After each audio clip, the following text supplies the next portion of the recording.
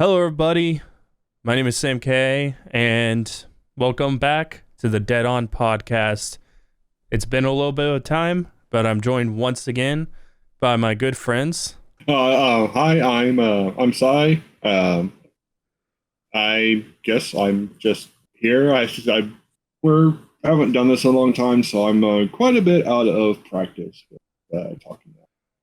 Out of practice? You have your own YouTube channel, don't you? This is Flame. I haven't made a video in 6 months. What are you talking about?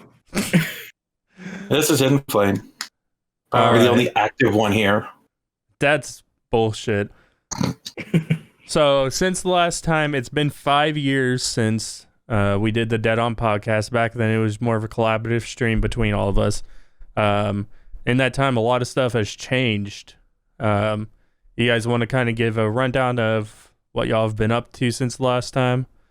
Nothing has changed on my end. Yeah, you're still doing the same thing. Not one bit. Yeah.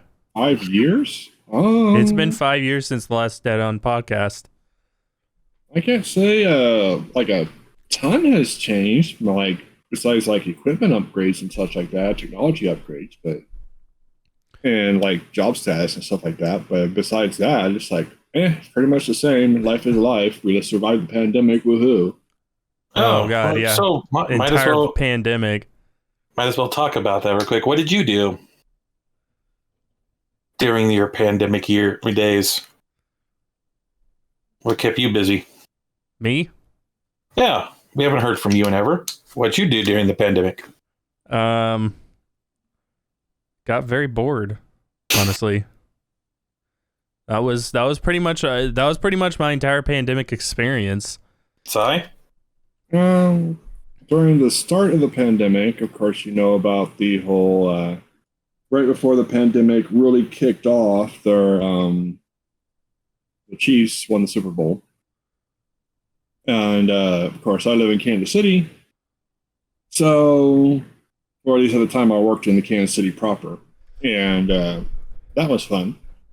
And shortly after that, they decided to start letting people go remote. And I've been remote ever since. Different job now, but still doing the remote tech support. And yeah, also some stuff from my end as to what's kind of changed. Anybody who follows me over on the Jedi Master knows that I've been pretty consistent with uploading there. That's been basically my entire experience.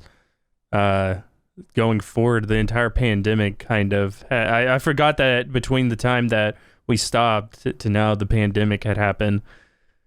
That's insane. How could you forget something like that? I forgot that it was that amount of time, Flame. Oh. Well, I would also interject that it's still going on, and it's going to go on forever. At least from what I'm seeing with the I news. didn't say that it ended. I said that it began. No, according to economics or economicists, whatever the word is, it's going to continue until 2025, 2026 before things get back to normal. I can believe Things that. are getting slowly back into normalcy for the most part. We're going to go ahead and jump right into it. We got a couple topics here. Obviously, with rebooting the podcast, we actually decided to make it an actual podcast. And Flame's over there playing with Legos.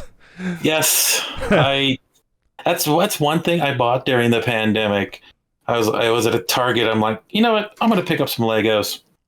I think I played with them for like 10 minutes and they just collected dust for 2 years. Sure, All I right. can always play this.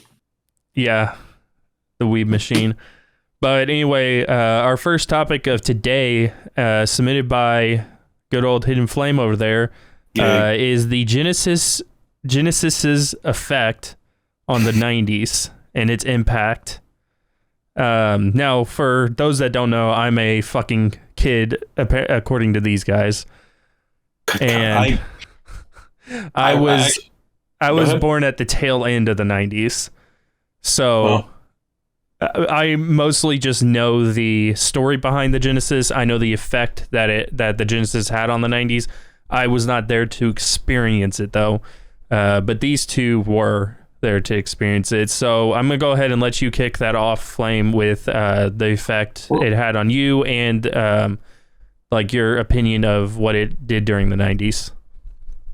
Well, what it did for me is it gave me a lot of time, fun times during the PlayStation 1 era. Because in my opinion, okay, let me try to explain this. It didn't get big in America till like 91, 92, even though it came out earlier. Lasted the entire 90s. In that time span, we had the Super Nintendo, which was the first console war. You had games on the SNES versus games on the Genesis. Sure, there was crossovers, but the Genesis was always better. Better sound, better graphics. The controller wasn't as good until they brought out the 6 button. So I'm gonna have to kind of dispute you on the better graphics. That was during the early days of the Genesis. Back when so for those that don't know, the Genesis was actually released in 1987 over in Japan. We didn't end up getting it here in North America until I believe it was 1989. But it was late 1989, so yeah. So there was a good period of time that it was going on during the original Nintendo's lifetime. That's where the entire slogan Genesis does what Nintendo don't. Yep. But whenever the Super Nintendo came out, the Genesis still had a better graphics processor. I think it also had a better CPU, if I recall correctly. But what it did not have, what it did not have was, I'm sorry, it did not have the same level of sound. Okay, so I actually have the different specs here. Go for it. CPUs were both 16-bit. Yep. The Genesis had a better CPU speed. That's 7.67 megahertz versus approximately 2.68. So Genesis was faster. Yeah, the blast processing is what they called it. Super Nintendo had more RAM, which to this day I still have no idea what RAM does. RAM basically, so being the local tech geek here, RAM basically takes files that you commonly use, offloads them and pages them so that they're easily able to be accessed whenever they are needed. That's the layman's version of it. That's why it's called RAM. It stands for Random Access Memory. Okay, the internal ROM, Super Nintendo did not have one. Yeah. But in the later editions of the Genesis, there was a 1 megabyte ROM. Yeah. Now, I think later version of Genesis also had an internal clock, if I'm not mistaken. Super Nintendo had 32,000 colors, but the Genesis had 512, but they were flickering to allow the illusion of more. So while it didn't have as good of colors, it did things to make it look like it did. It had special technology. The Super Nintendo could hold 256 possible colors at one time. Genesis had 64. I have no idea what on-screen planes are, so you might have to explain this. What are they? Super Nintendo had 1 to 4 layers with varying uses depending on the mode in use. Genesis had 2 scrolling layers, 1 sprite layer, and 1 window plane. Basically, how many different levels could it have? So the way games were made back then is much different than how games are made these days. They would take a series of planes in order to determine what went behind the sprites and what went in front of them. And that's basically what it's describing. How basically in depth could it go? That's the reason why things like Doom were able to run, or Star Fox were able to run on the Super Nintendo, but not on the Genesis. It wasn't until the 32X that we actually got Doom. Sprite size, SNES could hold 64 by 6 or 64 square, or times 2, whatever. Genesis could do 32. Yeah. most sprites at one time. SNES had 128 versus Genesis's 80. And then the display ratio can go from, on the SNES, oh God, these kids today are not going to believe this. The resolution of the SNES was 256 by 224 up to 512 by 448. Genesis was locked in at 330 by 224. Yikes. That is some low resolution. Compared to today. Also consider that we, at that point in time, we were still using CRTs and TVs that use cathode ray tubes, which I doubt anybody under the age of 18 even knows what the hell that is. Man, I would doubt that anybody under the age of 20 knows what that is. We probably don't even know what that is. We're close to our 40s. No, I know. I use CRTs. I used old TVs. It's like I understand what cathode ray tubes. I don't think. I've never heard it called fully what CRT stood for. Oh, okay. Yeah, I never heard his full name before. Okay, so we got the audio. Both are 8-bit sound. Yeah. How would you like to hear games today in 8-bit music? I fucking love it. Good chop happens all the time. Mm-hmm. Sound has 64 for the SNES versus Sega's 8, which is weird because the Genesis always had the cooler sound. So it always had more realistic music. So from that's the developing side. That's not necessarily the. It's not just the developing side. There actually is an entire thing about that. So basically, what ended up happening, whatever chip that was used inside of the Super Nintendo, it had issues. It was a really low quality chip, and it was really hard to design music for. It kind of like a few years later, where we had the cell processor from Sony, where it was really hard to design for. So usually, because it was so low quality, we'd have worse audio, even if the chip was, in technical terms, better. There was one major game that you could tell the difference, and that was Battletoads Double Dragon. On the SNES version, it was like some 8-bit rock, like dee dee dee dee dee dee, whatever. But on the Genesis, it actually sounded like a song you could play on the radio. Yeah. So both, the SNES had 8 channels of stereo. Genesis had 6.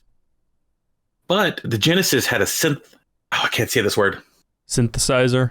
Yes. Where the SNES did not. Sounds about right. And then some minor things here.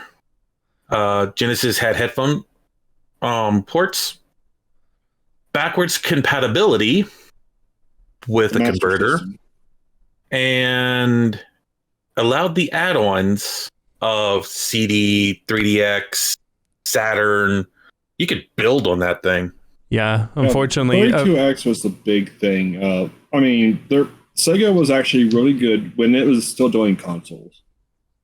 So it was really good about doing iterations and upgrades as it was going.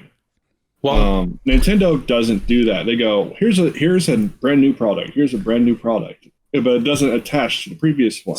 So the funniest thing is that we're in the current console generation where we have midlife console refreshes with the 8th generation, the PS4 Pro and Xbox One X, more powerful version that could run the exact same games. And now in the 9th generation, we actually have 2 versions, particularly with Microsoft. I think Sony's waiting to do a midlife console refresh, but it all can be traced back to them making the 32X and the Sega CD. And the Saturn with some help. Yeah. It's interesting just how far back that lineage gets traced, because for so long Nintendo dominated, and dominated just the games, and not only that, Sony, who was coming up as the underdog, they originally worked with Nintendo. So it's interesting to trace that lineage all the way back to the Genesis, which... Yeah, if, like, we were just saying, though, at the midlife re-release, I guess you would call it, the Sega's like, no, we're not going to release something we already have. Let's just add on to what we have. You want CDs? Here's the Sega CD. Have at it. Though, for another topic, I still think cartridges are a lot better than CDs. So, Flame, kind of tell us your story with, the Genesis. Because I know that you said that it's your, favorite console. Yes. In my opinion, it is my all-time favorite console. It has some of, in my opinion, the best games ever made. While at the same time, Super Nintendo brought out, what were the big games? Link to the Past, Mega Man X, Super Mario World, and Super Mario RPG. Oh yeah, just Mario in general, but that's just copy paste nowadays. You see a Nintendo game, it's going to be there's going to be a Mario game. Super Mario RPG, for those that are not aware, though, actually was not, because that was actually made by Square Enix. Mm-hmm. The only thing I didn't like about Genesis is Squaresoft's contract with all the Final Fantasy games on Super Nintendo. Yep. But the Genesis has some of my favorite games. Shining Force, underrated series. Comic Zones, which in my opinion is the Dark Souls of the fourth gen. Okay. Third or fourth gen. But no one played it because it came out at the end of its life cycle. There was another game I can't remember spending too much time on. But you were going around RPG style collecting animals, and each animal was a weapon, a shield, a power. But I spent more time playing Sega Genesis. No. I never liked Golden Axe. I don't know why. I just never did. But I could probably look it up. Yeah, the games the games that you're listing are not like what are considered also the classics. The classics they're not. Well, that's it has a bunch of underrated games. Well, we can. I'm having Flame describe his personal experience. Yeah. We can get into what are considered the classics. If it wasn't for me owning it, I would never have learned of Streets of Rage. I didn't play Battletoads until I played the Genesis. I never played the NES version. Or was it Battletoads Double Dragon? I can't remember which one it was. But I didn't learn about it till the Genesis. And yeah, when my brother bought a PlayStation, he was playing Final Fantasy VII. He was playing Street Fighter Alpha. He was playing Legend Dragoon. I'm in my room playing Sonic.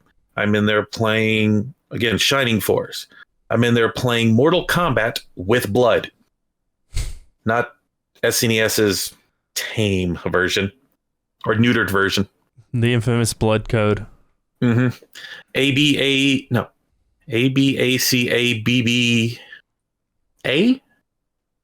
Oh, as a 90s kid, I'm sure that you can relate to this. Do you remember when, especially with fighting games, and specifically with fighting games, I was a big Street Fighter. Thumb blisters, just getting rubbing yourself raw, just playing those games. Thing is, I still have them. I actually have calluses under my skin on my thumbs where they're pushed out a little bit from all the gaming I've played. So yeah, I still have scars of that because the controllers were shit. And no, I would not regret it going back. If I could, because we have a retro game store in town again, I'll probably go out and say, hey, if you get a Genesis, give me a call. But what is it? You can still play Genesis games today. Oh yeah. There's been reports, like actual cartridges, not just ROMs, but there's been reports that the Super Nintendo games are starting to die.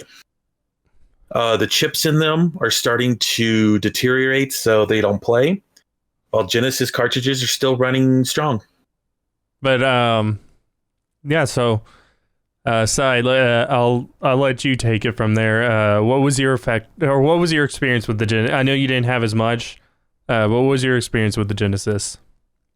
I didn't have a actual Genesis until I got the Sega Nomad. That was the handheld version, which was clunky as fuck. It was the second. It was the second one too, because wasn't the first one the Game Gear? Oh, that was a Game Gear. Yeah, that was a handheld, but that's a separate system. The Nomad was the Genesis handheld. Oh, the Game Gear actually had different games on it. Gotcha. But my actual experience with Genesis was my cousins had one. And anytime I went over there, I'd play the Genesis with them. We'd play games like Earthworm Jim. Didn't have Golden Axe, but I know about Golden Axe because it's a classic and it was on arcade too. Did you ever play Vector Man? Vector Man, I never played, but I saw people play it. Streets of Rage, that's the big one, the big ones. And let's see, Earthworm Jim, I think, was the one I spent a lot of time on. Comic Zone was a big one. Light Crusader, which kind of was a 3D-ish puzzle night game. You can get it on the Genesis collection on any console now. It's one of the lists.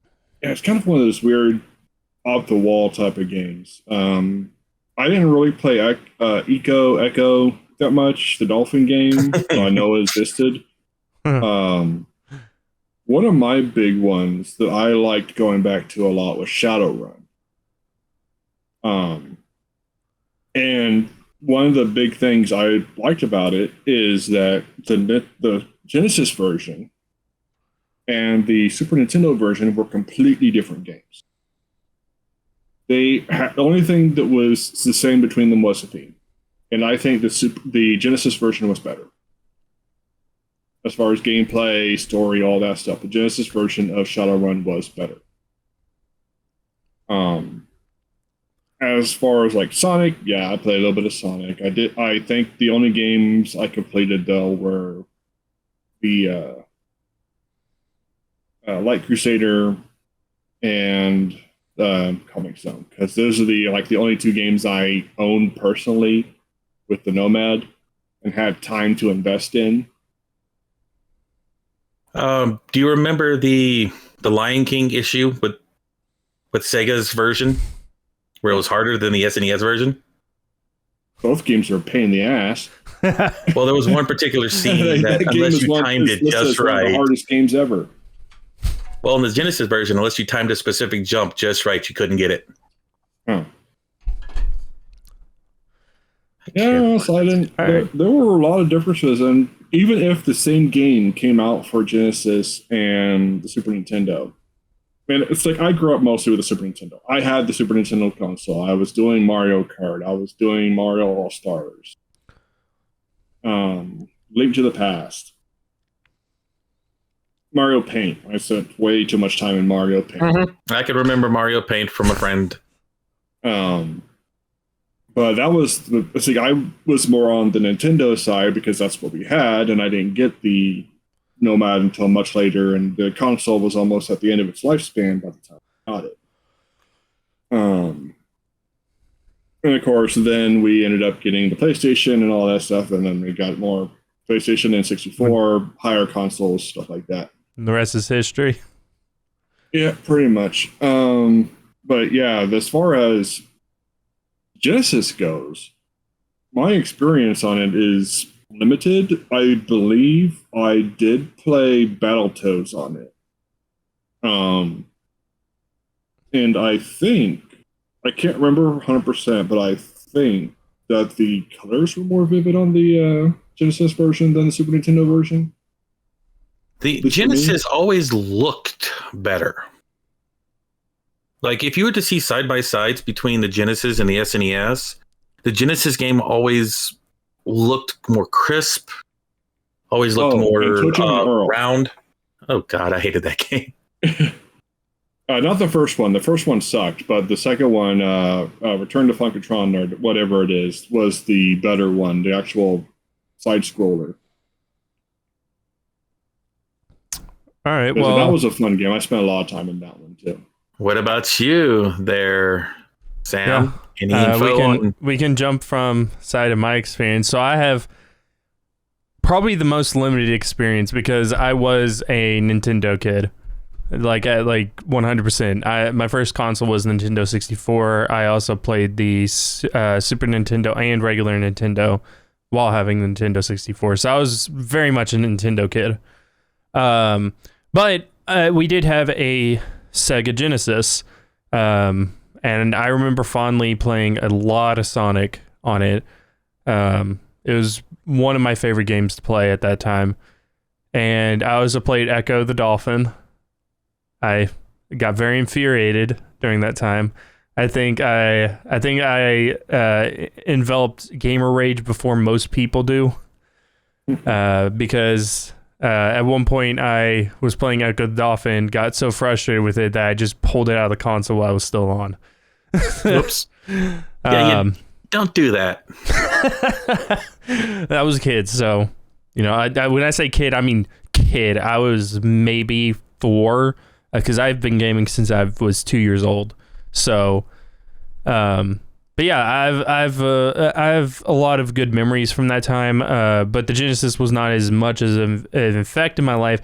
However, I do know its impact during the 90s, which I think is since my spot's going to be the shortest because I'm a fucking child.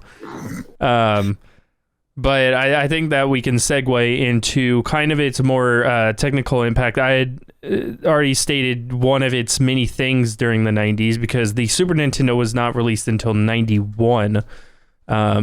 So between the time of 87 in Japan, whenever they started doing the promotions for it, to 89, whenever it was released here in North America, and the Super Nintendo's 91 release, which it was just released a couple months apart in every single territory. I mean, that's a good 4 years. And one of the biggest things was, Genesis does when Nintendo don't. And I remember a lot of those commercials too. It was a real popular thing. The other thing was the blast processing. They would always show gameplay of, Sonic and him running with that, where it has the trail that goes on behind him and be like, yeah, blast processing. And I remember all of that. Oh, they were corny, weren't they? It was real corny, man. It was 80s. But Scyther got a Genesis puppy. But yeah, the entire effect, and I think that there were also several classics, as Cy was saying, that were released for the Genesis that we still talk about to this day. Sonic, despite the fact that it's gone into the gutter. No. The 3D Sonics have gone in the gutter. Every 2D Sonic that's come out has just been critically acclaimed. But despite where it's gone in the recent years, yeah, with everything, it's still a classic, and people still look back on it fondly. Even me, not even being born at that time, I played Sonic as a kid. And I think that says something about the Genesis. Sega really knew what they were doing at first in the console game, and the very famous games that came out during which Earthworm Jim, Toe Jam, and Earl. My camera's out of focus too. We can't even see it.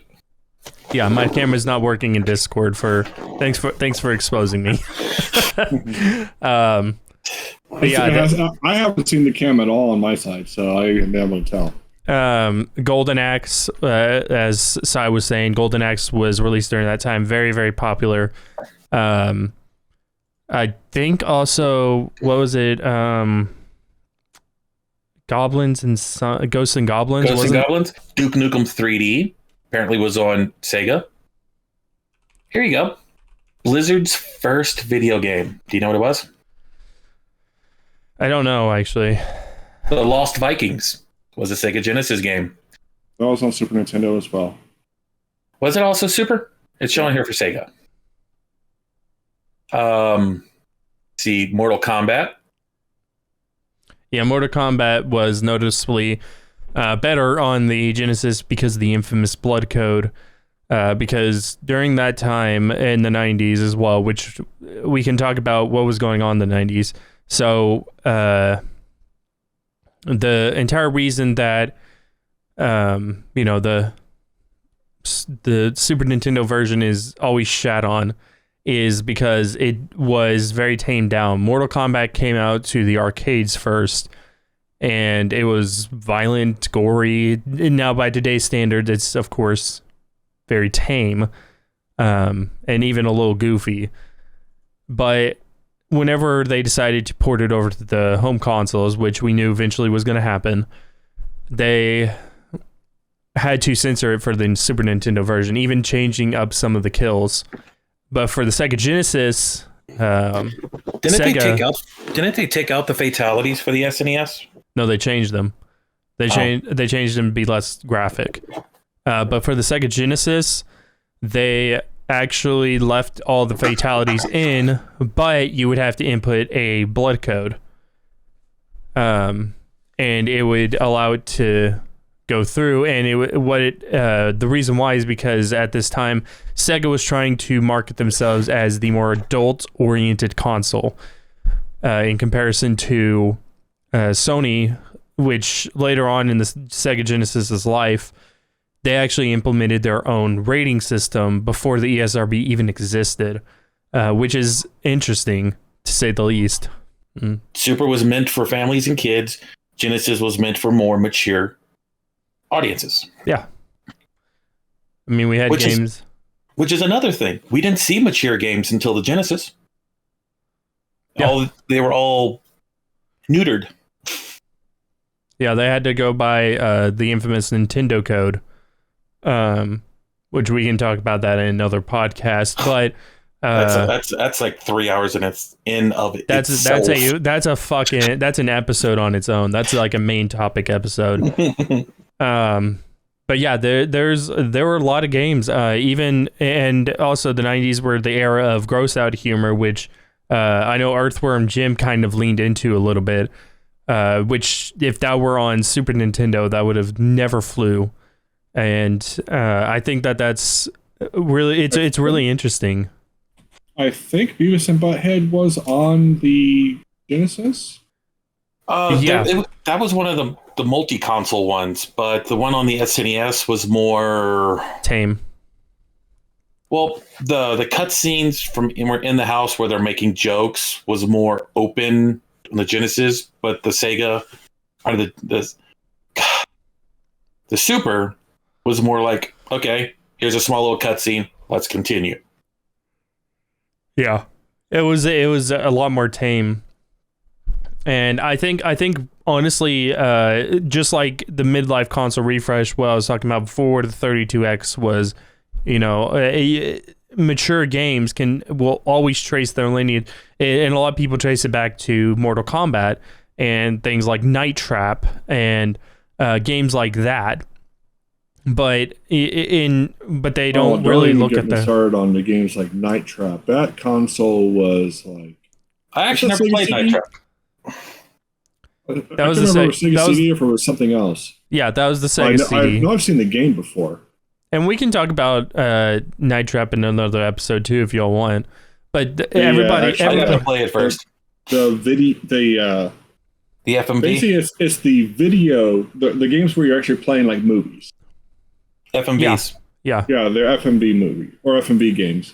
But everybody traces the mature content back to games specifically, but without really atoning for what console they were on.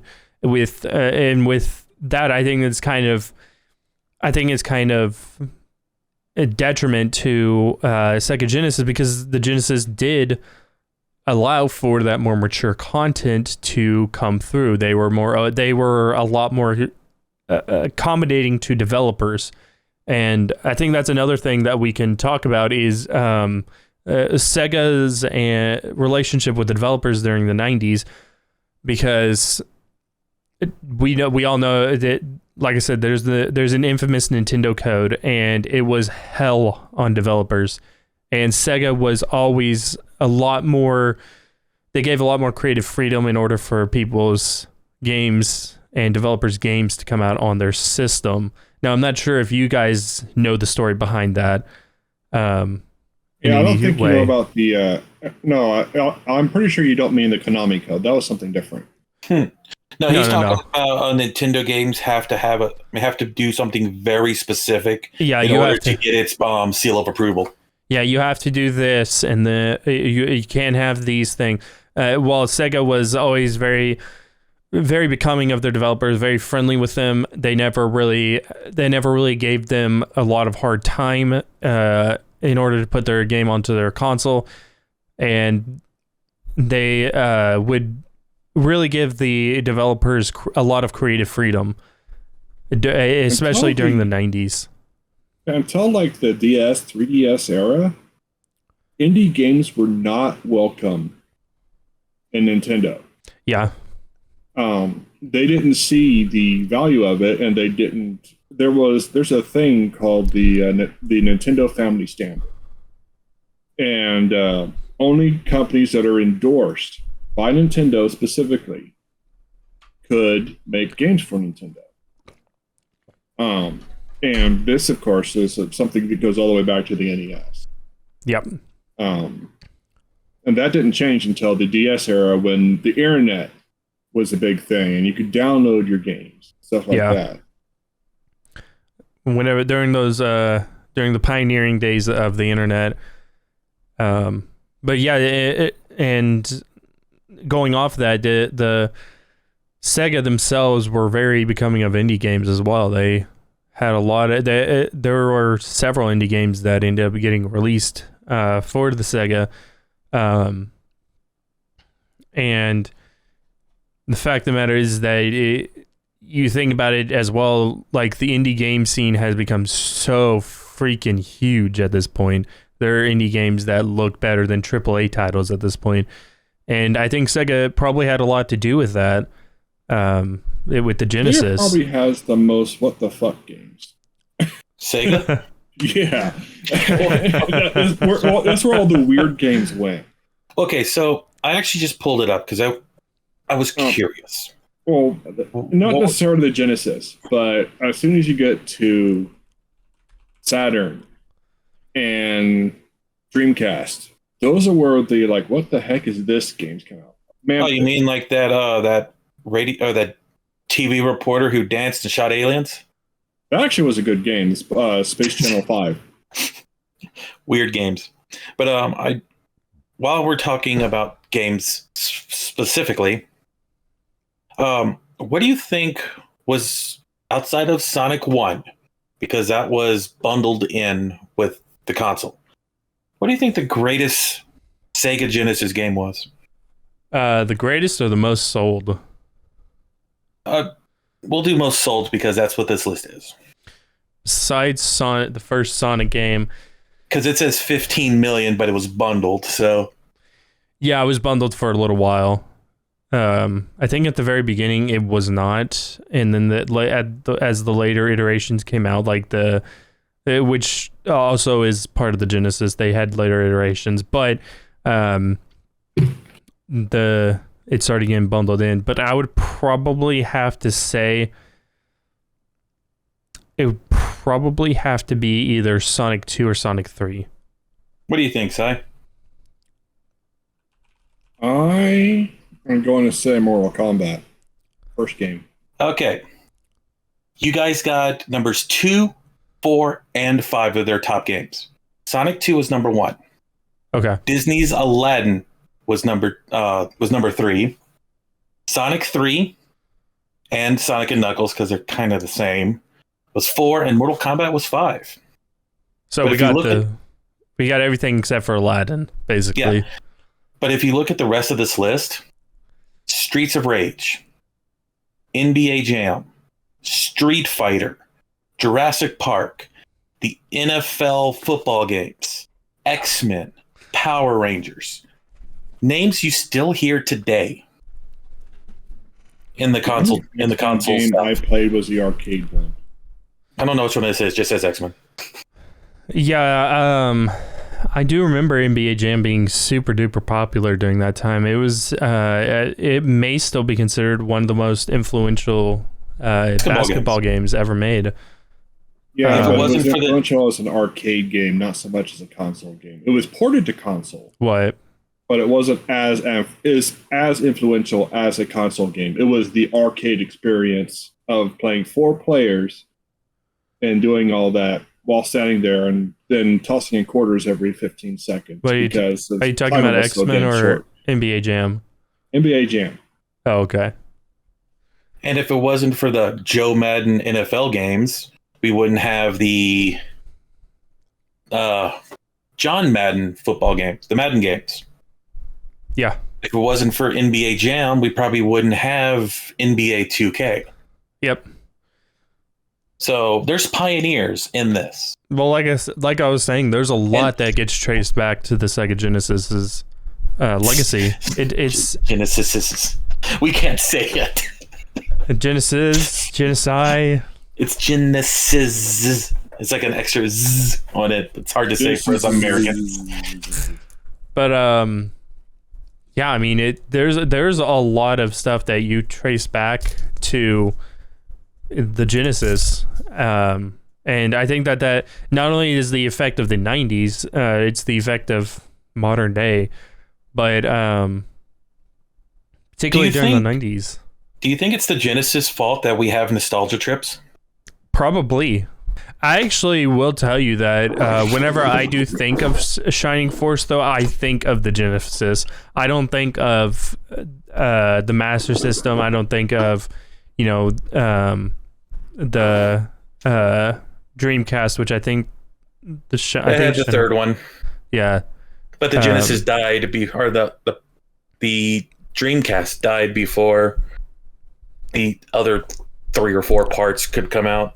Yeah, I don't think of any of that. Whenever I hear the name Shining Force, I do think of the Genesis. That's what I think of. What's the one thing from the Genesis that you could recall versus Super Nintendo? Super Nintendo? Like, what do you consider is the most iconic sound that the Genesis had that SNES didn't have? Yeah. The opening. Sega. Every single game that you put into the Sega. Not necessarily. All the games actually had to make their own Sega opening. Not necessarily use because the Sega was Sonic. You remember when Sonic 4 was announced about a decade ago? There was Sega. Crowd erupts. Yeah, you don't hear the coin flip from Mario and think, yes, a new Mario. It's like, oh, it's another Mario. But yeah, I see where you're tracing back to, Flame, with because we do fondly remember like a lot of retro consoles, but when we really think about it, we think about like the iconic taglines of the 90s and all of that. We do typically think of like the Genesis does what Nintendo don't. That's fucking brilliant marketing campaign. It's not slander because technically they're being true, but it's still putting down the competition while upping yourself, and stuff like the Sega. Stuff like that, we really think about. I think what it boils down to more than anything is that Sega no longer makes consoles, and they hardly make their own games. They kind of just become a publisher at this point. They're a main publisher for Nintendo. Yeah, they don't. Something. Yeah, that's funny too. but they don't really make games anymore. And whenever they do, it's always a fucking Sonic game, and it's always a 3D Sonic game. Bayonetta was a Sega game. Bayonetta was published by Sega. How Bayonetta decided to get that game? I don't know. Yeah, no, Bayonetta was published by Sega. Sega had no parts of its development cycle. Oh. It was made by Platinum Games. Okay, I stand corrected. Yeah. Sega's kind of taken a step back from developing games, and whenever they do, it's a Sonic game, and it's usually either a re-release of a 2D Sonic game or another fucking 3D Sonic game. So I think that's where the nostalgia comes in. That makes us, even if we weren't alive during the 90s, makes us really think about the 90s because of how their journey has gone. Whereas, Nintendo's still around today. They still make games. They still make consoles. They're doing very well. The Switch has sold so many units and is super successful. But yeah, Sega is not anymore. Oh, this is a hard list to find. I'm trying to see what Sega games are. Yeah, I was going to say one of the reasons it might be hard to find a Genesis over a Super Nintendo is that there were 14 million less units sold than the Super Nintendo. Yeah, Nintendo was just a bigger name. Nintendo so it got more sales. Yeah, Nintendo dominated that. I mean, they dominated the video game industry until Sony came along. I mean, that's just the truth of the matter. Yeah. Though, who took out? Who do you think took out Sega or the? Yeah, I could say the Genesis was because it was around at the time. Who dethroned? Or not dethroned? Who toppled the Genesis? Was it Nintendo, or was it Sony? No, it was Nintendo. It was Nintendo. Nintendo was top king until if you want to talk about what eventually made Sega stop making consoles, that was really the Xbox. Because Dreamcast was very innovative as far as that. Well, as we found out earlier, the Genesis was around until the PlayStation 2. Almost to the launch of it, and at that time the 64 was already down. So that means the Genesis, the Sega CD, the three, the. What you're talking about? What you're talking about are you're not talking about being. When you say topple, you're talking about being beat out. The Nintendo definitely beat out Sega. The Super Nintendo outsold the Genesis twofold. Okay, found it. The last Sega game that Sega made was something called Soul Reverse. 2016, 2018? Which one is that? 2018. And it's like one every 2 or 3 years. Yeah, but like I said, it doesn't. If you're talking about topple, the Super Nintendo definitely did. It outsold it. We're not talking about discontinuations or anything. But that's off topic too. But it's and it's a different story in its entirety as well. But yeah, like I was saying, I think it's because Sega doesn't. I don't want to say they don't do a whole lot. They obviously they're a publishing company and they have a hand. They help people get funded so that they can make their games. That's the entire point of a publisher. But they don't have a hand in development really anymore, and they have no hands in console development. Well, if you want to talk about like the effect it had on the 90s, the ESRB exists because of Sega and Mortal Kombat. Yeah. Actually, there was a game that Pro Jared just recently found out that was the reason for the ESRB. Some kind of cop rail shooter. Well, there are so much like the MPAA, there are a lot of games that contributed to the SRB coming about. I think that people don't really understand how late in the Genesis's life that Mortal Kombat actually came out. And a lot of people think that it was like at the very early stages, but it was around like the tail end of its life. It was in like 94 or something. And there were a mixture of different games that ended up attributing to the ESRB directly from Sega, which is you can go off of. And I was explaining that earlier. We talk about the modern games, the mature games, stuff that we play day in and day out, where, you know, most games these days that are being made are rated M. I have not seen a E-rated game in quite a bit of time. And whenever I do, it's usually a one-off. And the only teen-rated game that I've seen in a while is either Star Wars, because I play a lot of Star Wars, obviously, or Uncharted. And other than that, I can't really think of any other games. Obviously, there's games that come out from Nintendo that are, you know, E10. Even stuff from Nintendo is starting to get to the E10 rating. Found it. And it's a Genesis game, so I can mention it. Do you remember a game called Lethal Enforcers? Yeah. Apparently, that was the game that made the public go, yeah, we need something. It was the final straw, basically. Quick thing here. Lethal Enforcers gained controversy for its use of photorealistic imagery and was one of the video games part of the 1993 United States hearing on video games. Yep.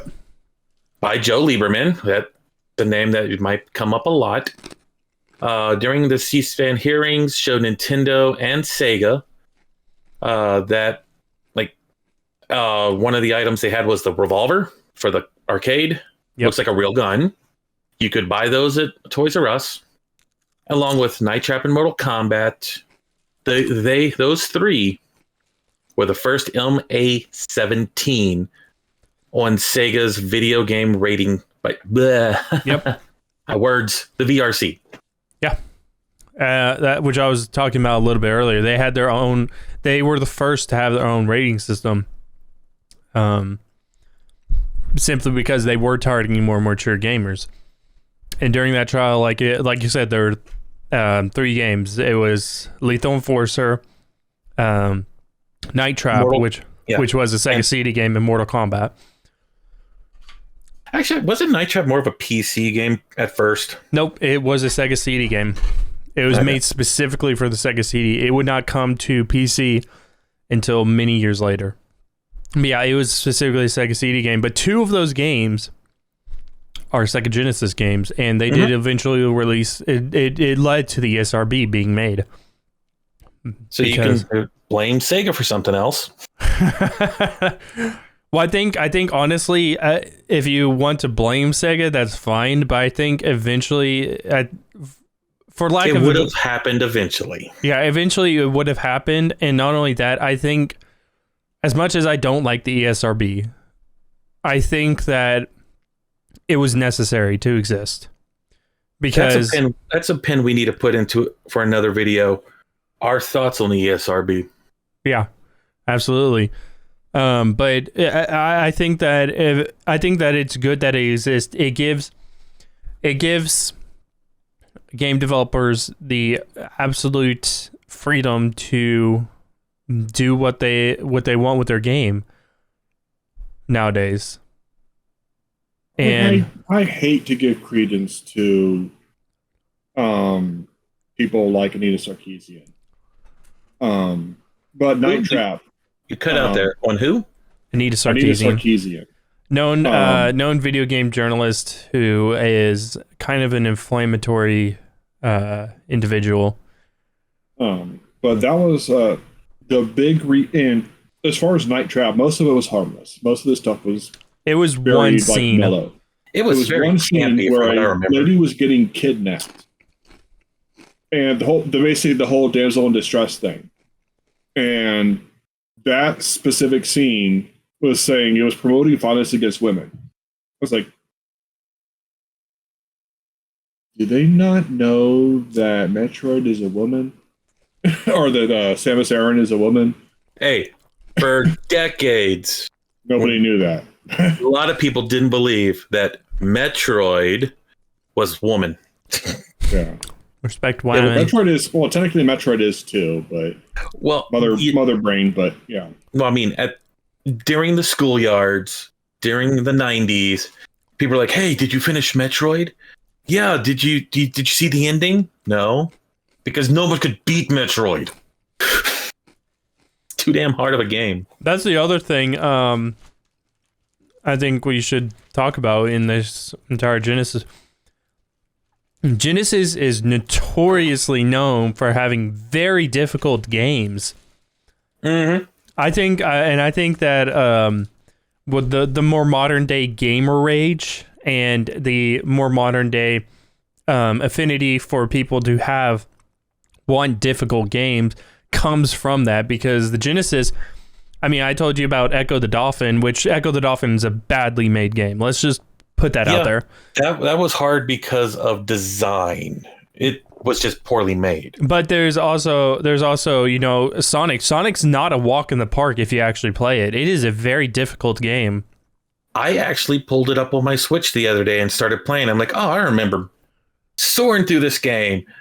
I barely got past the first level. Yeah, it's like actually difficult. A lot of people are like, yeah, I remember going so fast, and then you actually start playing, you're like, fuck, this is hard. I mentioned it earlier. Comic Zone is the Dark Souls of the Genesis. Mm-hmm. No one played it because it came out like towards the end of its life cycle. But every time I played, even to this day, there is a specific, I can't say spees. There is a specific part in the game where you're in a Coliseum and you have to clear it out. I can never beat it. It's too hard. You have nothing to work with. It has the permadeath mode, so once your character goes through his 3 lives, you have to restart the whole game. Yeah, fucking gamers today are pussies.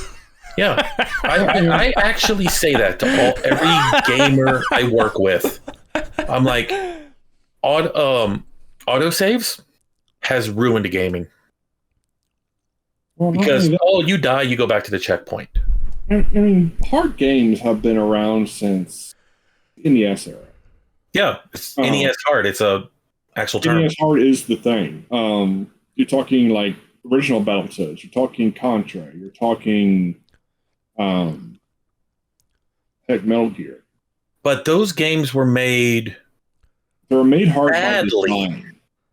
Metal Gear, I would say, it was not made badly. It was a bad port.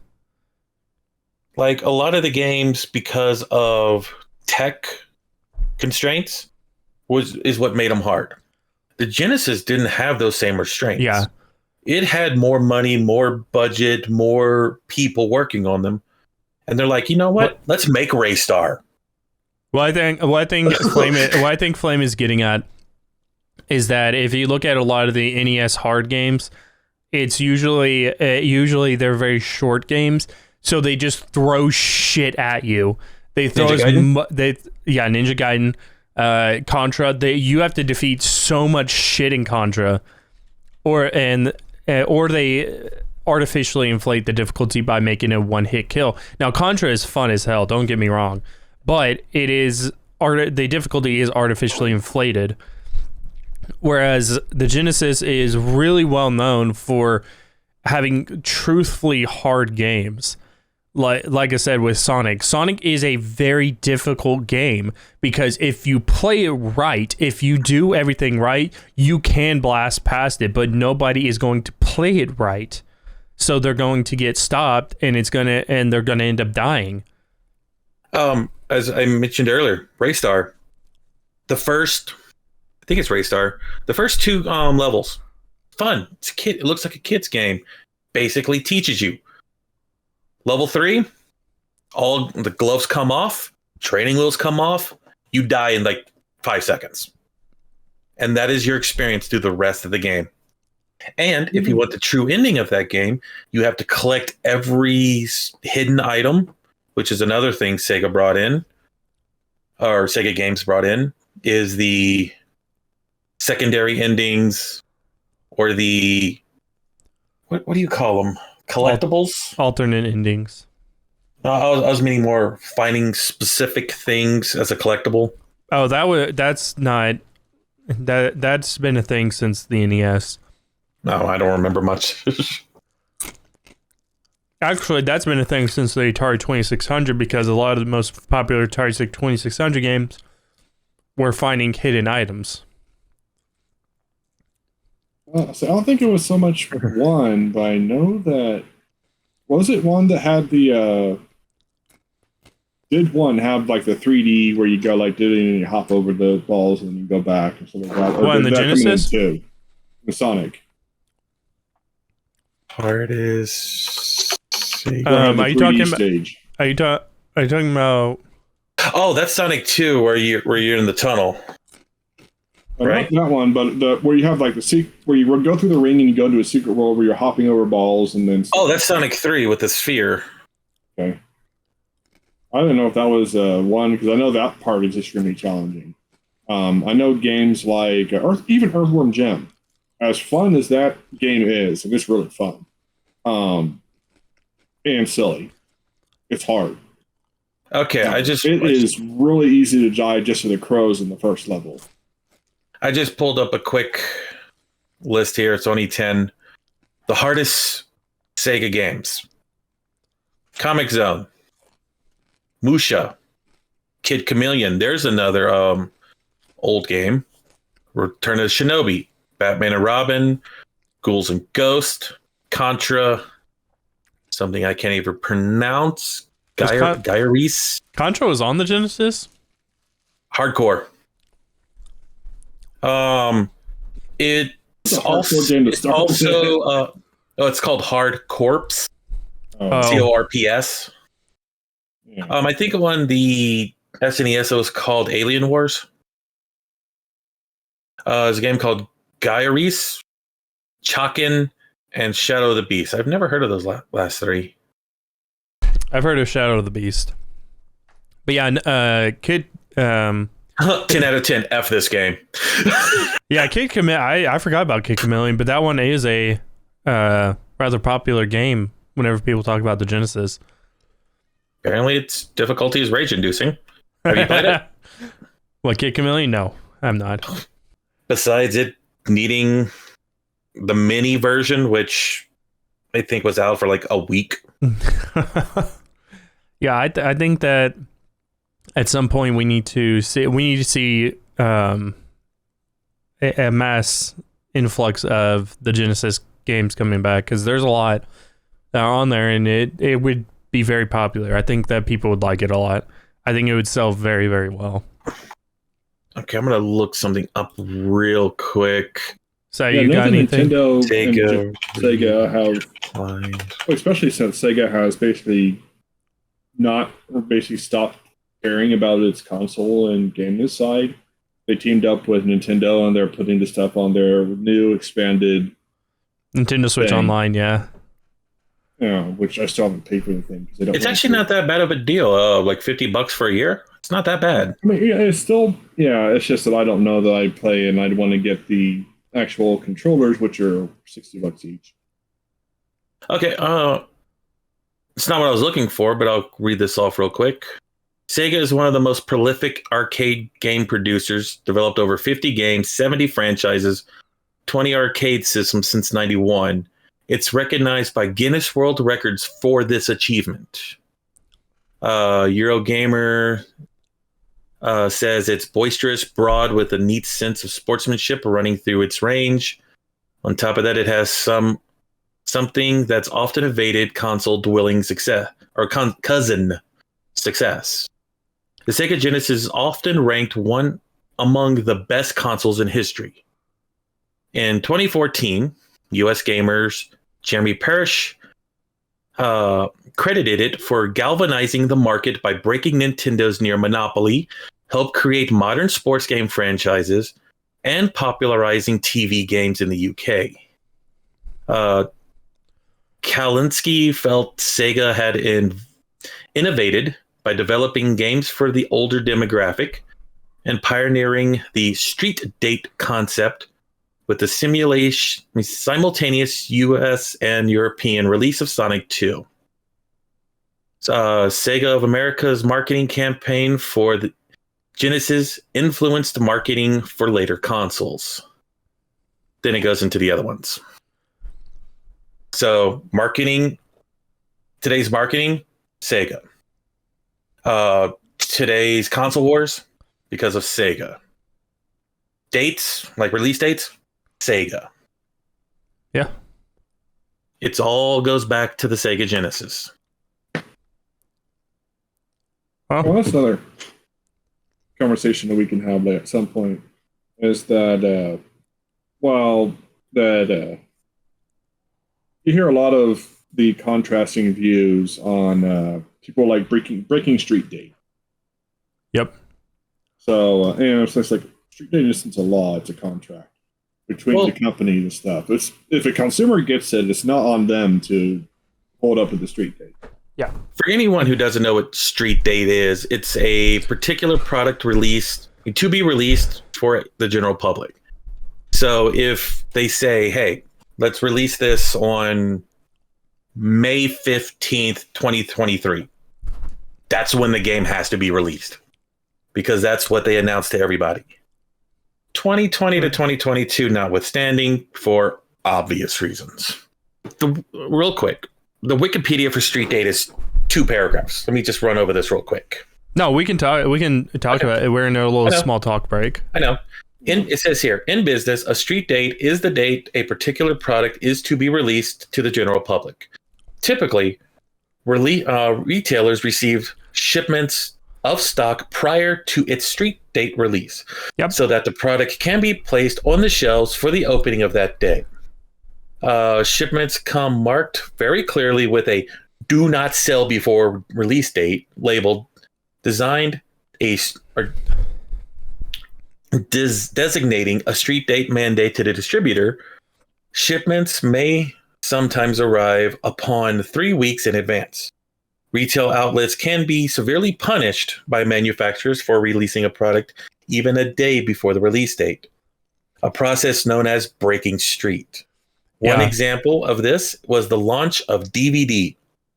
While the street date was set for March 25th, 1997, some retailers sold the format releases one day earlier on the 24th.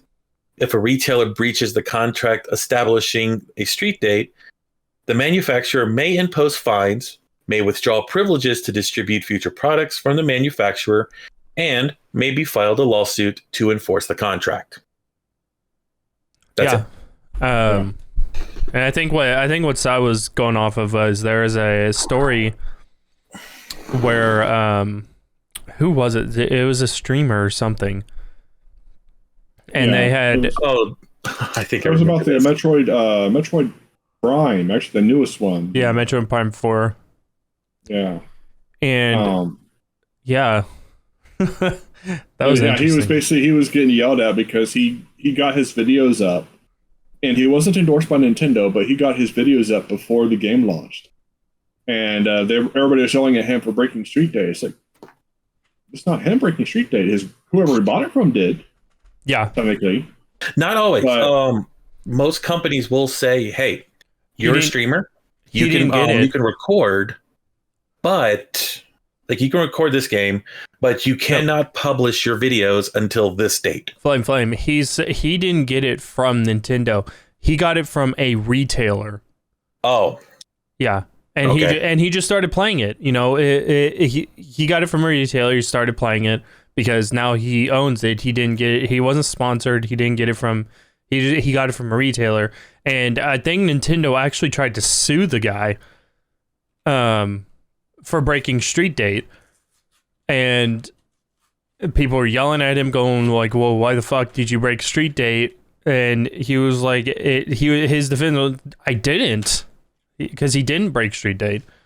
it was the retailer's fault for selling him the game before it was supposed to be out. I thought it was one of those. The company gave it to them. No, and they're like the what is it? What is it called? The embargo. yeah, it's a review embargo. Is it embargo? Yeah, it's called a review embargo. Where you can play it, you can review it, you can get all your stuff ready, but once the game launches, you can't do anything until it does. Yeah, Usually it's like a day or two before. it's usually about anywhere between 1 to 3 days before street date. I actually didn't learn about that concept until I watched one of the Yogscasts play Fallout 4. They mentioned in their video, it's like, well, I can't play any of the music. I can't release this until a certain time. She's just going over everything about it. Yeah. It's like, well, that's how I learned about Street Date. That's also a review embargo. Yeah, it's a agreement between either streamers, reviewers, game journalists, and the company itself. That it's usually between 1 to 3 days before the game comes out or hits its street date. I actually have one of those. Now that I think about it, I will link it in our Discord. But there's a game out there called Star Dynasties. Ever heard of it? Yes, I actually have heard of that. Okay, so I'm in their Discord, and one of the developers came up to me or emailed me and said, "Hey, we're about to release this DLC. Can you tell me what you think about it?" I'm like, "Well, can I make a video for it?" He's like, "Yeah, just don't publish it until it's released." I'm like, "Do you have a time frame?" He's like, "Sometime next month." So I'm like, "Okay." So I decided to, oh, come on, pull it up. Thank you. Pause so I don't share and post. Boom. There it is. And so I made an 1.5 hour video of an entire playthrough, because I'm that bad at the game, of my opinions, my views of the game. It ended up being one of my most popular videos. But it's sitting on a video like that is hard. I had to sit on this video for about a month. Couldn't post it, couldn't show it to people. I tried to show a screenshot. He yelled at me. He's like, "Hey, you can't show this." I'm like, "Really? There's nothing on it." He's like, "At the very bottom, there's a new tab." I'm like, "Oh, I didn't see that." Hello. I apologize. He said, "Just make sure you don't do it again." But they're picky. You gotta be very careful with with anything, especially when you agree to an NDA. Yeah. As you guys know, I run a tech series. And how's that working out for you? Good. It's good. I actually have a long-term partnership with Boya, which leads into what I was going to say is Boya had actually sent me a microphone to review, and I had gotten this microphone before it even launched. Its official launch date was actually Monday. They had actually released a video last Friday about it in order to promote its launch, and so I had gotten it last Friday. I had to basically wait until the earliest I could post it was Monday. Now, I ended up having technical issues. Sign knows about that, so I didn't get it out until Wednesday.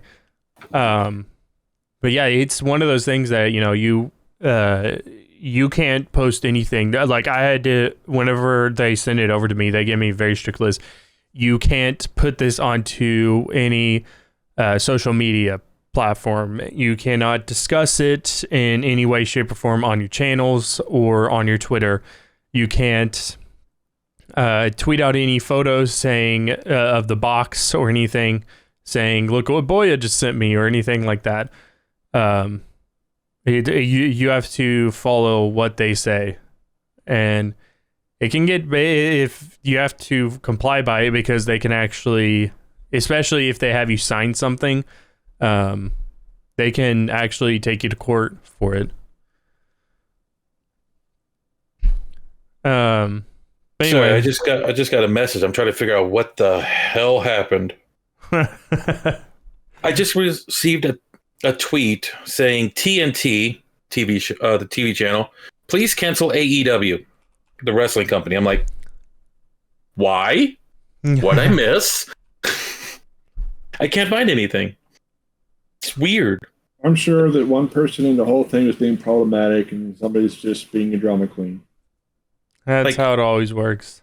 Like, I'm not a fan of the show, but if you cancel it, that's 50 performers, probably 100 and some odd people backstage. Why do people want to other people to lose their jobs? Huh? Well, that's the whole new thing over the past 5-6 years is cancel culture. Yeah, cancel culture and outrage culture. Okay, so I'm going to say this now. Cancel culture needs to be canceled. Just simple as that. So cancel culture. Well, okay. Wouldn't you be feeding into cancel culture at that point? Well, I started saying this from one incident. Okay, do y'all remember when people were trying to cancel Eminem? Yes, because of his lyrics. Didn't work out for him. Then a month or two later, they canceled Pepe Le Pew. I'm thinking, okay, yes, he could be a little sexist. He was a little bit rapey. But if you watch the shows, he got his comeuppance every single time. Problem with that is, it's understandable. Times have changed. Family Guy is still on the air. South Park is still on the air. Beavis and Butthead keeps coming back and forth. All of them have worse depictions in them. Why are they still on the air? Well, simply put, nobody has tried to cancel them yet. But yes, I do. And Fox would just laugh at them. It's like, sorry, that make us too much money. Go away. Yeah, I think the being a fan of Eminem, and I know that's Sai, you are too. I am too. Yeah, a lot of the songs that they brought up whenever they were talking about, him. His offensive lyric, it's like, but whenever you listen to the songs in context, they're purposely meant to be that way. Not only that, was it Monster by him? God, I can't remember. I'm in love with the monster. No, not that one. Yeah, it's about domestic abuse. Not that one. That was a Rihanna song. It's both, actually. But anyway. No, he was not in that. You're thinking of Love the Way You Lie. But he had made another song. Actually, he's in both of them. Both of them are in that one. Stan was a big one that a lot of people hated on. Stan, yes. Stan was another one. And Stan was also about domestic abuse. And there was also one that he made whenever he was doing in between The Real Slim Shady and Marshall Mathers LP. There was I think it was only a single. There was a song that he had made where he was talking about Kim. For those that don't know, Kim Mathers is his ex-wife. Ex-wife. That's where Haley Mathers. That's the mother. Yeah. And they had just, I think, gotten divorced.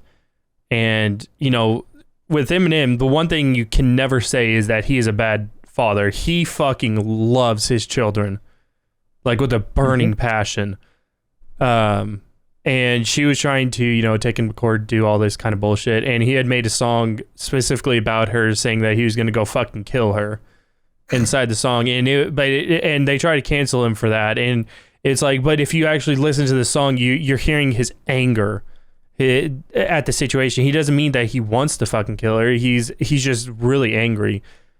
And I think cancel culture has gotten to the point that, You know, people are trying to cancel people just for the sake of canceling them. Did you hear that they're trying to cancel Sleeping Beauty? You know the origins of that story? What? Oh, I've read the Grimm fairy tales and I've read the originals, but it's not the graphicness behind it. One particular scene when the prince comes up to use the power of love and wake her with a kiss. They saying that's considered rape because she did not consent to the kiss. So they want to cancel the show for Sleeping Beauty. A movie from the 1950s. Yeah, from so it's almost 70 years ago. Yeah. It's gotten out of hand. I also realized that in the first animated Disney film, Snow White was 14 years old. She was get upset, or the queen was upset because a 14-year-old was prettier than she was.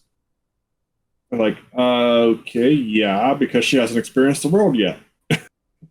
Mm-hmm. But yeah, let's not die on that hill. I will not even attempt to storm that hill. Because I actually viewed a video on YouTube about the lies of Disney. Pocahontas, when John Smith, actually there was no John Smith until later. Yeah, Pocahontas was 15. She was in the first one. She was like 14-ish, already married, and actually looked like a child. Not the adult version that they showed in the show. 10 or something when they first got there, and then she eventually went over to England and ended up dying over there. The second Pocahontas movie is more realistic than the first one. I'm not joking. Yeah, cancel culture. Pocahontas too. It's all right. Cancel culture has really gone out of control. I'm gonna have the to. big thing nowadays is the whole Johnny Depp thing. God, don't even get me started. Yeah, that's a shit show. We don't. It's still going on. We don't have enough time in this little small talk session to go into that. We're literally. I will just say what Legal Eagle says. It's a circus. It doesn't mean anything. It is a fucking parade of bullshit, is what it is. Yeah. Well, next week's going to be interesting. Yeah. I just want it to be over. Actually, no, I don't. It's actually entertainment looking at the news. I actually watched the court cases. Yeah, I've been watching the court case. I've been following court cases. Let me just give my own personal 2 cents. Who's in the wrong? She is. Fucking, I feel real bad for Johnny. I really do. I feel really, really bad for him. She is a sociopath. Mm-hmm. And sure, Johnny Depp may not be. Yeah, he has issues with drugs. He was an alcoholic and all that. But this is Hollywood. Who the fuck isn't into drugs in Hollywood? It's like people are trying to cancel him for that. And it's like that's a personal issue. Sure, it's breaking law. Sure, it's doing all that. But I'm not going to damn somebody for that. If you're gonna cancel, I mean, it's the abuse allegations that. I mean, that's the whole thing that the whole court case is predicated on. It's like Amber Heard wrote an article, said I was sexually abused, and then Johnny Depp says I didn't do that. But it looks like, according to the article, or at least the perception. Well, it wasn't just sexual; it was physical, mental, sexual, and emotional abuse. Yeah, but it was she actually had a statement. I'm a sexual abuse survivor. Yeah. In that article. Well, you got to take the physical abuse part out because it came out recently that her bodyguard said that she asked him to hit her so she can make it look like Johnny hit her. Oh yeah. But all she has to prove in that court case, and I think it's really fucked up, is that he hit her at some point in his life. But I think the public, despite the fact that what these cancel culture fuckhead, I'm going to call them fuckheads, are trying to do is basically turn that around. But the majority of public opinion, I think that it gives me a small shred of hope for humanity, is that people are on Johnny Depp's side now. And that's that's all he needed to do. Well, it was more that her effect on his career. Yeah. Even if he even said true or not, her effect on his career is true. That happened. Yeah. That article screwed his career. Yeah. Yeah, no doubt. True or not, that article screwed his career. Within like 2 or 3 days, he got removed from Pirates of the Caribbean. He got removed from Grindelwald. He got removed from all these big things. Disney just up and fired him.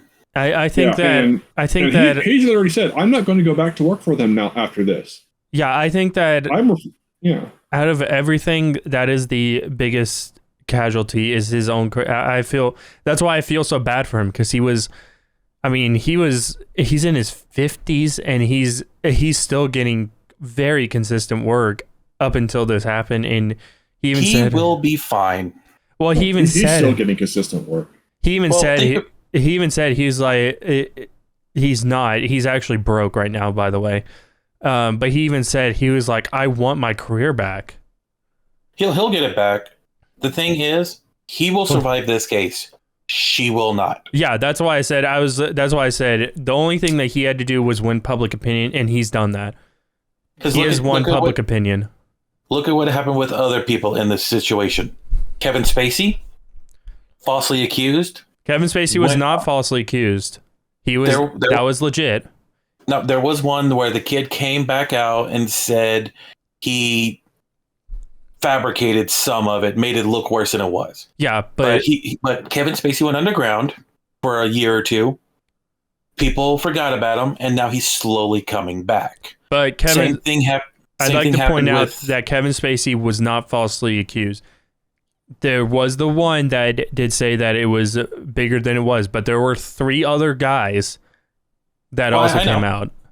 I'm just saying he got out of the public view and is now slowly making a comeback. Michael Jackson did the exact same thing after the 91 trial. O.J. Simpson, same thing. Just Johnny Depp after this. Yes, I know he did. And there's this big. Let me finish real quick. If Johnny Depp, when he wins his case, take a year or 2 off, just relax, let it all blow over, then come back swinging, and he'll be just. I think the biggest difference between all of them and Johnny, Kevin Spacey absolutely did do what he was accused of doing, regardless of how extreme the scenario was. He did do it. And he did sexually assault at least 4 men. And Michael Jackson, I think that there are ideas that maybe he was set up during that. I think that he definitely was. I think Michael Jackson in general, his story is really sad, and I do feel a certain ounce of guilt for him because his father was very abusive. So I think that there's a little bit more to him, but he also did do it. Let's just be clear. He did actually do it.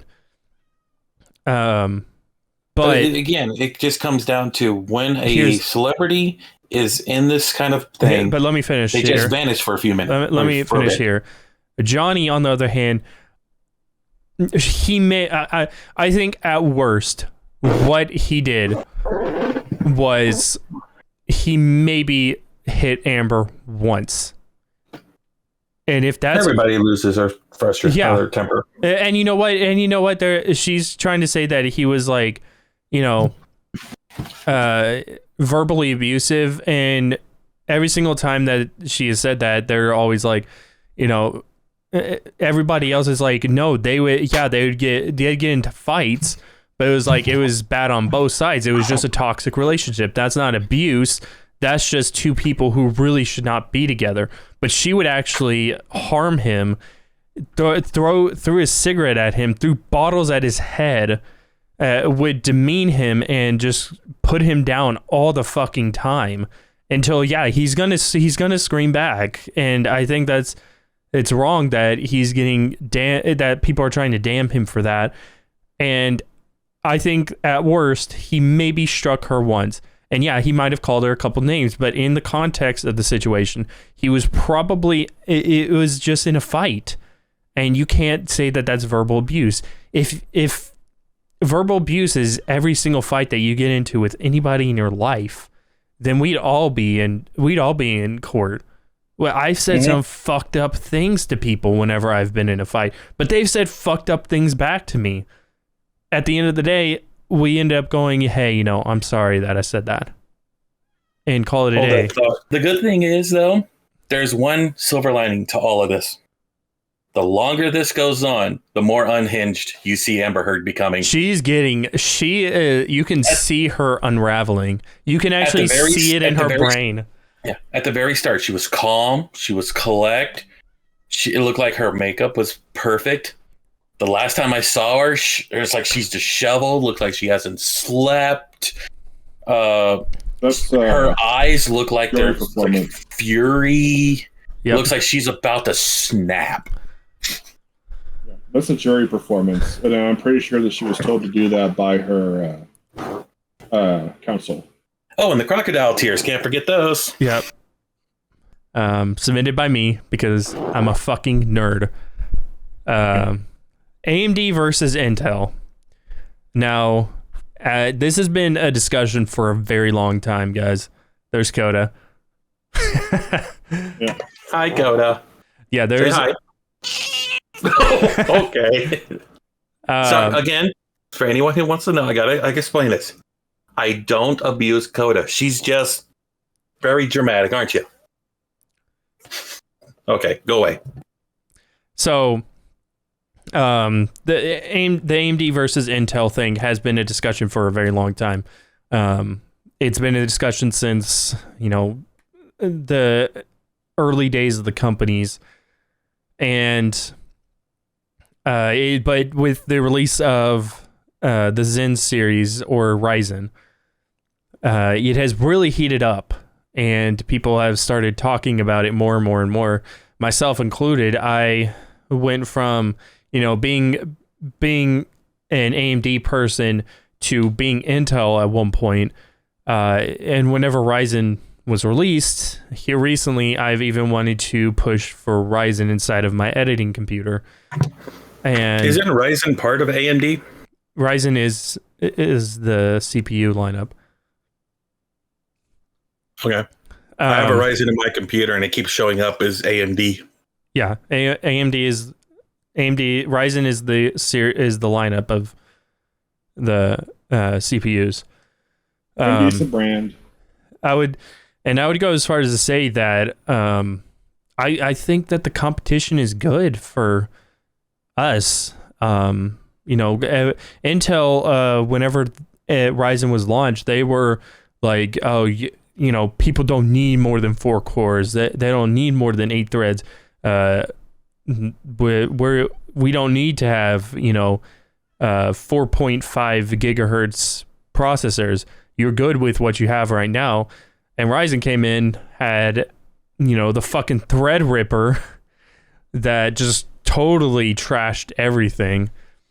And Intel's response was the hasty 8th generation of CPUs. They rushed that out way ahead of schedule, and there's a reason why the 8th generation ran a lot hotter than any of the other generations. So I'm gonna open up to you guys now that I've kind of given my opinions on the entire thing. What do you guys think about this entire war between AMD versus Intel? Well, let me go first because he went first last time. Okay, so as far as AMD versus Intel, this has been a big thing for quite a long time. Where we're at least in the past, there was a distinct separation between AMD and Intel as far as like performance, what it's used for. And back in the day, and this was maybe only even like 5-6 years ago, where it was like, hey, AMD is for gaming and Intel is for doing all this Microsoft Word, blah, blah, blah bullshit. Where it was not the AMD was really pushed for as the gamer system stuff, especially with the extra cores and stuff. Not so much pushing for the side of like video creation and stuff, because of course I didn't really think about that type of stuff that long ago as far as that, and even now I'm still using Intel. I've used AMD in the past. I've had no problems with AMD. I've just noticed also the price points.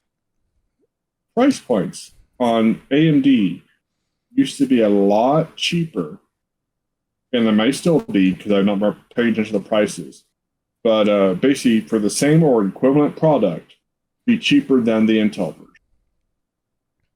for basically the same thing. Yeah, AMD to this day is still like anywhere from $50 to $100 cheaper than a comparable Intel. I think it's a little bit more than that, or at least out here it is.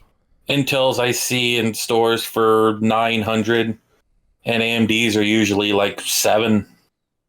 It depends on if they're comparable. Yeah, we're talking about comparable. The thing is that we're still waiting on Zen 4 right now, which is going to be the latest AMD, but we just got the latest Intel. The 12,000 series. Yeah, the 12th generation. And I think one of the biggest things as well is that, you know, Intel releases a new generation every single year, and since Ryzen has launched back in 2013, I think, we've only had 4 generations, so they last quite a bit of time. And I think for the budget-oriented gamer, that's a lot more of a good deal. But as you were saying with the AMD used to be known more for the gaming side, and it's interesting because they've aimed more for the content creation side now. Render speeds on Intel versus AMD, they've notably said that AMD is significantly faster inside of Adobe Premiere Pro as opposed to Intel. It seems Intel they've swapped their roles in that aspect. The very first build I've ever had in my that I've ever had was an AMD, and I remember trying to play Resident Evil 6 on it. And for whatever reason, it took forever to load that game. Switched it out with an Intel, and it was popped right up. Yeah. I don't remember why, but there was a time when AMD was not good, and I had that card. Yeah, there absolutely was. Whenever, particularly during its FX line, AMD was generally known as being pretty bad. Because at that time, and Sai, I know because you had an APU, they were focused more on the APUs during that time. I'm not sure why they decided to go that route, but I think that their shift focus back to their single-handed CPUs has been very good for them. Because if you guys don't know, I'm not sure how up to date on tech news y'all stay, but Intel's only when I'm needing to buy one. Intel's fucking freaking out because they're every day losing market share to AMD. AMD is really gunning for them now, and I love it. I love every second of it. Well, and there's also the big thing of the Threadrippers. The only comparable thing, and this I don't even consider this to be consumer grade, is the Xeon processors. Yeah. For Intel, and those are server grade. Yeah. Xeons are server processors. Yeah, they're not consumer grade. AMD put out prosumer consumer grade Threadrippers for, especially for like big projects and production and stuff like that, for consumer side stuff. They're expensive as all hell. Yeah, I wouldn't say that they're consumer. They're definitely in the prosumer lineup, but still, a Xeon processor, a brand new one, they cost $4 or $5 grand. A brand new Threadripper costs anywhere from $1,500 to $2 grand. Hold that. Okay, pricing. This is according to Tom's Hardware. Threadripper. It says Threadripper - Cascade Lake X. AMD $900 to $3,750 for AMD. Intel $800 to $1,000, could be up to $3,000. I don't think that's a Xeon. That sounds like an i9. The Xeons are... Xeons you have to get directly from Intel. Because they're what he says. Yeah, they're server grade Xeon. Let's see. And the series needs specialized coolers and all their stuff because they will run, because they have 64 cores and they run hot, or 64 threads and they run hot. But so, it's like, oh my gosh! To give you an idea, the latest Xeon processor that would be used, kind of in a build, the Xeon Platinum, is $22,000. I don't know how to read any of this crap. That's the high end Xeon right now. Yeah, that's a Platinum. He's talking about K series chips, overclocking,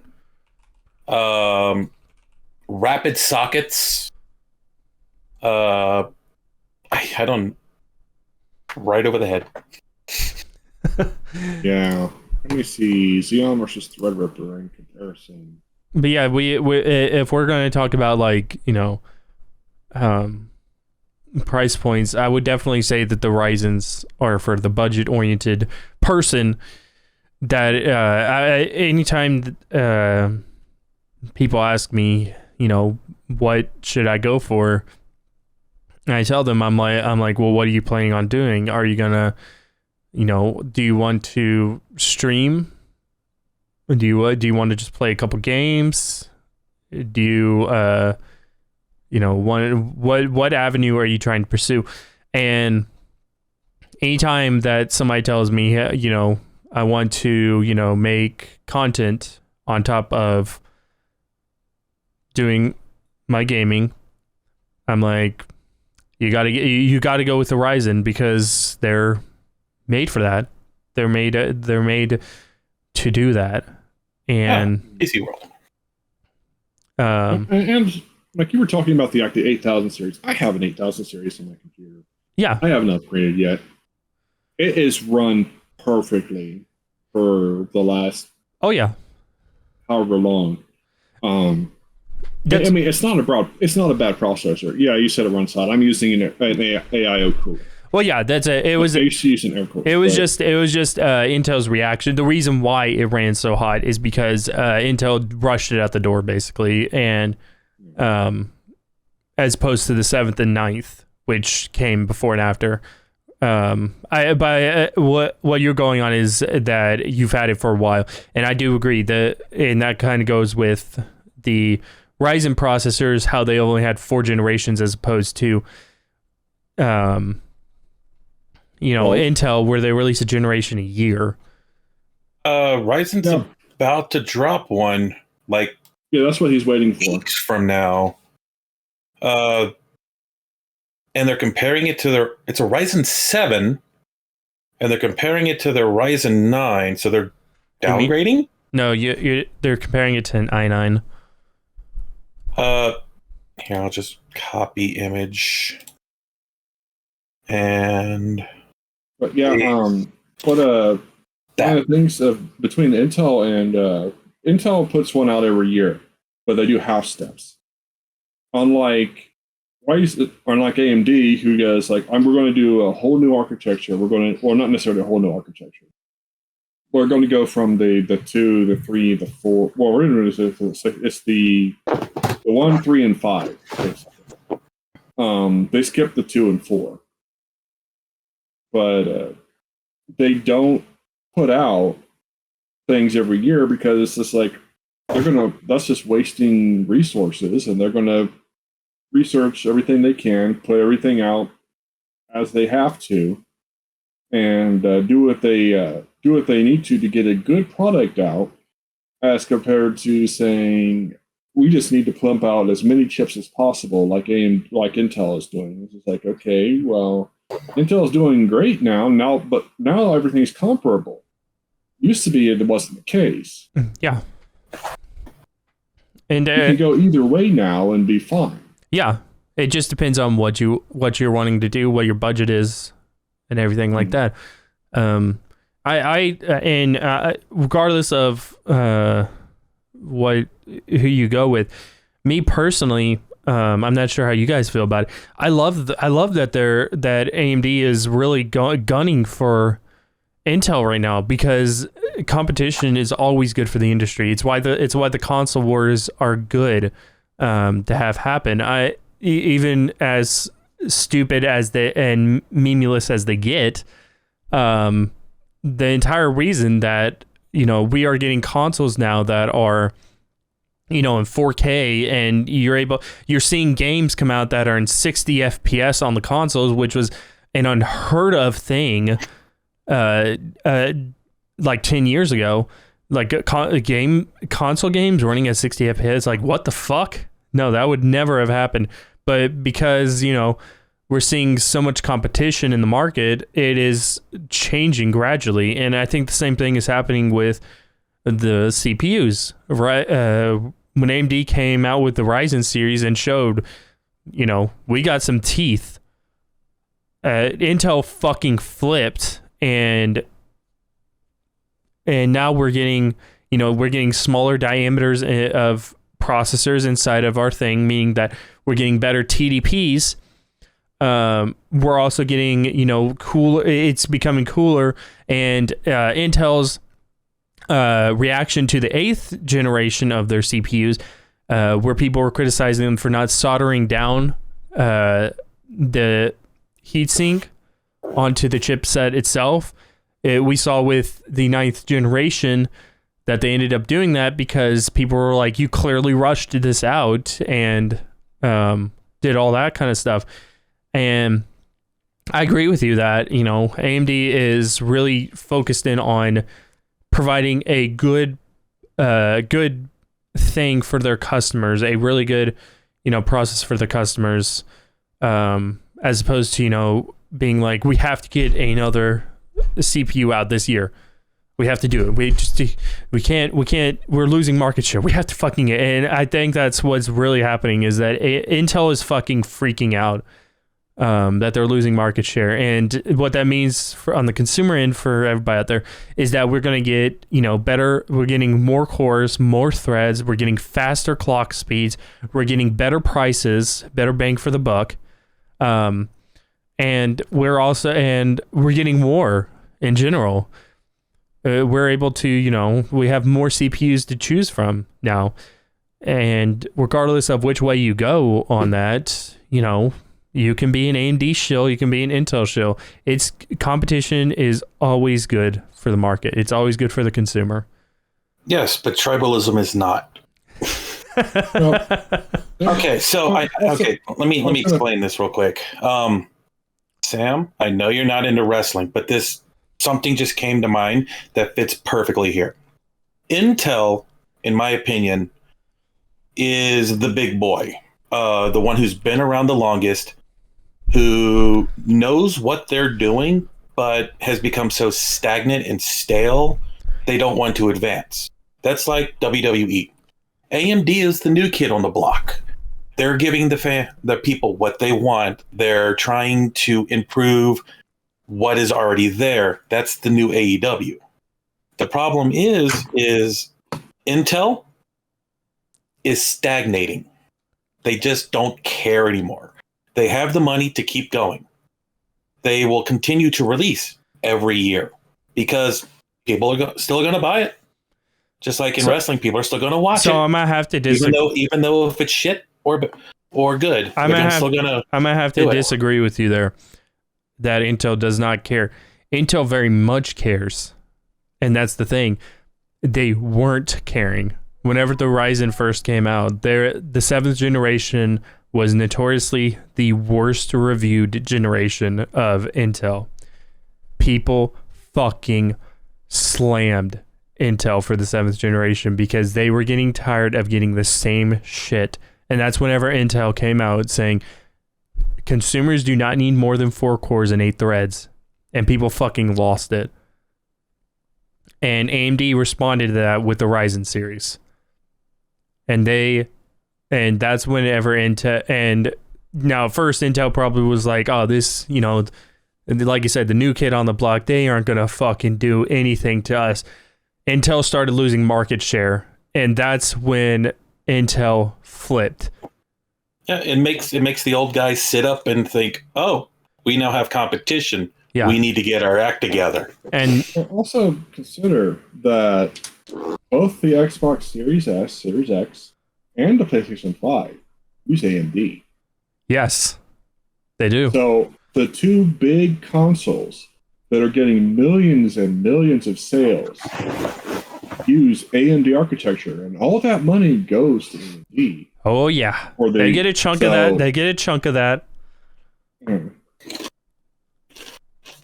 So that's part of the market share right there. Yeah, as of right now, the only console that actually uses NVIDIA, which actually uses a very old chipset from NVIDIA, is the Switch. And I have a very strong feeling that might be changing too, because... Well, we're getting a Switch 2 in the next year or so. Yeah, I think that the Switch 2 is probably going to use AMD's... They're probably commissioning AMD for an APU, because NVIDIA has not provided a new chipset that is small enough to fit inside of it, besides the Tegra 2, which is now 5 years old. But yeah, you're absolutely right. There's those are AMD custom made.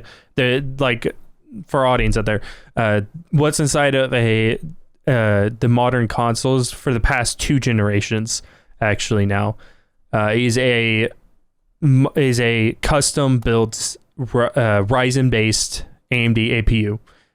Inside of the 8th gen, it was called the Jaguar, codenamed Jaguar. I think in the new one, it's codenamed Scorpion. I could be wrong on that one. But yeah, Intel's not in there anymore.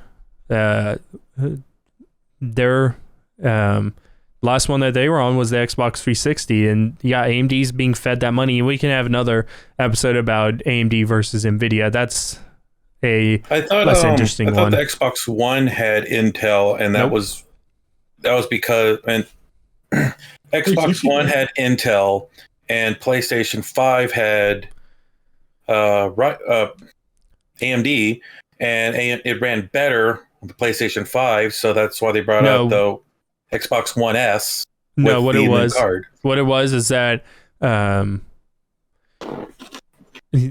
console wars are subject for another video, but on the side of AMD, inside the PS4, the entire PS4 had a stronger AMD APU inside of it.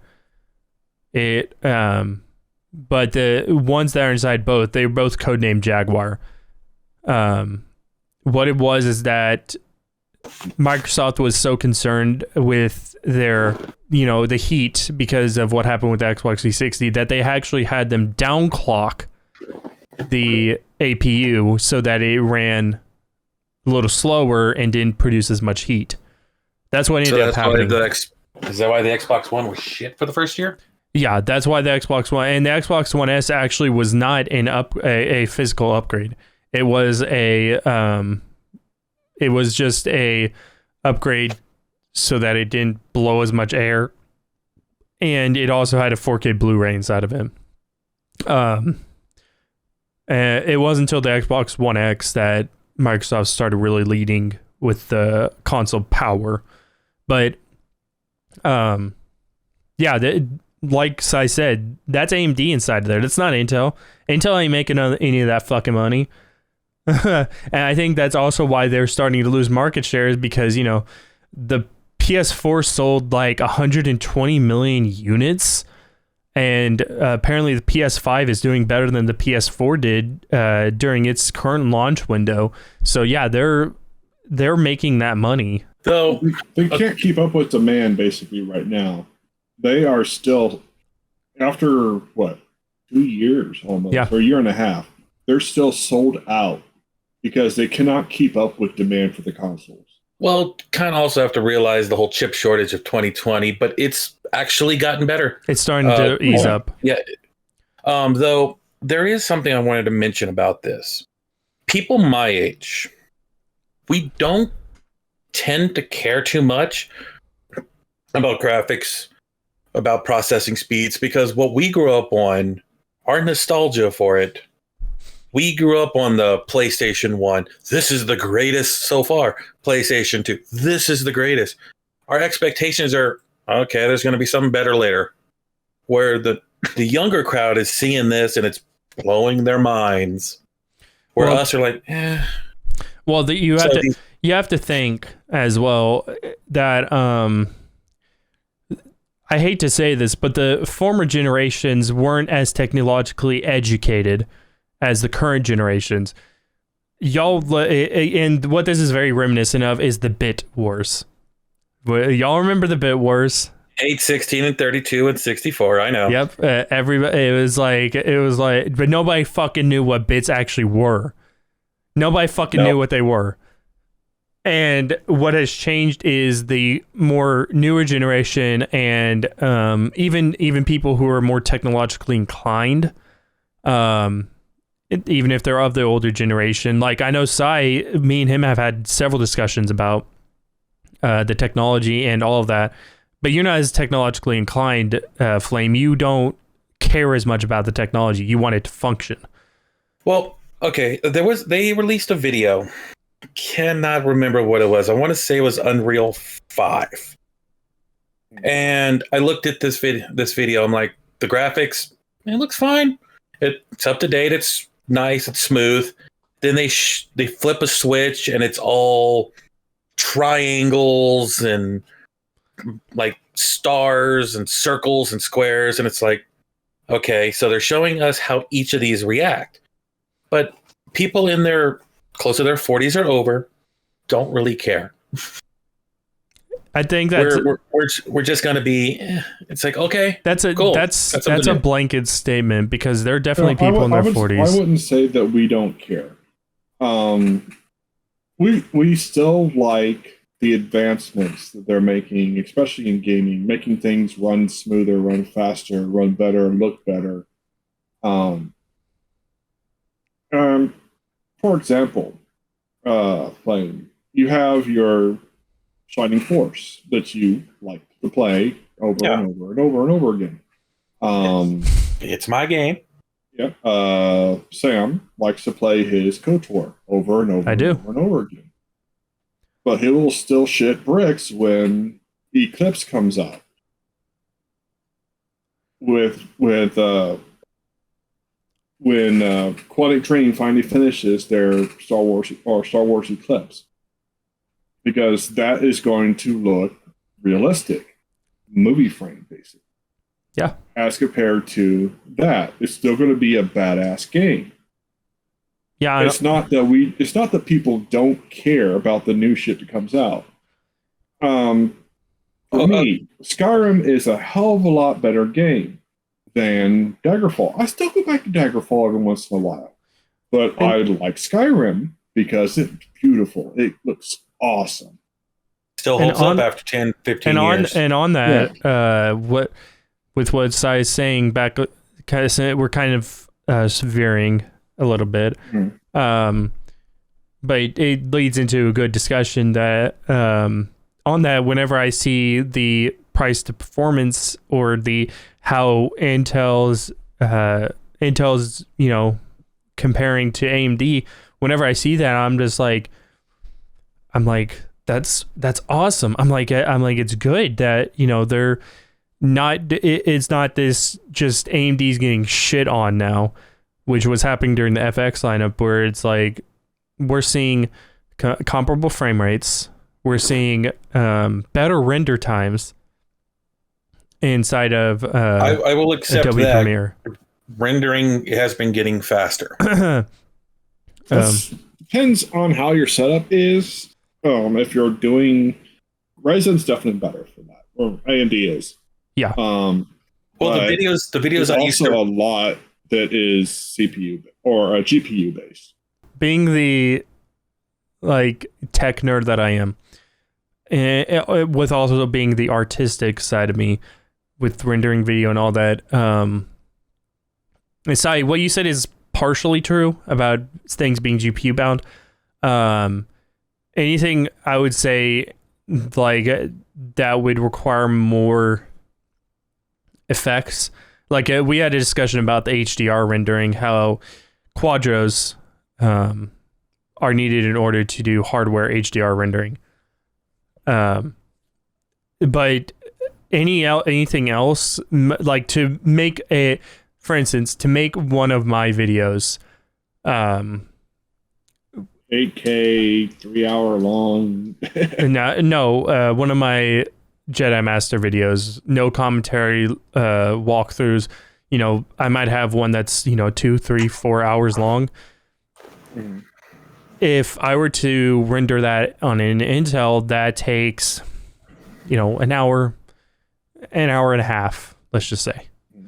If I had an AMD, that would probably take about 45 minutes. I tried to render something in 4K. Flame. That time I saw. Flame. Listen. Okay. I think no. I think Sai just really just showed or said what. Ryzen 5 1600X. You're using the first generation of Ryzen. Yes, I know. I'm just saying when you were talking about rendering in 4K, I'm like, I saw that time. I'm like, no. For people, so I have the 12th gen of Intel. I'm a fucking, call me whatever you want. I'm a fucking miscreant with my money. In order for me to render a 4K video, it's about a 2.5 to 3 to 1 ratio. Basically, however long the video is, it would be a third of that to render it out. Maybe this is I'm not one for processors or the AMD versus Intels these days. Yeah. Maybe it's not me. Maybe it's just graphics cards. But you remember a while back, DVD versus HD, or Blu-ray versus HD? Oh yeah, Blu-ray versus HD DVD. Yeah, I could never tell the difference. There wasn't one. Then they brought out HD or Blu-ray versus 4K. I can't tell the difference. Okay. The 4K versus the new 7K. I actually have an XD 7K ultra massive expensive theater next to me. I went and saw Avengers Endgame. Can't tell the difference between that and your basic TV. So when it goes to video games, I think the highest one graphics or processor was that I have seen was Horizon Zero Dawn. Could not tell you. I could not say what console that came out on. Could have been the PlayStation 2. Didn't really matter to me. Flame, stop. I'm gonna just stop you right there, because that is some bullshit. You know that fucking shit did not come out on the PlayStation 2. I know. I'm just saying, if you were to put this game in front of me and just say, hey, what console do you think this was on? I'm like, I've seen games like it, like Shadow Colossus was PlayStation 2, or was it? Yes. Yeah, it was. Yes. It ran like shit on the PlayStation 2 as well. A little bit of the graphics, and I couldn't tell the difference. Maybe it's just me. It is you. It's you. I can't see these upgraded processors. Flame. It's you. It's you. Well, Trust me. There was a remastered version of Shadow of the Colossus that came out on the PS4. Yeah. Beautiful looking. Now, if you do a side by side of the PS2 version and the remastered version for PS4, you can tell the difference. But if you don't, I mean, if you were to put that in front of me, like not the side by side, just like here's this one, then show me another video. Here's this one. I probably wouldn't tell you.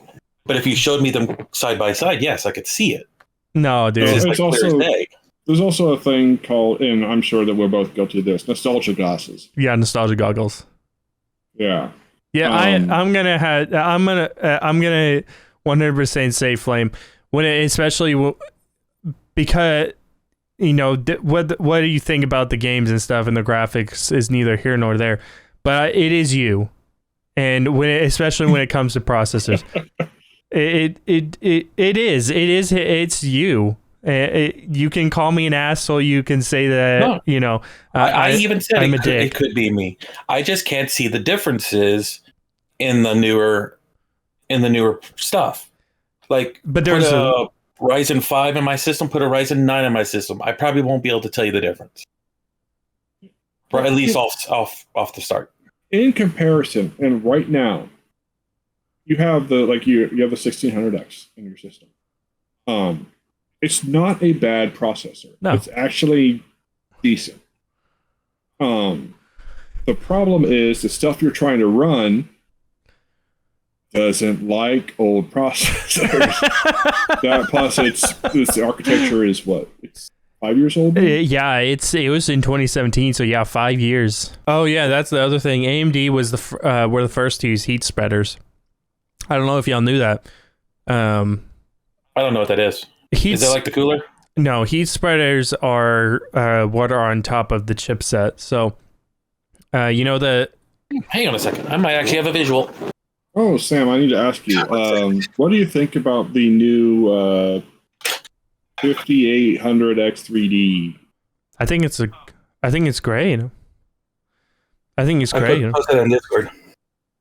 So you're talking about this thing, right? That's the spreader? No, that's a heat dissipator, sir. Okay, then I'm not sure. So the heat spreader is the part that you put the thermal paste on.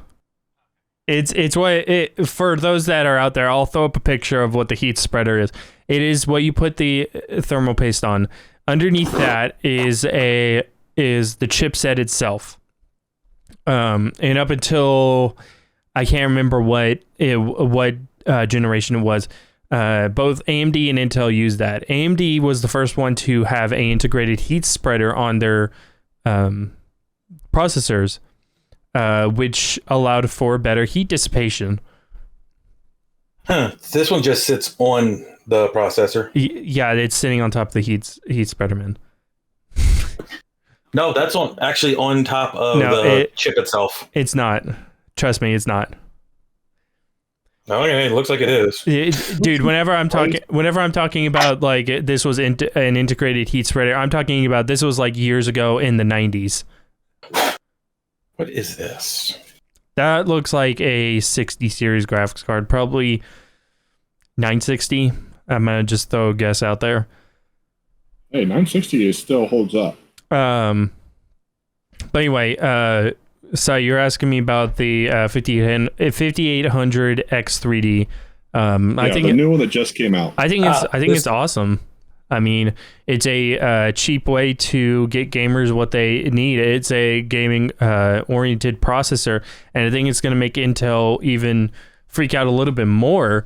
That AMD is even not just now going for the local YouTuber, but also really showing its claws in the gaming market.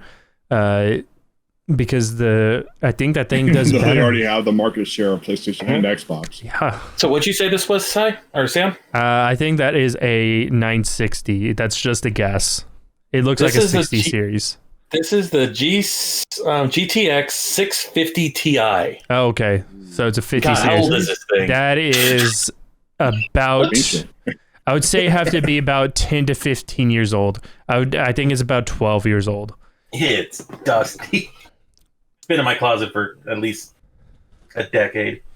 650 Ti 2012. So 10 years. 10 years. Quarter 4 2012. So yeah, it's almost 10 years old. But yeah, no, I think that absolutely that, I think that was a good move for them, especially in the wake of us waiting for the next generation right now. And of course they put it out right after the 12th gen Intel. Yeah, they're like that was some. That was their response to the 12th gen Intel. That was some 300 IQ shit right there, man.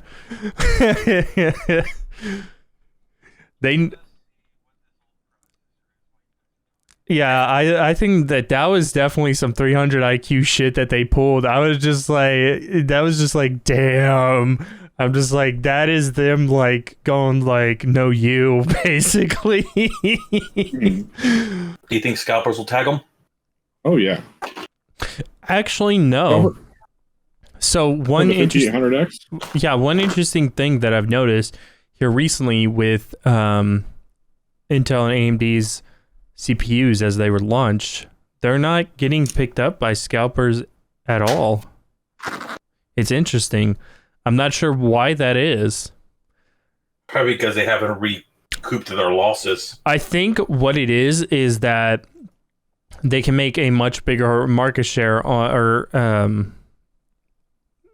payout on the graphics cards. But yeah, I've noticed that.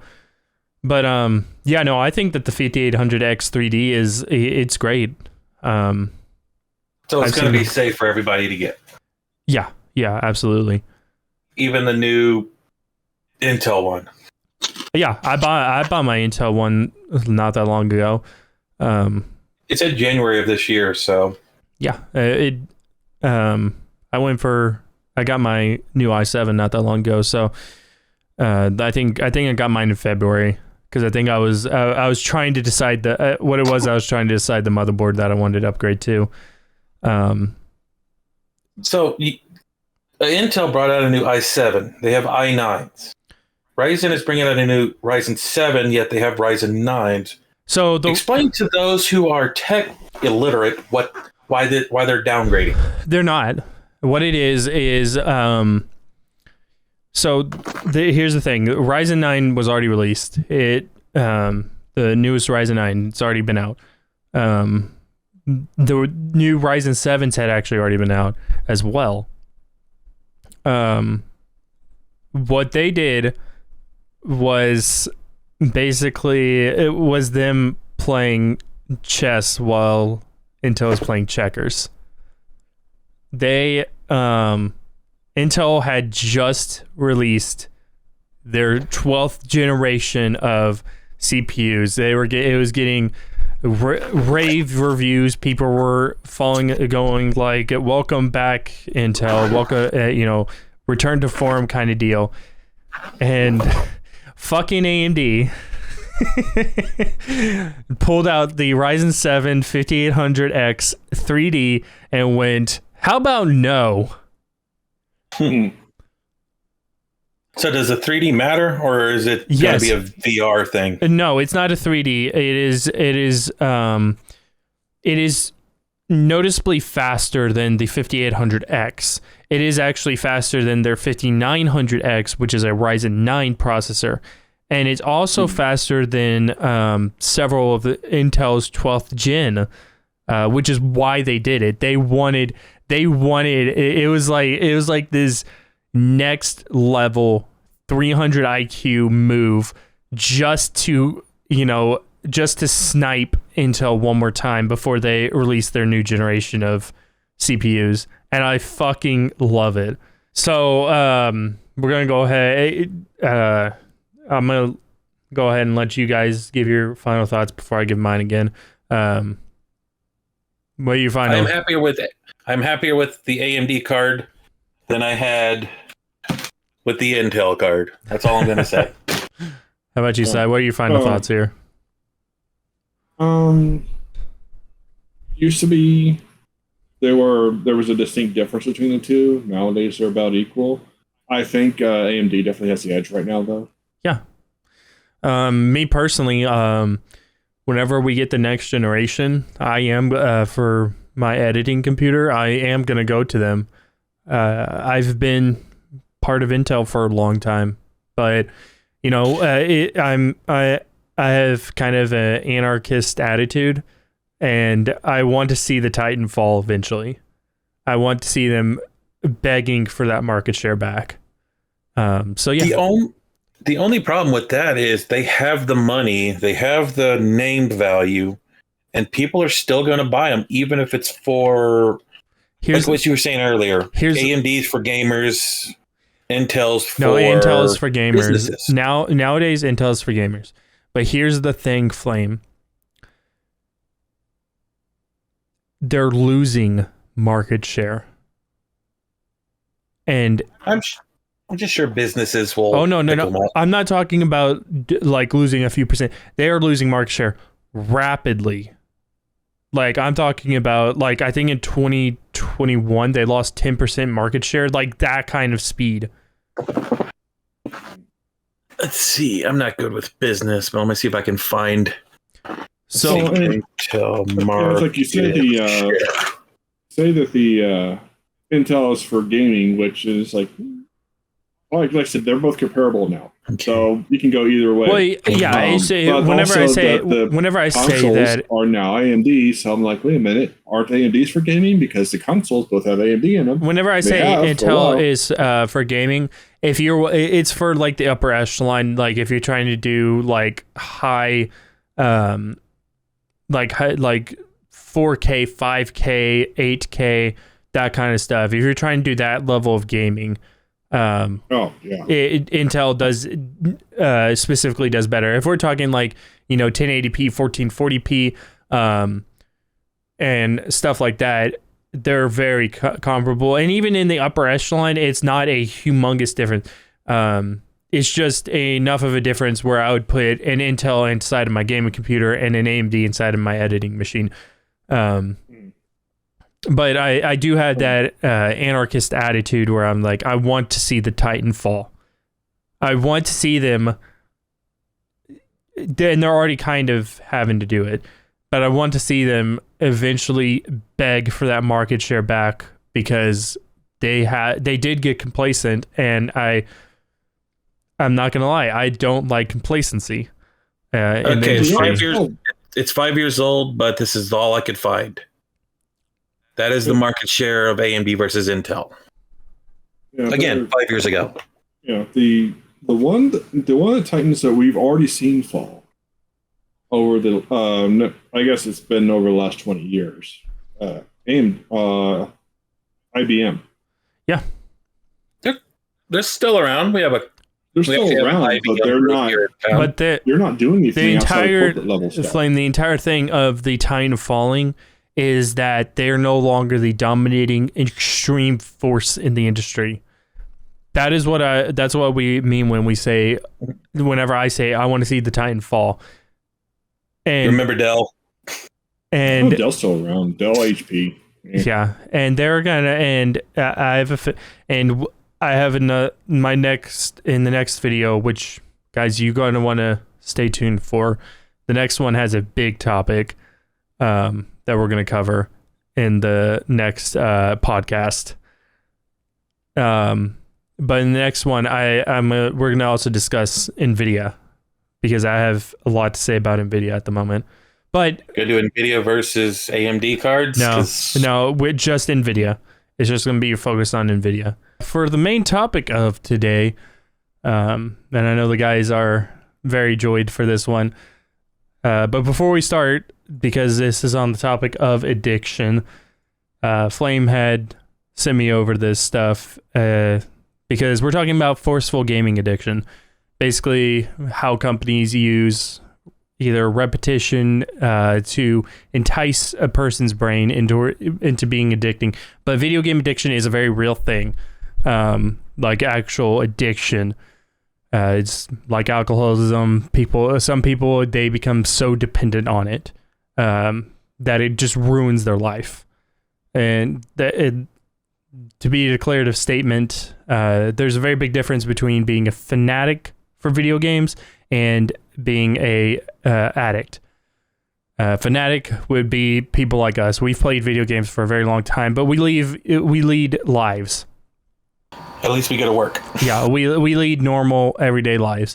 You know, we have other things that we do. We have jobs, and I mean, we make content as well. We do a lot of other stuff. Addiction is particularly where it turns from that to it starts ruining your life. You stop doing X, Y, and Z. So I'll include it down in the comment section below as well. If you are suffering from this, they do have a rehab hotline. And if you have any of these, definitely, you know, reach out to them. Preoccupied by the thoughts of a game, where you're always thinking about your former online activity and anticipating the next session to be playing, sitting and playing a game to, you know, achieve some sort of personal gratification, trying to control your impulse to play games, and failing. And whenever you're not playing a game, feeling restless, depressed, or irritated. And, you know, this goes into where, you know, it starts ruining your life. Playing video games even at the risk of losing a job, education, and career opportunities, as well as important relationships. And hiding the extent that you play games from friends, family, and therapists. And this one is more emotional, using video games as a way to escape problems or relieve dysphoric mood. I myself actually at one point was addicted to video games.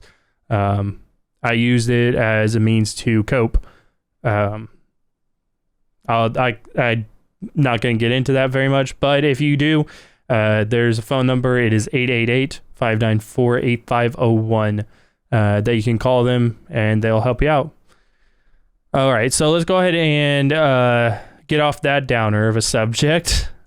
I was gonna say that games can also be used as a form of therapy. So you were talking about the like escapism portion of it, which yes, but it's like it's the to the point of disablement that we don't want it to. It's like yes, it could be used as a form of escapism, but you don't want to do it to where it absorbs. It's where you become reliant on that escape.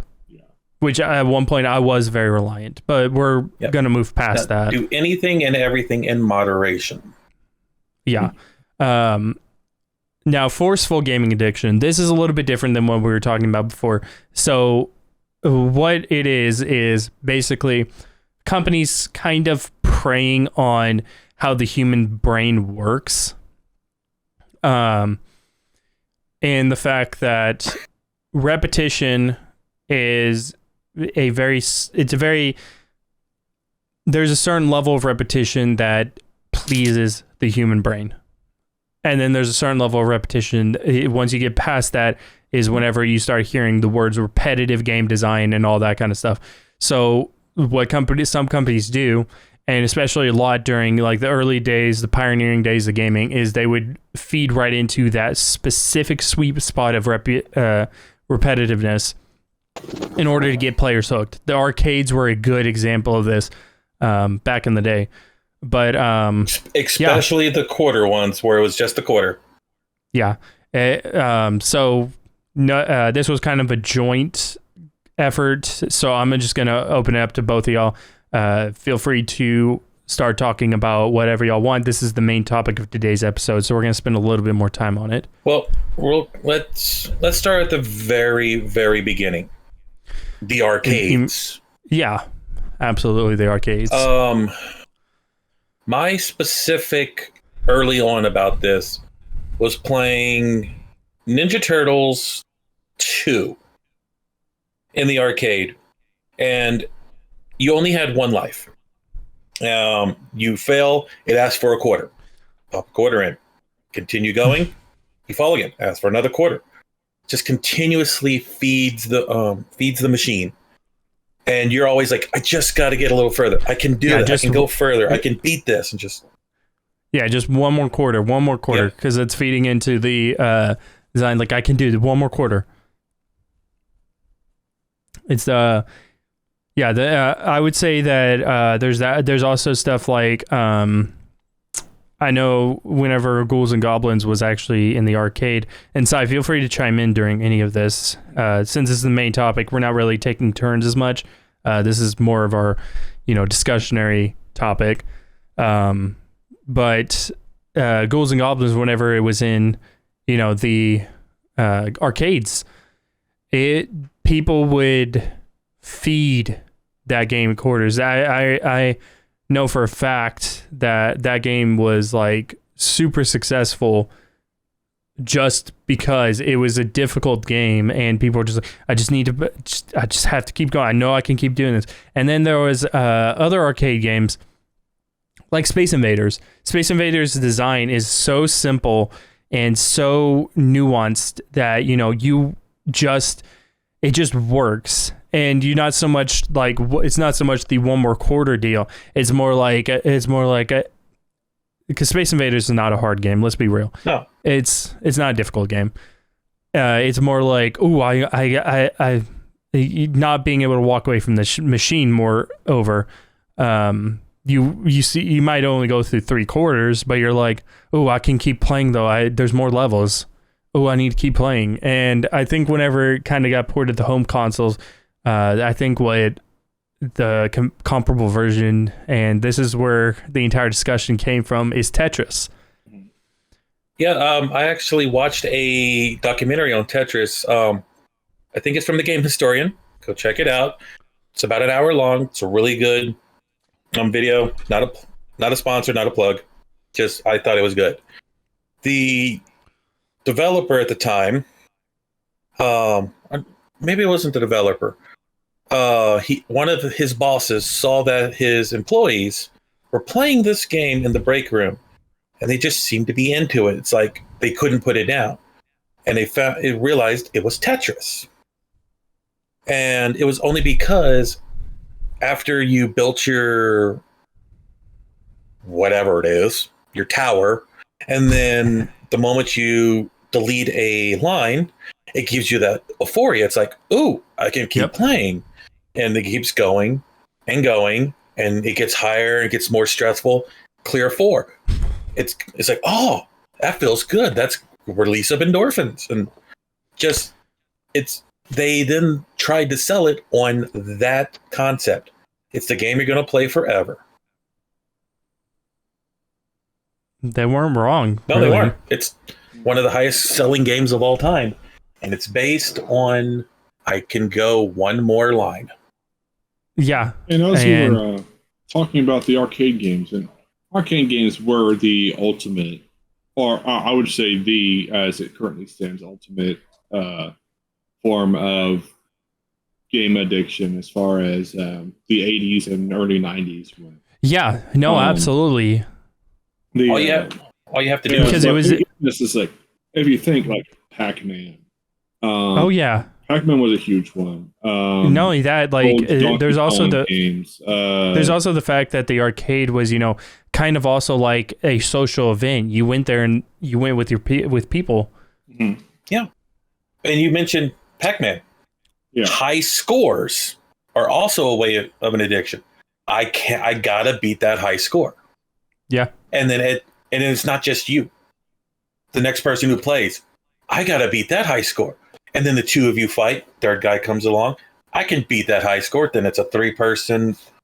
I can do this better, and you just keep playing. Anything you do, I can do better. Basically. So it puts a nice competitive edge on there for the. Yeah. You can see it as a competitive, but when you're playing it on your own, can I beat my own high score? Yeah. Then I think that's what happened when the home consoles came too.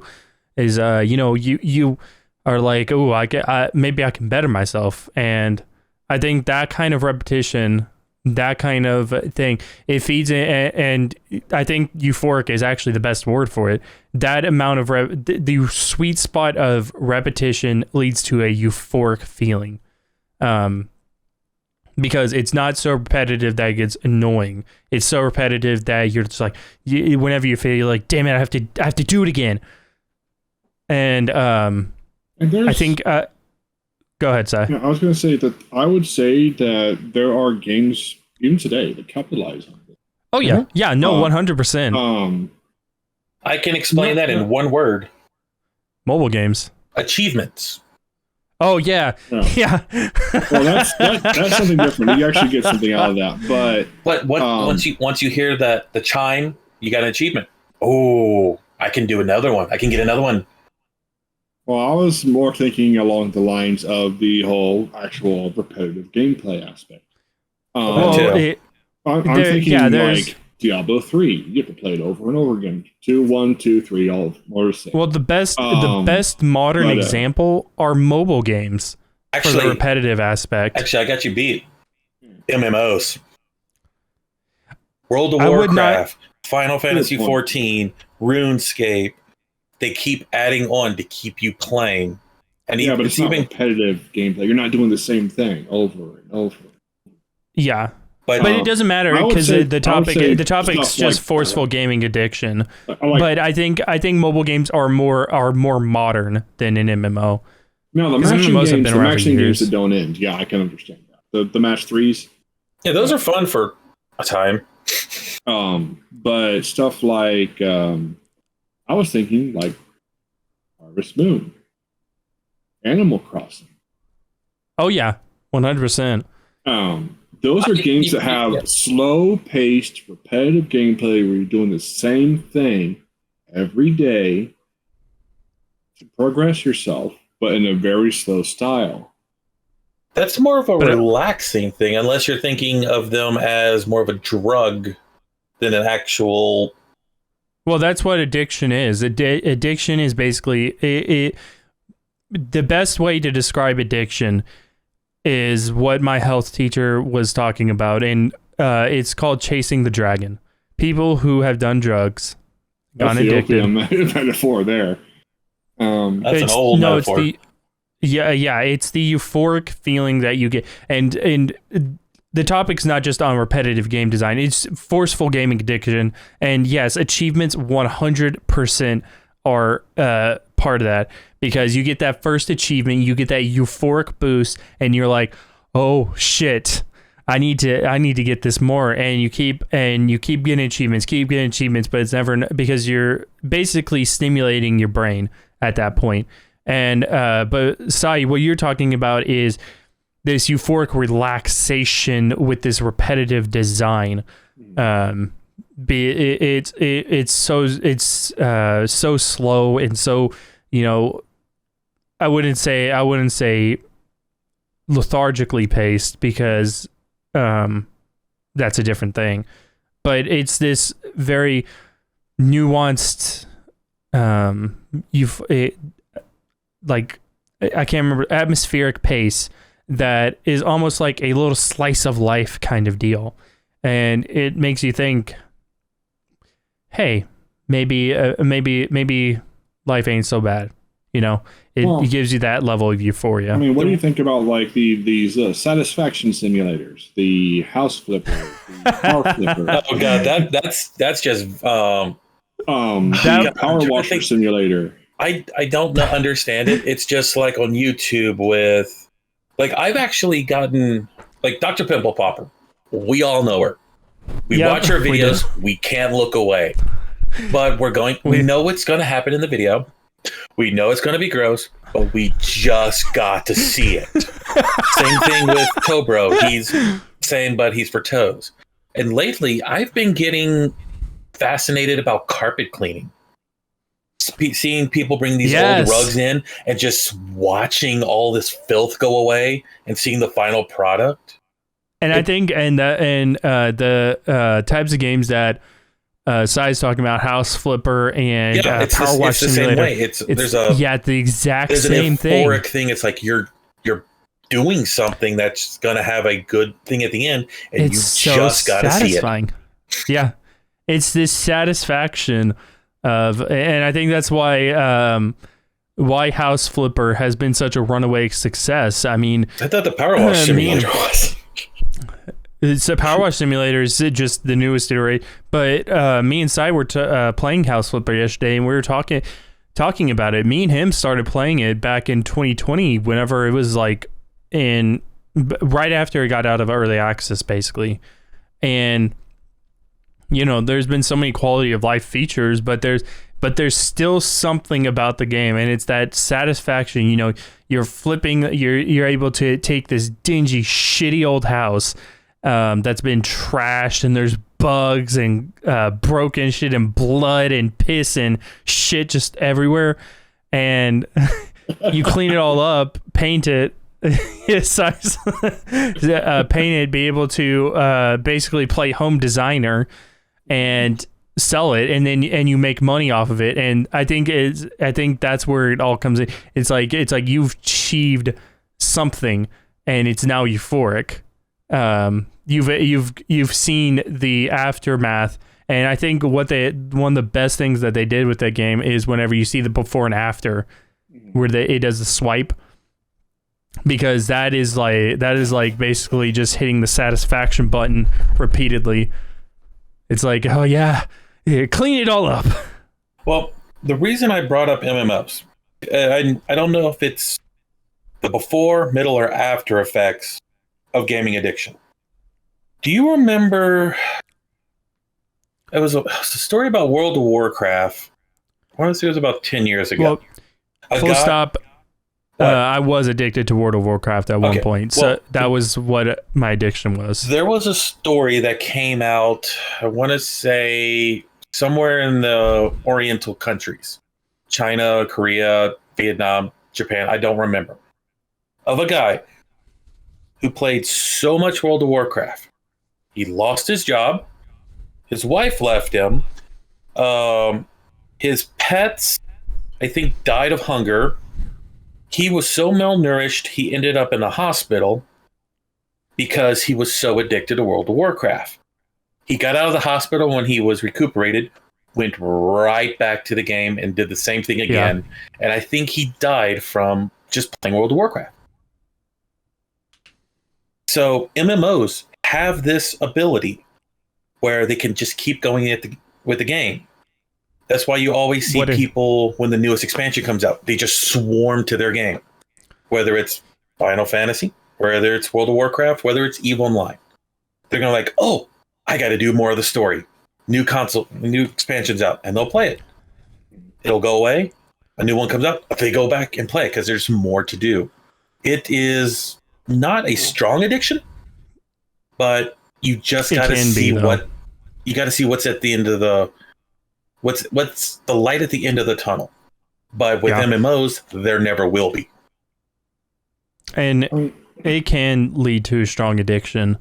If you're talking about stuff like repetitive gameplay, like MMOs do have a bit of repetitive. They have the quest grind. They have a lot of things that you can do over and over. Well, it is the repetitive. It's just one more level, just one more quest. I'm also going to bring in one other thing that most people don't think about when it comes to MMOs, and it's addiction to MMOs. Because, like I said, my addiction, whenever I was addicted, was to World of Warcraft. I played it for a very long time, and at one point, my addiction got really, really bad. I almost got I was in high school, and I almost got expelled from school.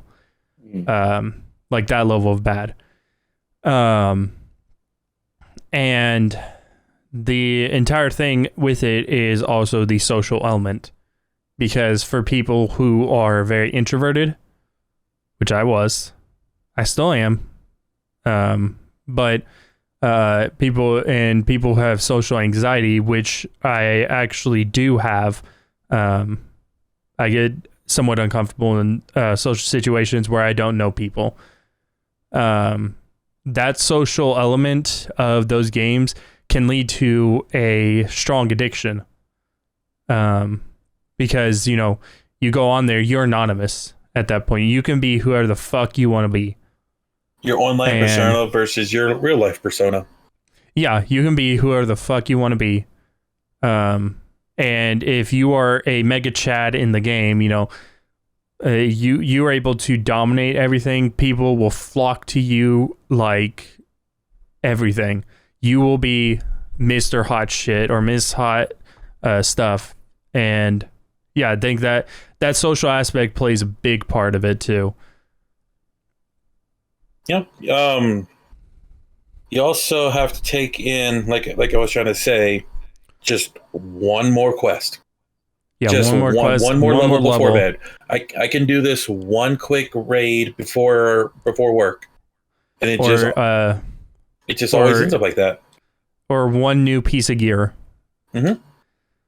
So that one more quest, it's like what I've always told my mom when I was growing up. Just let me do this one thing, not really realizing that one thing could take a couple hours. Well, not only that one thing becomes 5 things. Yeah. It becomes something else. And that's what addiction is as well. You know. And back to the whole Shining Force thing. When I was growing up, my mother always put limitations on my video games. Just an hour or two before dinner. But I always say, but Mom, each battle takes an hour in itself. Can I get 2? That's an addiction there. Because I just want to get a little further. Just a little further each day. But just one more battle. One more hour. And I think... Go ahead, Si. No, I would say that it doesn't stick to only like video games. TV is actually very predatory in this as well. The way that they end episodes is like you have to watch the next one. Cliffhanger. Watch the next one to find out what's going on because they always cliffhanger. We're just talking about games simply because that's what the topic is. But yeah, no, TV's definitely too at the end. Yep. Yeah, they do. You have to buy the next game because we don't. It comes off on a cliffhanger. What's going to happen next? Mass Effect was a big thing about it. At the very end, my God, Mass Effect, you have 2. to play 2. At the very end of 2, you see the Reapers coming. You have to play 3. Dude, okay, you want to talk about the biggest cliffhanger? The fucking ending to Mass Effect 2, I still regard it as one of the best endings in any game because you see the Reapers coming from space. Yeah, you hear that the awesome music. You hear the epic music. Your team is gearing up to fight. You see the report. You know they're going to be there. If you've played the Arrival DLC, you know they're going to be there in 6 months. You know it's going to be epic. It kind of wasn't, but that's another story. It was like this. It was this big, massive, like, oh shit! I need to play the next one. Yeah, I definitely think Mass Effect, particularly Mass Effect 2. Mass Effect 1's ending was less of a cliffhanger because they. I left it open-ended. Yeah, I left it open-ended, which is because at the time BioWare wasn't sure if they were going to get to make a second game. Though, Sai did mention Skyrim earlier. Skyrim is definitely addictive. It's not just Skyrim. It's Fallout. It's Baldur's Gate. Yeah, any open world game where they give you the tutorial, here's how to play. Then after that, they're like, fly free, go my child, go enjoy the world. You're like, okay.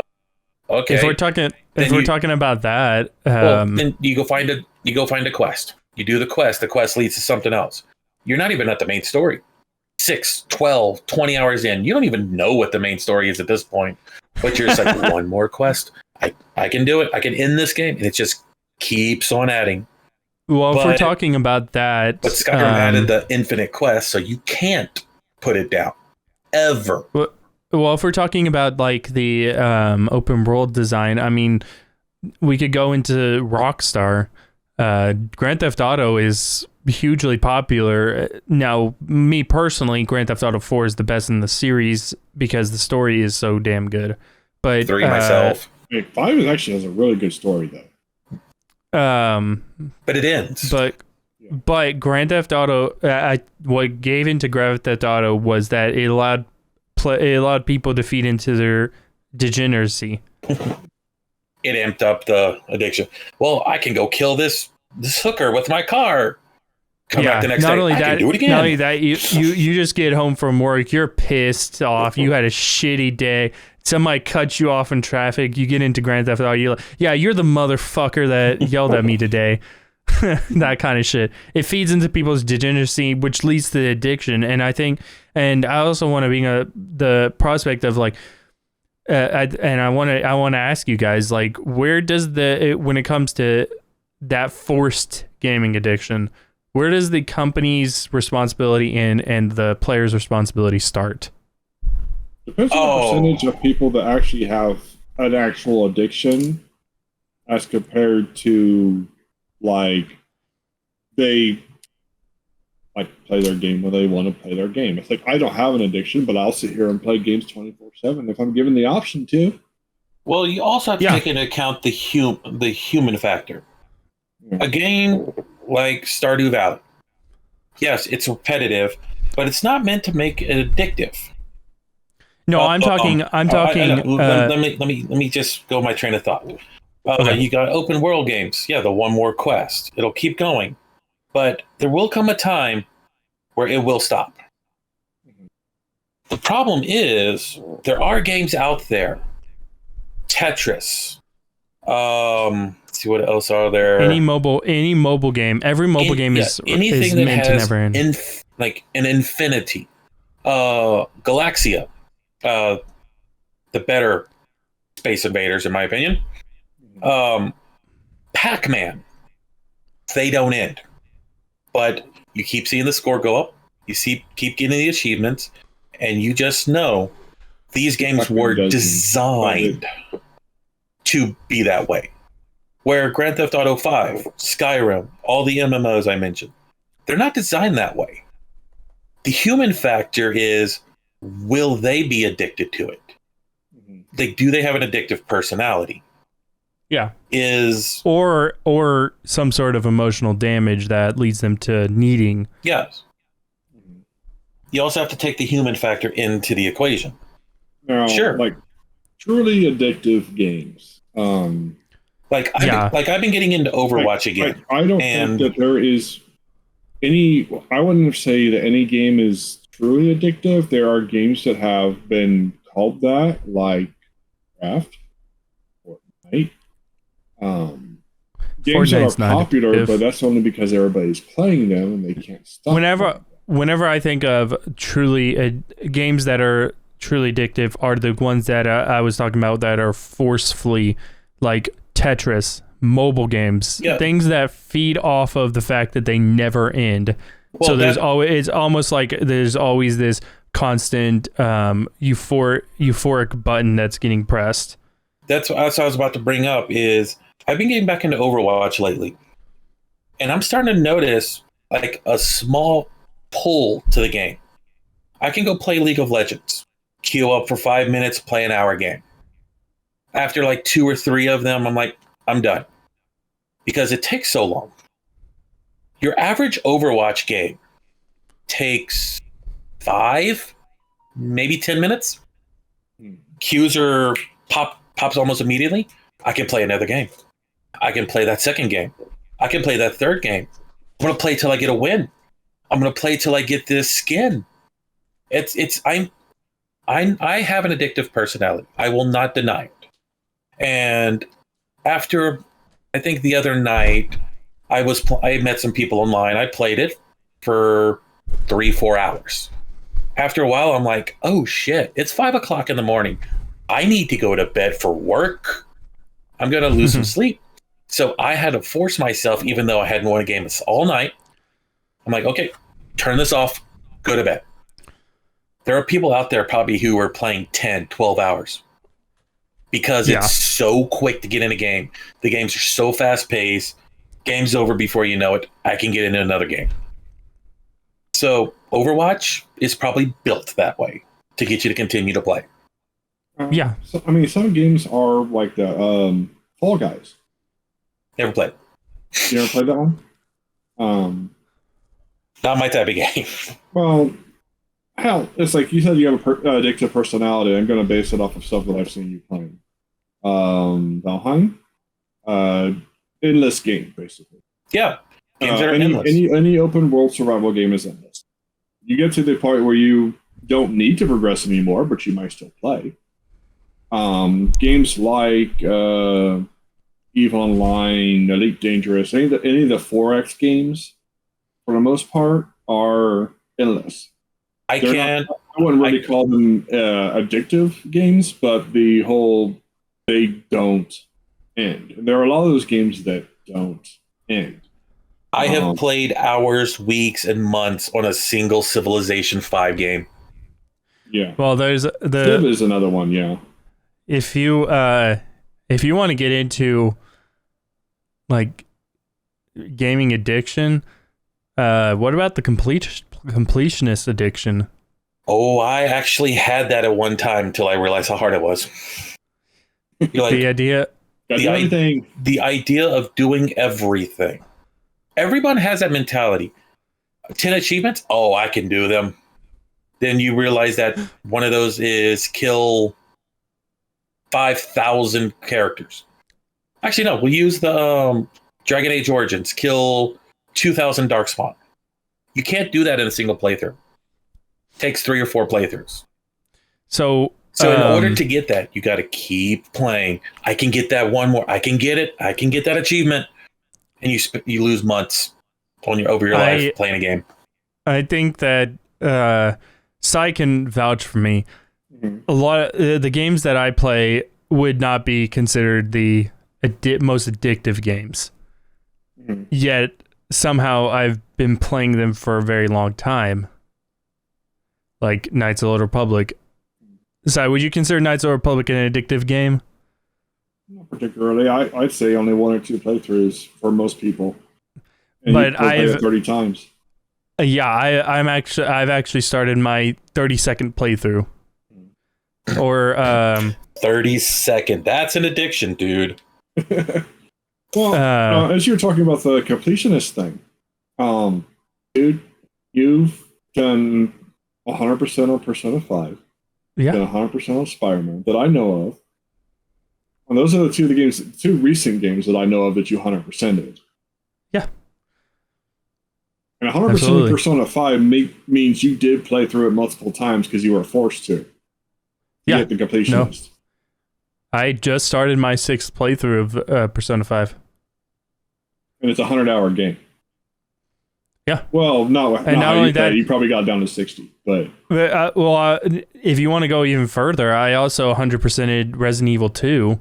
Resident Evil 2 at best is a 10-hour game. I have almost 80 hours between my console and my PC. What about games like Super Meat Boy?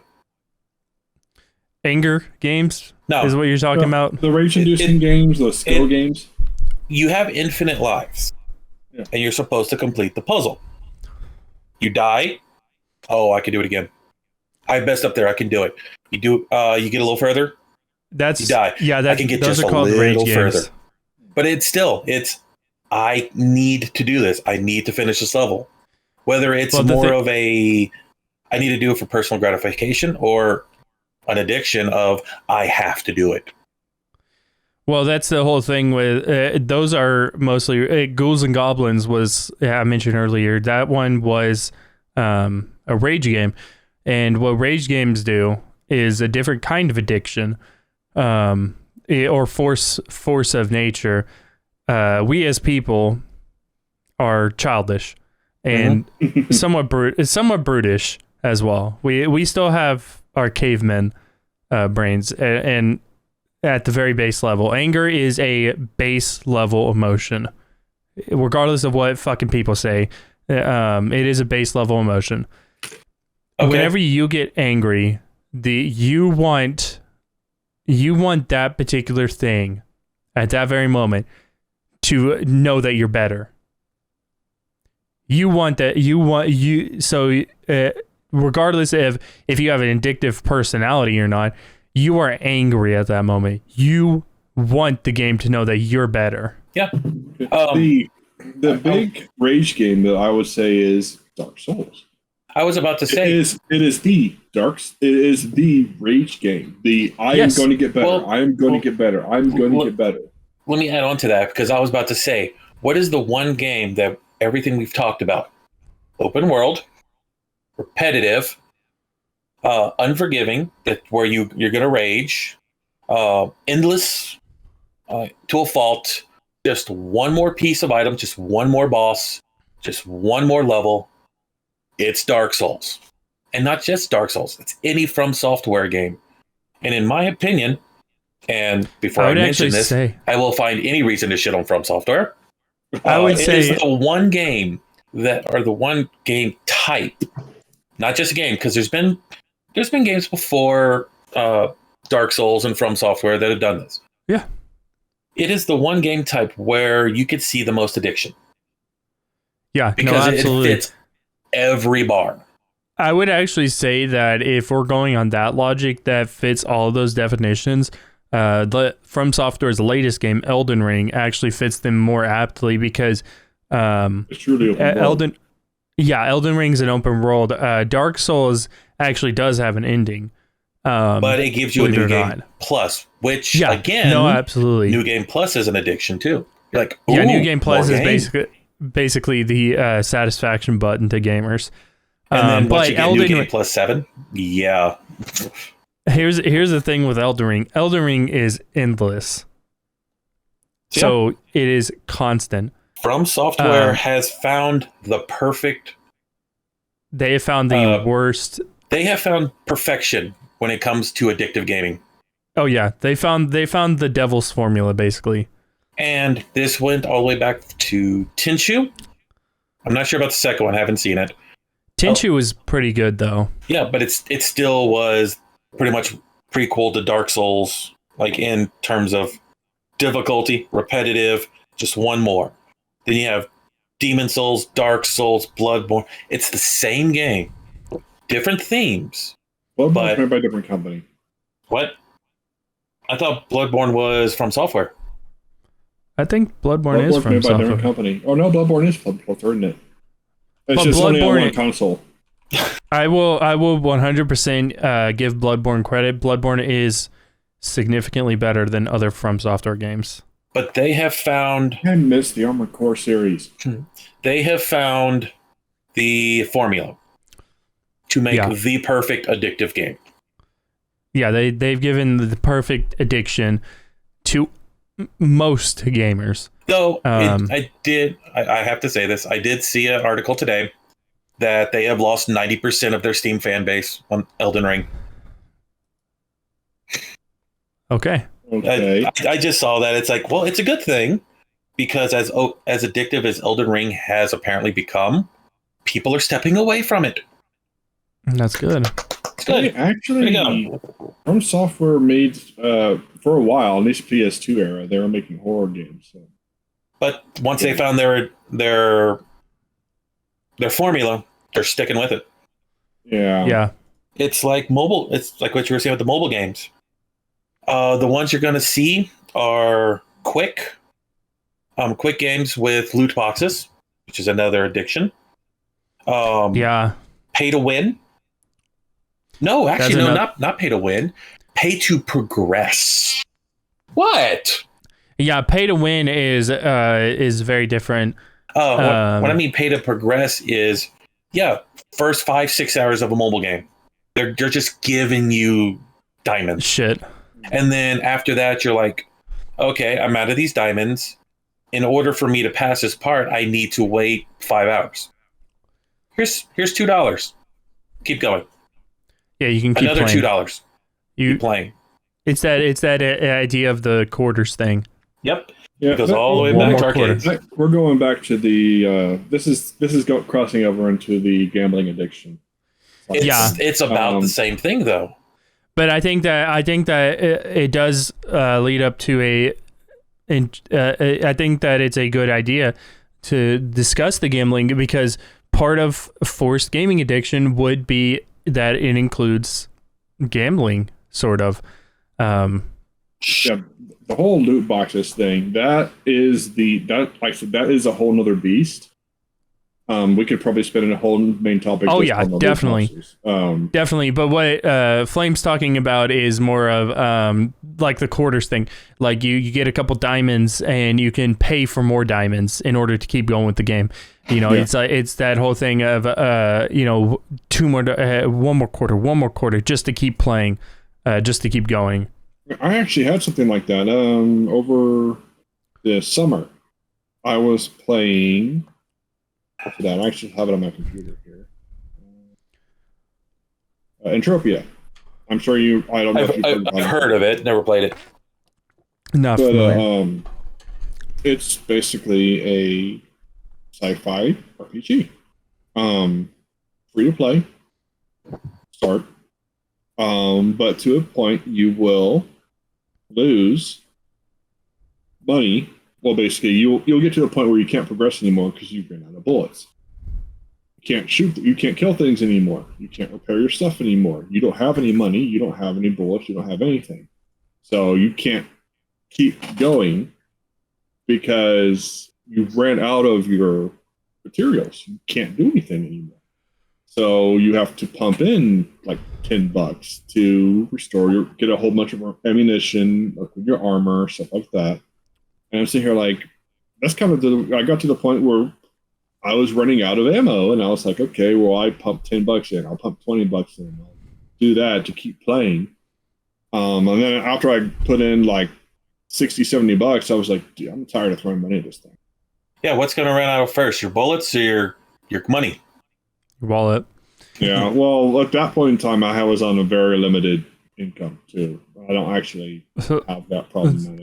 So I want to jump off from that, and because I'd mentioned that, you know, Sai could back me up. I tend to repeatedly play games that aren't considered addictive, and I want to discuss the phenomenon behind that, because I'm not sure if you guys do the same thing, but there's legitimately games that people would typically describe as not being very addictive that I have sunk hours into.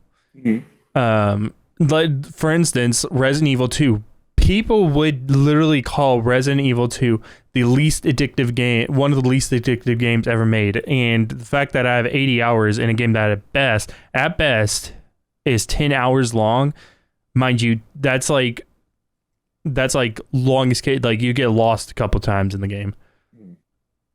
Like, what would you guys think that phenomenon is? Well, for you, it was the one, you like the theme. Two, it's a remake of a game you like. No, I was saying, I'm not even talking about like original game. You're talking about the remake. Yeah. Which and you've already said achievement hunting. You're 100% in that game. Like I did everything in the first game. I want to make sure I did everything in this game. But here's the thing. Here's the thing, Si.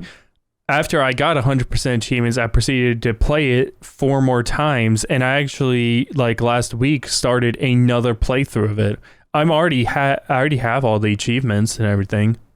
Okay, so let's there's just a matter of like enjoying the game. Like, heck, another game that you'll replay constantly or fairly consistently every 3 years. Life is Strange. Yeah. I have a idea. Go to your Steam account. Pull up your games. Sure. List off the top 5 via gameplay.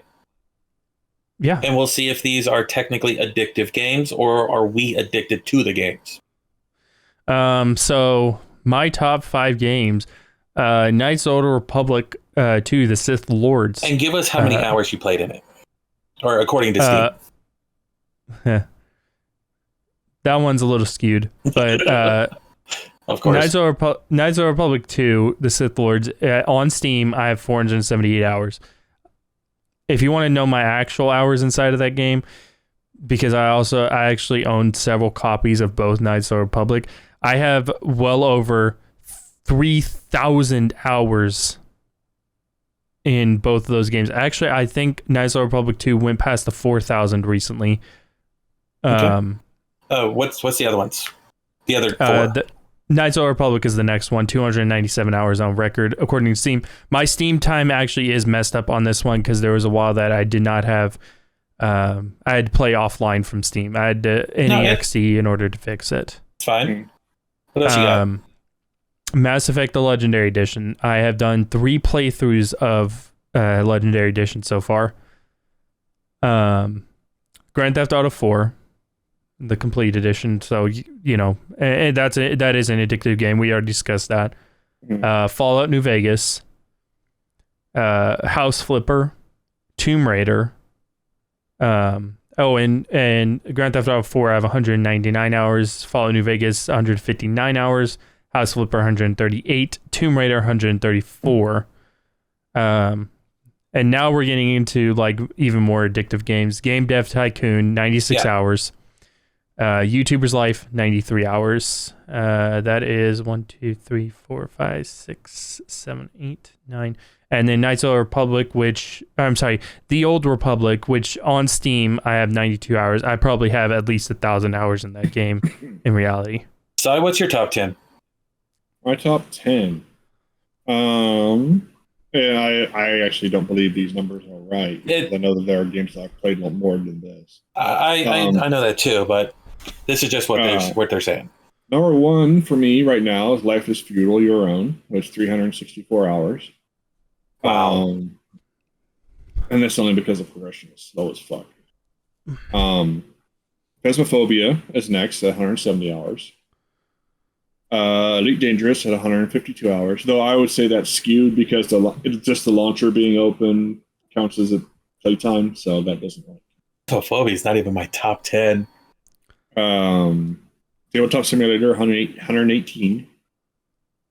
On Steam, I have Knights of the Old Republic, or SW2. The Old Republic. At 117 hours.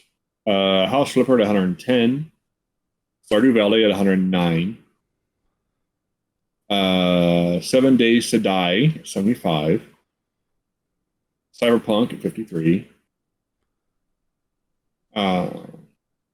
PC Building Simulator at 47. Those are my top 10.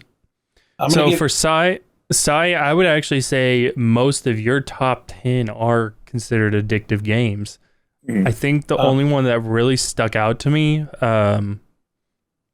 was God, why can't I? The one before PC Build Simulator, because now my mind is deciding to fuck me. Cyberpunk? Yeah, Cyberpunk. That one I would say is the outlier simply because it does have an ending. It does, but you could do multiple playthroughs and different builds. True. Okay, so I'm going to give you 11. It's an RPG. I'm going to give you my top 11 because one of them just recently came out. Because you like to go one step farther. No, you'll see why. You'll see why with what number 10 is. Yeah. Number 11 is Borderlands 2. I'm going backwards. Oh, God, dude. Borderlands 2 at 217 hours. A looter shooter. WWE 2K22 just recently came out like last month before. 218 hours. How the fuck is that in your top 10 already? Just wait. You just continues playing it over. WWE 2K18, 273 hours. 2K19, 353 hours. This one is skewed because Champions Online, I played it via a different system, 371 hours. How many do you think, if you had to take an estimate for that one? Same for you, Sai. Have you had to take an estimate for for the Old Republic?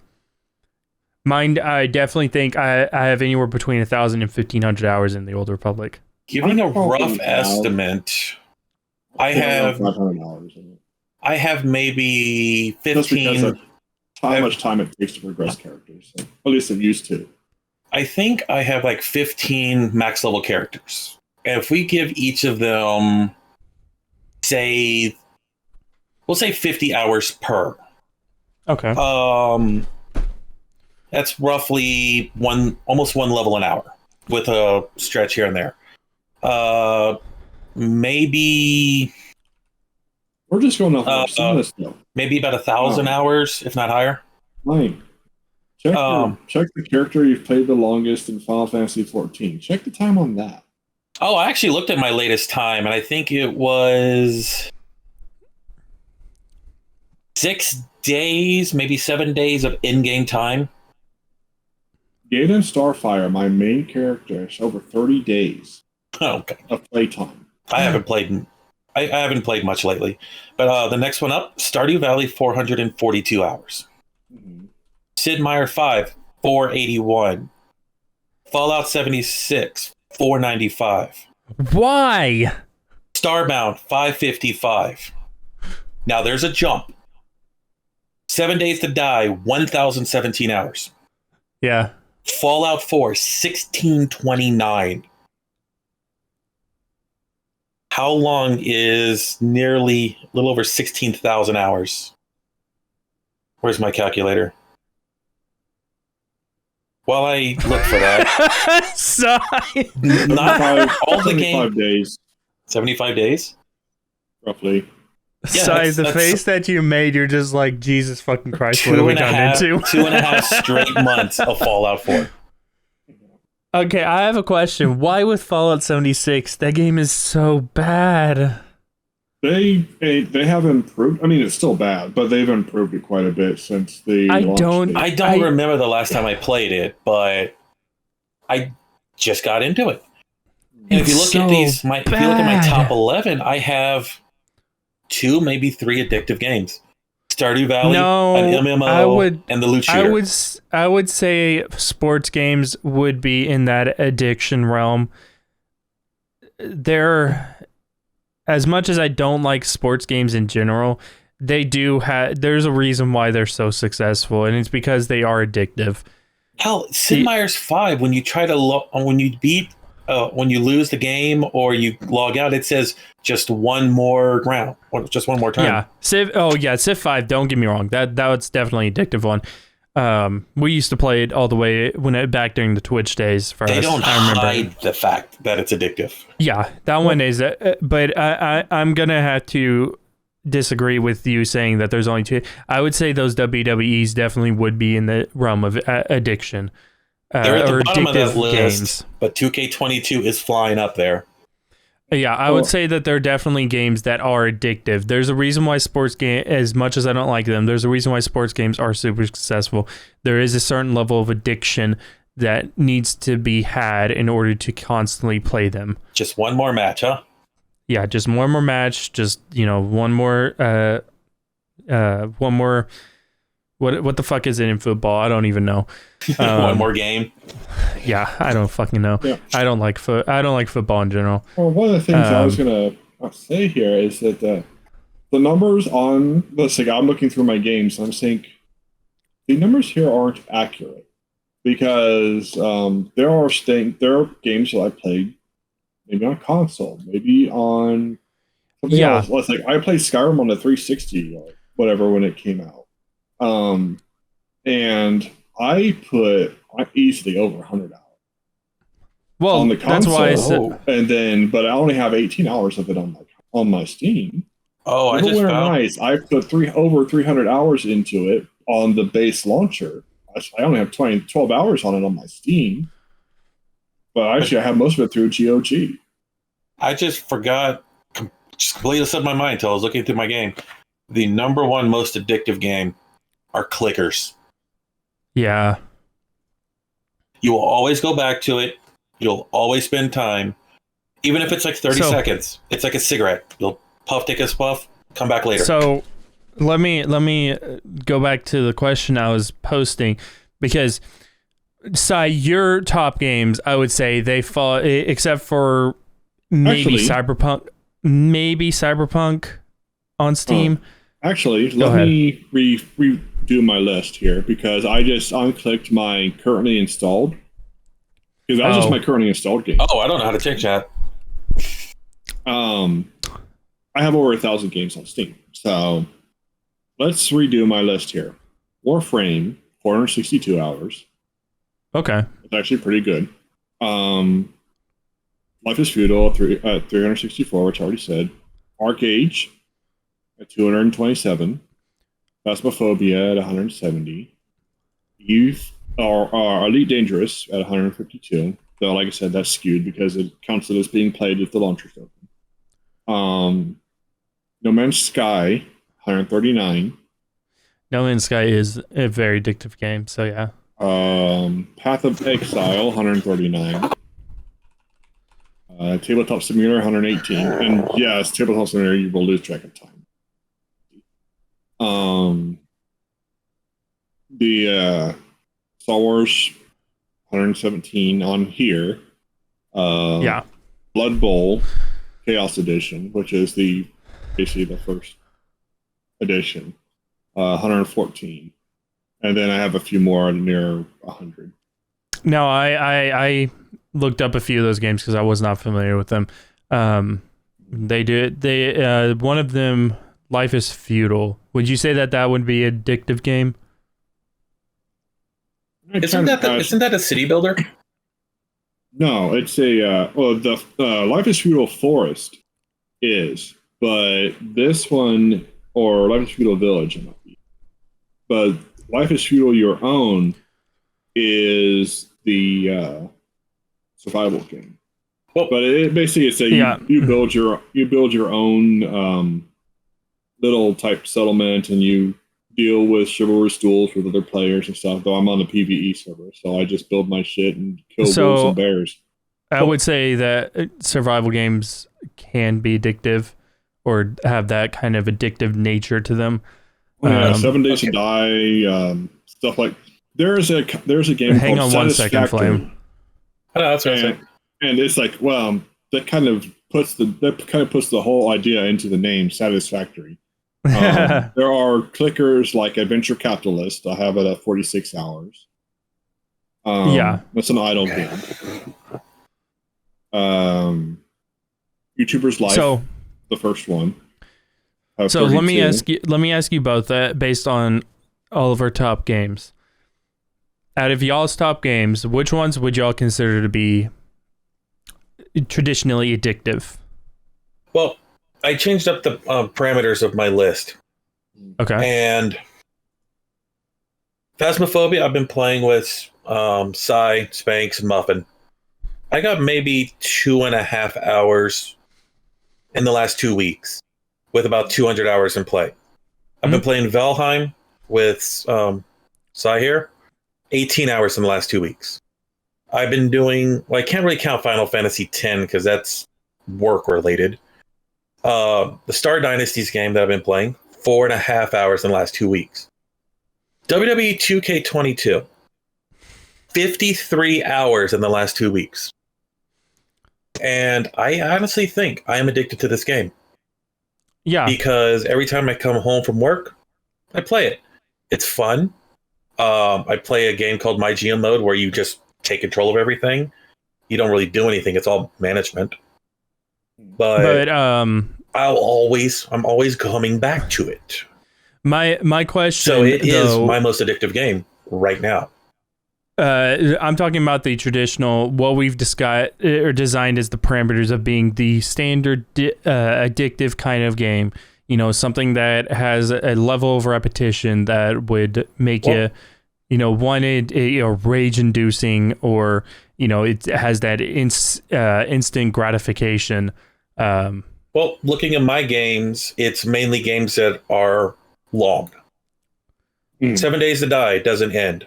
Fallout 4 is easily an 80-hour game. Civilization, it's one more turn.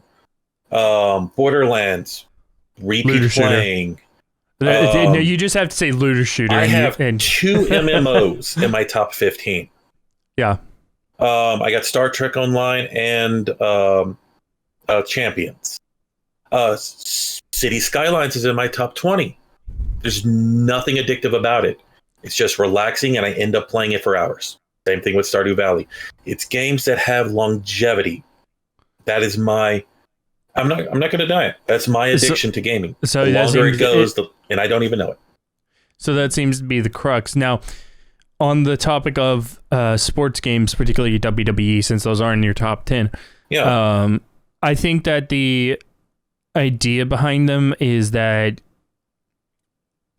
and I think this also kind of has to be explored because it might feed into maybe one of probably about 3 of the games that I play. The idea of the power fantasy. In my RPGs, yes. Yeah, but I think to an extent that would also be with sports games. You enjoy wrestling, Flame, and this is not a psychological analysis, but there probably is a part of you that would be like, yeah, I could if I wanted to, I would jump in those rings. I won't deny it. When I was a kid, I wanted to be a wrestler.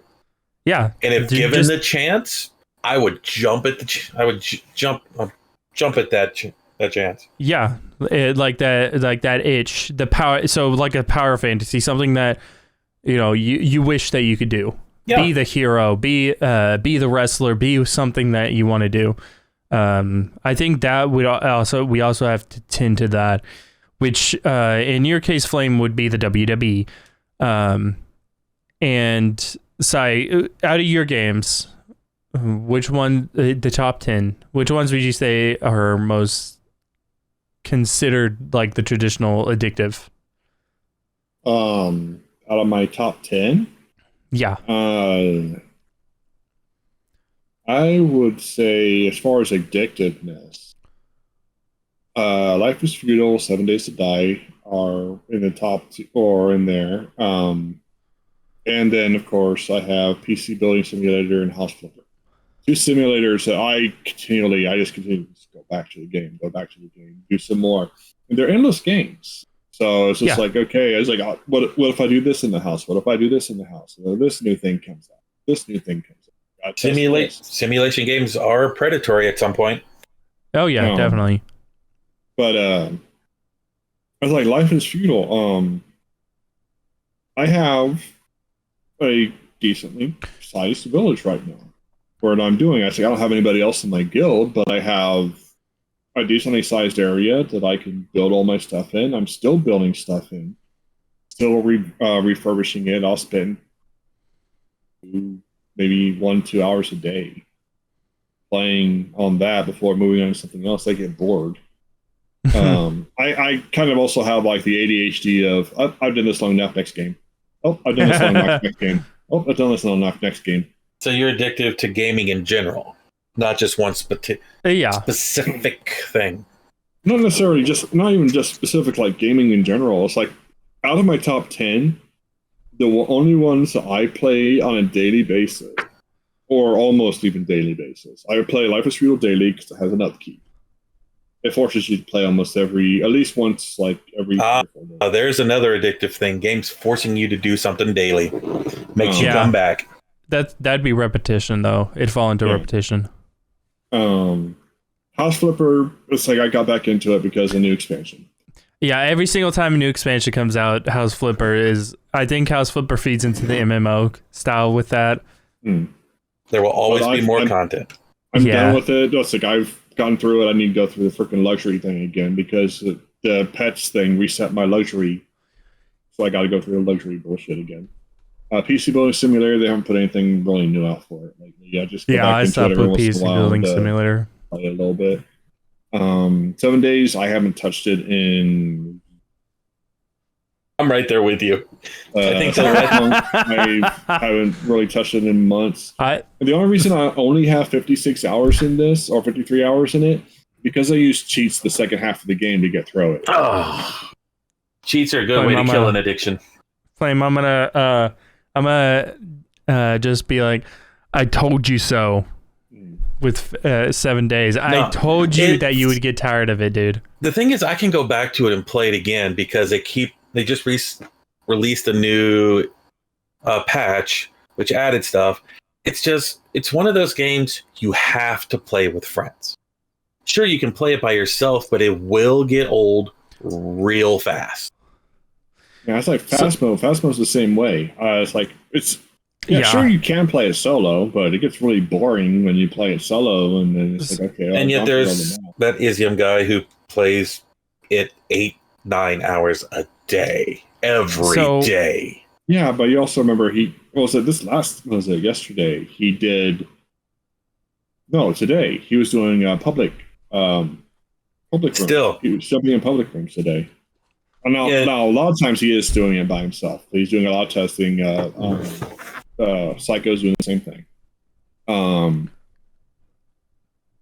But So, yeah, real quick, what about you, are those Sam? games that I consider the traditional level of addictive in my top 10? In your top 10? House Flipper, Game Dev Tycoon, YouTuber's Life, and The Old Republic. How would you say Game Dev Tycoon? Game Dev Tycoon feeds into the simulator aspect. It's never ending. You even after you complete the game, you don't ever have to stop. But there eventually becomes a time where there's nothing else to do. Yeah, but it's still never ending. Yeah, you've unlocked everything. You've made every game type. It doesn't matter. You're still able to play. You're still able to make money. You're still able to get reviews. You're still able to get trash reviews. It does not stop. But and Grand Theft Auto, I would say Grand Theft Auto 4 as well. Are we talking about online? Oh no, that's 5. No, mind. This is just Grand Theft Auto 4 single player. I go into it whenever I have a really shitty day. And are you a hooker? Do you run hookers down? No, I shoot people. Okay. I'm getting laid tonight. Run her over. Why would I have to do that? Do you remember that? What was that one game? The one that basically had all of the hate dump onto it. Hatred. Hatred, yeah. But anyway, so we talked about the power fantasy thing, and I think I said 3. I think only 2 would really feed into that. Mass Effect definitely feeds into power fantasy. Commander Shepard is like. He's Mega Chad. He's the ultimate Mega Chad. You know, they removed one of their more addictive traits from their first game. Do you remember in the old version where it said you have to complete the game with a majority for each character? So you have to go through like 80% of the game with just Ashley. Or just Ashley and Tali. Oh, as one of the achievements, yeah. Yeah, and they changed it to 3 battles per character. Yeah. So you can get the achievement, so you're not having to go back. That is an addictive thing. Where you have to get it. But what I'm talking about more is, let's be real. The entire story of Mass Effect is a heroic story. The fallen hero by the end. And Shepard is Space Jesus. He is like the Mega Chad of the gaming industry. Well, if you play as asshole Shepard, he's still the hero. According to... And he's still a Mega Chad. Well, according to recent reports, he may be Space Jesus. Because there's rumors he might be returning for 4. Well, actually, he already came back to life. The reason why they call him Space Jesus is because he dies at the beginning of 2, and he gets revived. Oh yeah, that too. And in order to die for us again. But just like Jesus, he's supposed to return before the end times. Yeah, but and I think maybe Knights of the Old Republic would feed into power fantasy. Is that the MMO or is that just the RPG? That's the regular game. Okay. Knights of the Republic follows the basic Star Wars formula. Big, giant, planet-destroying device is going to wipe out the entire galaxy. You have to save everything. That's the Star Wars formula. And I think that maybe feeds into power fantasy.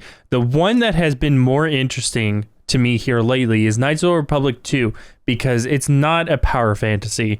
Mitra is not the most powerful Jedi. And the entire story is kind of small claims. It really only affects the religions of the Force. It doesn't even affect the grander scale of the Republic or the Sith Empire. It really only affects the Jedi and the Sith. And that one I can't wrap my head around why I've become so attached to it. Maybe it's nostalgia. I don't know. I don't know much about Star Wars, but I thought the Jedi was a religion. That's what I said. You said there was multiple Jedi religions. I thought it was just the one. No, I said the religions of the Force. Oh, same thing. Well, Jedi, the Jedi or Jediism, is a religion. It's actually a real life religion too.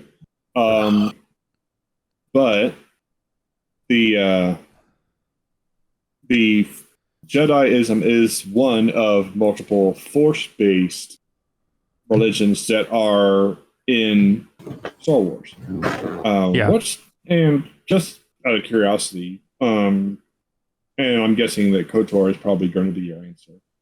But what game do you think has the most canon impact on the storyline, game-wise?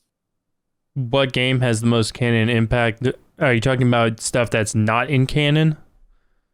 Well, I consider KOTOR to be canon as well as KOTOR 2, but yeah. Well, it's not in canon yet. Yeah. According to Disney, nothing's canon. Sorry, say that one more time, Si. But I was going to say, what game do you think has the most, basically, story impact as far as, like, for the greater Star Wars universe? What do you think has the most impact as far as what makes the most changes or makes the most, like, universe-changing decisions out of all Star Wars games? That'd probably actually be The Force Unleashed. The Force Unleashed literally tells the story of how the rebellion is built.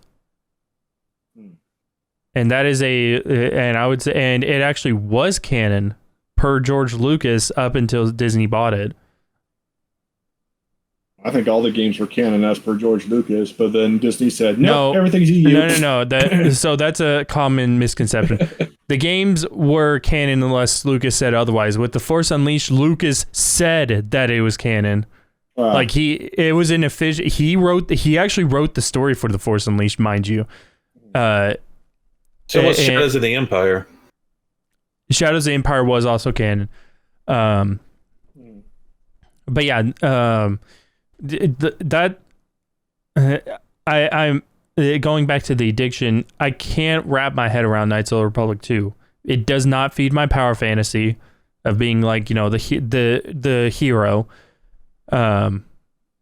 It doesn't feed into any of the normal gaming addiction tropes. I don't know what's up with that one. You still play it. And yet I have almost crossed, I just crossed the 4,000 hour mark in it. And Tomb Raider would be the other one. Like Tomb Raider is one that I'd be completely disconnected from. Lara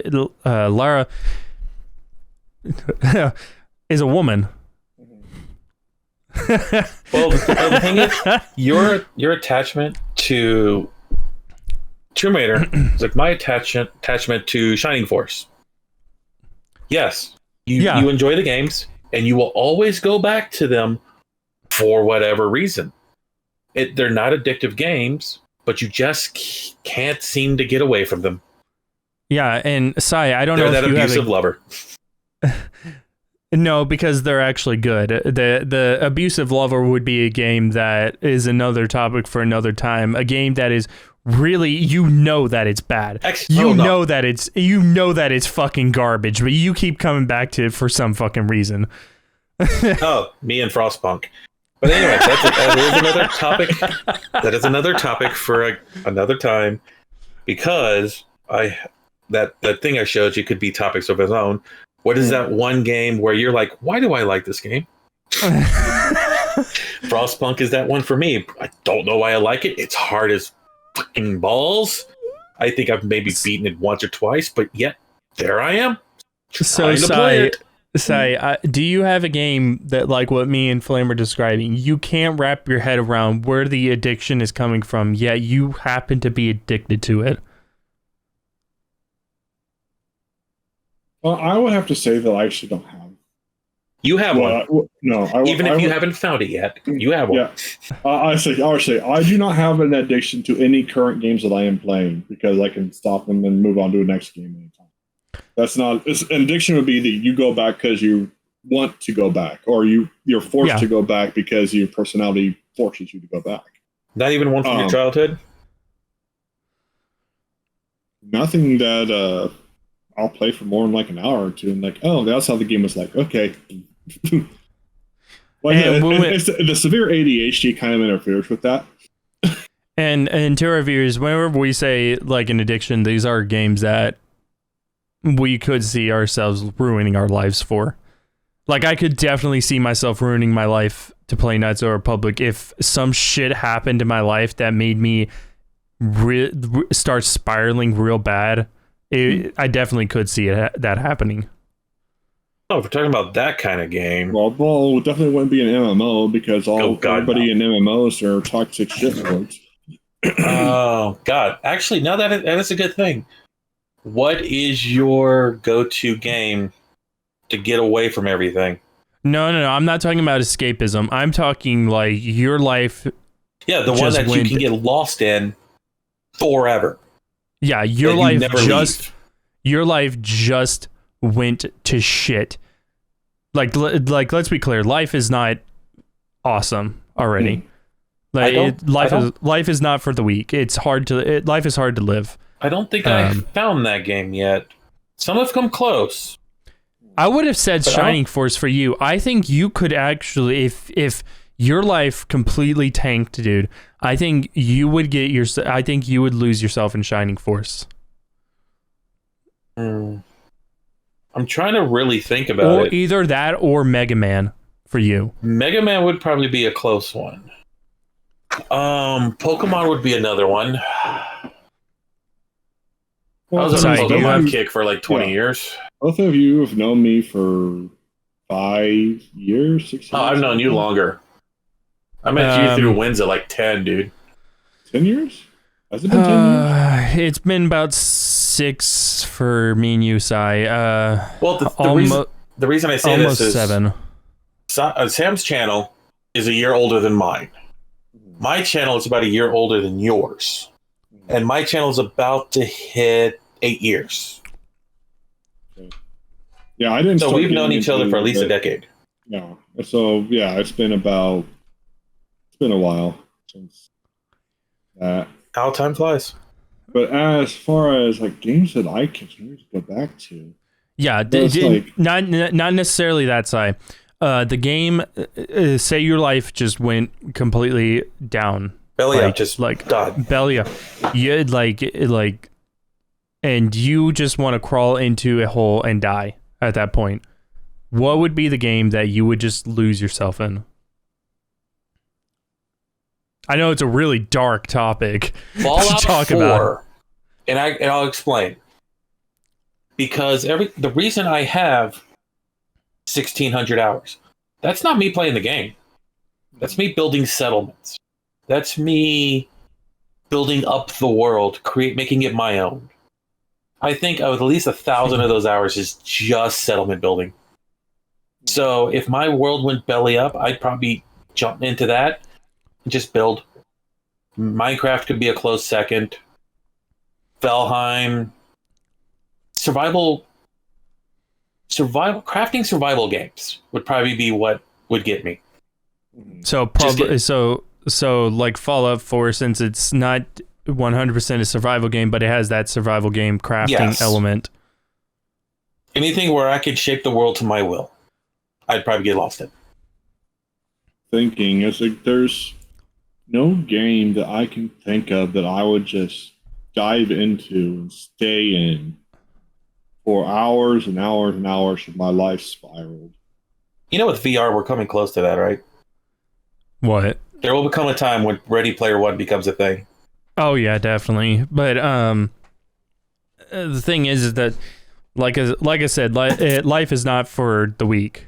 No, life is hard to live. The day you turn 18, life's gonna chew you up and spit you out, and then stomp all over you.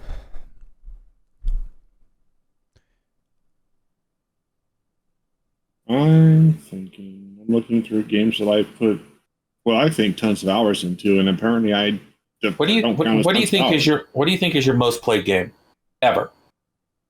Most played game ever? Yes. What is the game you think you've played the most of? So World of Warcraft or Final Fantasy 14. I was about to say the same thing. I was like World of Warcraft.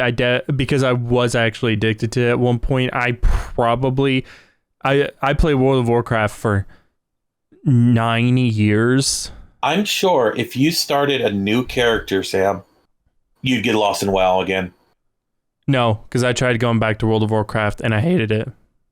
I'm just, you know I'm what? just saying. Do you want to know why? I left because of toxicity, but I don't know about you. No. Whenever I went back, I was planning on playing in moderation. I was planning it to be like the Old Republic. I've played 1,000 hours, but I've played the Old Republic since 2016 or something. And in MMO, putting 1,000 hours in what, 7 years or something? That's nothing. That's like a drop in the fucking bucket. But whenever I went back to World of Warcraft, try and play in moderation, all the memories of the time whenever I was addicted to it came flooding back, and I did not want it. Because I'm not going to even lie to you guys, I was in a bad spot whenever I was playing. Not at first, but around high school, like middle school, high school, I was in a bad spot. And like that's why I said at the very beginning, like, I know how bad gaming addiction can actually be. As far as old games I keep going back to, I'm thinking doesn't have to be an old game. I would like get lost in. And unfortunately, I have this personality trait where I will skip over dialogue a lot. Oh, are you a cutscene skipper? Oh, that is the worst thing to be. But if I actually sat down, I am in a couple of games and read and play through it, everywhere nice. Okay. Don't ever admit that you're a cutscene skipper in MMOs. You will get murdered. In MMOs, no, I'm not. I was in WoW. WoW's cutscenes back in the day did not work. But like I actually met in Final Fantasy XIV with this latest final expansion for this arc. I was talking to someone who is also my level, who was queuing up for the final dungeon. I'm like, so you know about this particular person and why it's so important? He's like, who? You know, the guy we're flying on right now? Yeah, who is he? It's like, what the? He's been the thing is, he has been your rival since expansion 2? When did we meet Xenos? Was that Stormblood or was that Heaven's Ward? We met Xenos.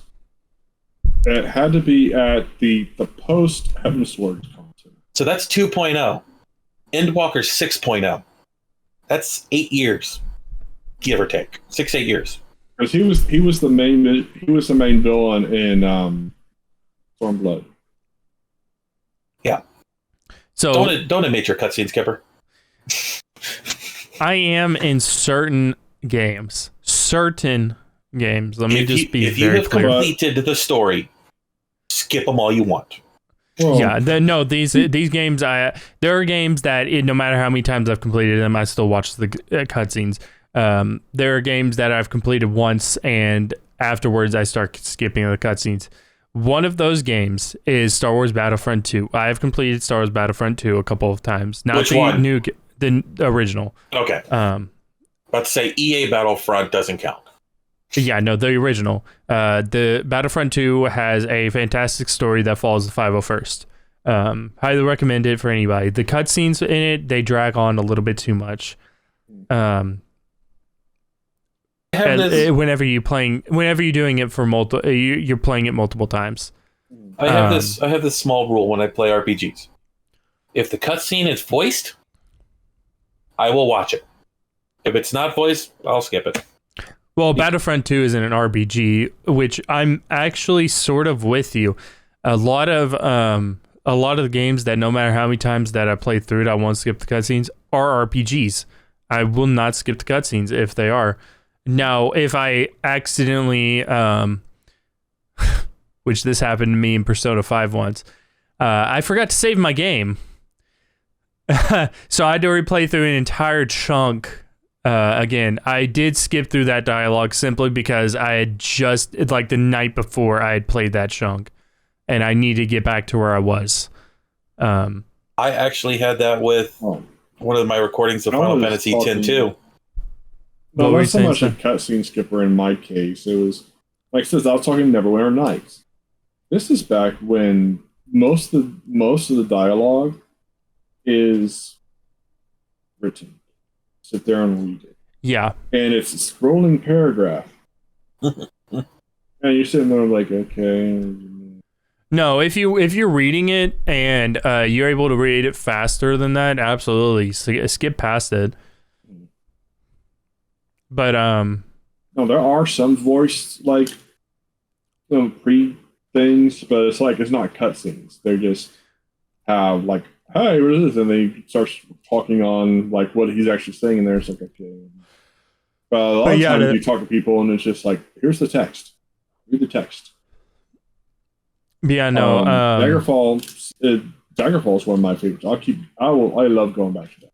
Could you see yourself getting lost into Daggerfall? Or Skyrim? Skyrim I could. Daggerfall, not so much anymore. I used to. I played the hell out of that game. I'm sure there's people out there who's lost themselves in a Morrowind. I couldn't get it. I skipped Morrowind because I could not adjust to the gameplay difference between the 2D and 3D world. And they did not do it very well. Bethesda did not do a good job with their first 3D game. I played a lot of Morrowind. Okay, let me ask. Is Bethesda an addictive game company? Yes. Because they will like, here's a new Fallout game. Here's a new Skyrim game. We know it's going to be shit. We know it's going to be broken. We know there's going to be bugs, issues, but we're still going to play them. Here's my thing. At least they admitted that they're making a new engine. God, fucking finally. It's been like 10 years. They've been saying that since Fallout 3. Yeah. Try more like 20 Flame. I don't know how old that game is. The creation engine. GTA 6, they're working on a new engine. Or Rockstar is. They're putting a new engine in GTA 6. Well, technically, if you want to get real technical, the Rage engine inside of Red Dead 2 is not the same Rage engine inside of GTA 5. That was built from the ground up by them. The creation engine, if we want to get into that, is a updated. It is a updated version of the engine that was used for Morrowind. Yeah, there is actually still game like development kits from Morrowind inside of the creation engine, which I'm just like, why the fuck did you do that? Going back to your tech earlier, since you're good tech, do you remember LA Noire? Yes. How that engine was supposed to be flawless. Everything was mo-capped. Faces were like supposed to be realistic. What happened to that engine? It lasted one game. Well, we can discuss that in another one as a smaller topic. Oh, you want to talk about crazy ass facial expressions? Don't you dare say Heavy Rain. No. I was going to say Mass Effect Andromeda at launch. Oh my god, this guy. This guy. Okay. I'm going to go out on... I'm going to put myself on this cross, on this fire pit. He's addicted to Mass Effect Andromeda. No, not addicted. I think Andromeda is underrated. Oh, I'm not saying it's a bad game. I'm just saying there was buggy as fuck at launch. Sai's feeding into an ancient meme right now. Okay, let me say it. It's just like how I see the Super Mario Brothers movie. Oh, okay? God. No, I have to say this. If it wasn't for the name, it would have been just another game. Andromeda would have just been another open world sci-fi sci-fi game, and no one would have cared. But because of the brand name of Mass Effect, people shit all over it. Yeah. So if you take the Mass Effect name away, take out the the known characters and just put generic stuff in there. It's a very decent RPG. It's not groundbreaking. It's not horrible. I've played a lot worse. All right. Well, let's refocus back onto the subject. Why are you yelling? So, she wants on a the treat. on the topic of Speaking of addictions, that my cat's addicted. I'm letting him. No, you're fine. I'm gonna cut this part out. Your brain is buffering. No, I'm gonna cut this part out. There you go. Go for it. So on the topic of addiction, like I've discussed my journey with, an actual addiction at one point, and if y'all don't have to talk about it, have y'all ever been in that? Have y'all ever actually suffered from the true gaming addiction? Yep. Where it damn near ruined your life. I was 20 or 21. I would go to work, make my paycheck, go home. Got to the point where I couldn't really do anything. I would either buy a new video game, even if I couldn't afford it, like for rent or food. I would go down to the local gaming center. For those of you who don't know, gaming centers are where you can play online games with friends, land-wise, if people know what LAN is anymore. Whoa! And I will. Just went. I just died. There you go. Sorry. I would go down there and play. This is going to date me so much. I would play Dota when it was a Warcraft 3 mod. The original Dota. The original Dota. I would go play City of Heroes. I would go play. What else was there? That Battle. Wasn't City of Villains also around? Yeah, Battlefield Bad Company with friends, and I would just spend $20, $30, $50 at the center, just playing games with people, because I had nothing going on in my life. I was barely home. I was maybe one paycheck away from being homeless. And I just went there to get away from everything. And after a while, I had to stop it because I lost my job, lost my girlfriend, and I ended up homeless. So I had to change the way I did things. What about you, Sai? You have, like I say, if you're not comfortable talking about it, that's fine. No, I can't really think of anything that was like a serious life impact. No, but if I was, when I was younger, especially when I was in my teens, and this is, of course, when you're most vulnerable to this type of thing. Mm-hmm. Yeah. When I do nothing, I wouldn't do. Of course, I hated doing homework anyway. But I wouldn't do my homework. I wouldn't skip school for it, but I wouldn't do my homework. I'd come home, play video games. So I'd come down, play video games until it was time to go to bed or time to eat. Do that, then go back and do that. But I'd skip like doing chores and stuff for playing video games and stuff. And it's like, yes, it had a life impact. It actually I'd say it had a negative impact on me because all I wanted to do was play my games. I didn't want to do my chores. I didn't want to do my homework. I didn't want to do any of my responsibilities. I just wanted to sit here and do all day. Yeah. And this is like when I was like a mid, like I would say high school type. I would say that would be an addiction. I'd say it's pretty minor on the scale of addiction. And I would, of course, I would still go out and see my friends and stuff if they asked me to go out and see my friends. They asked me to go out, but yeah, but it's one of those things where my friends live like 3-4 miles away. And this is a time where I actually couldn't drive at the time, so I rode my bike everywhere. Well, that's also because you live in a rural area too. So I live in the suburbs. I thought you said you lived in a rural area. I live right next to a rural area. Okay, gotcha, I basically gotcha. I live in technically I'm county. Um, it's but the way that the U.S. is built, unfortunately, is that everything is so far away from where people live now that cars are a necessity. Unless Yeah, you live in the but city proper, like I do, you do need a vehicle these days. Yeah. but yeah, no, I would say that I would definitely say yours was an addiction. I would say it's very minor form of an addiction. I actually have something like that too. When my mother always say, "Go out and play with your friends," put the video game down, go to your friend's house, play video games there.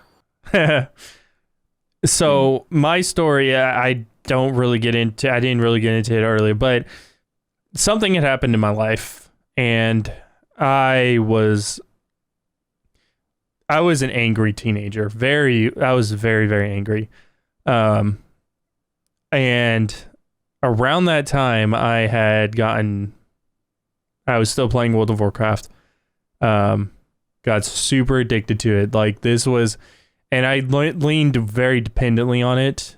I would actually tell people or tell my friends it's good. They'd ask me to come out. I'd be like, no, you got to do some stuff. I would skip school to the point I almost got expelled. I didn't have a girlfriend at the time. And yeah, it got pretty bad. And kind of the catalyst that ended up happening was one, my mom found out, so I ended up getting busted. But there was also a moment that I'd realized I'd gone too far.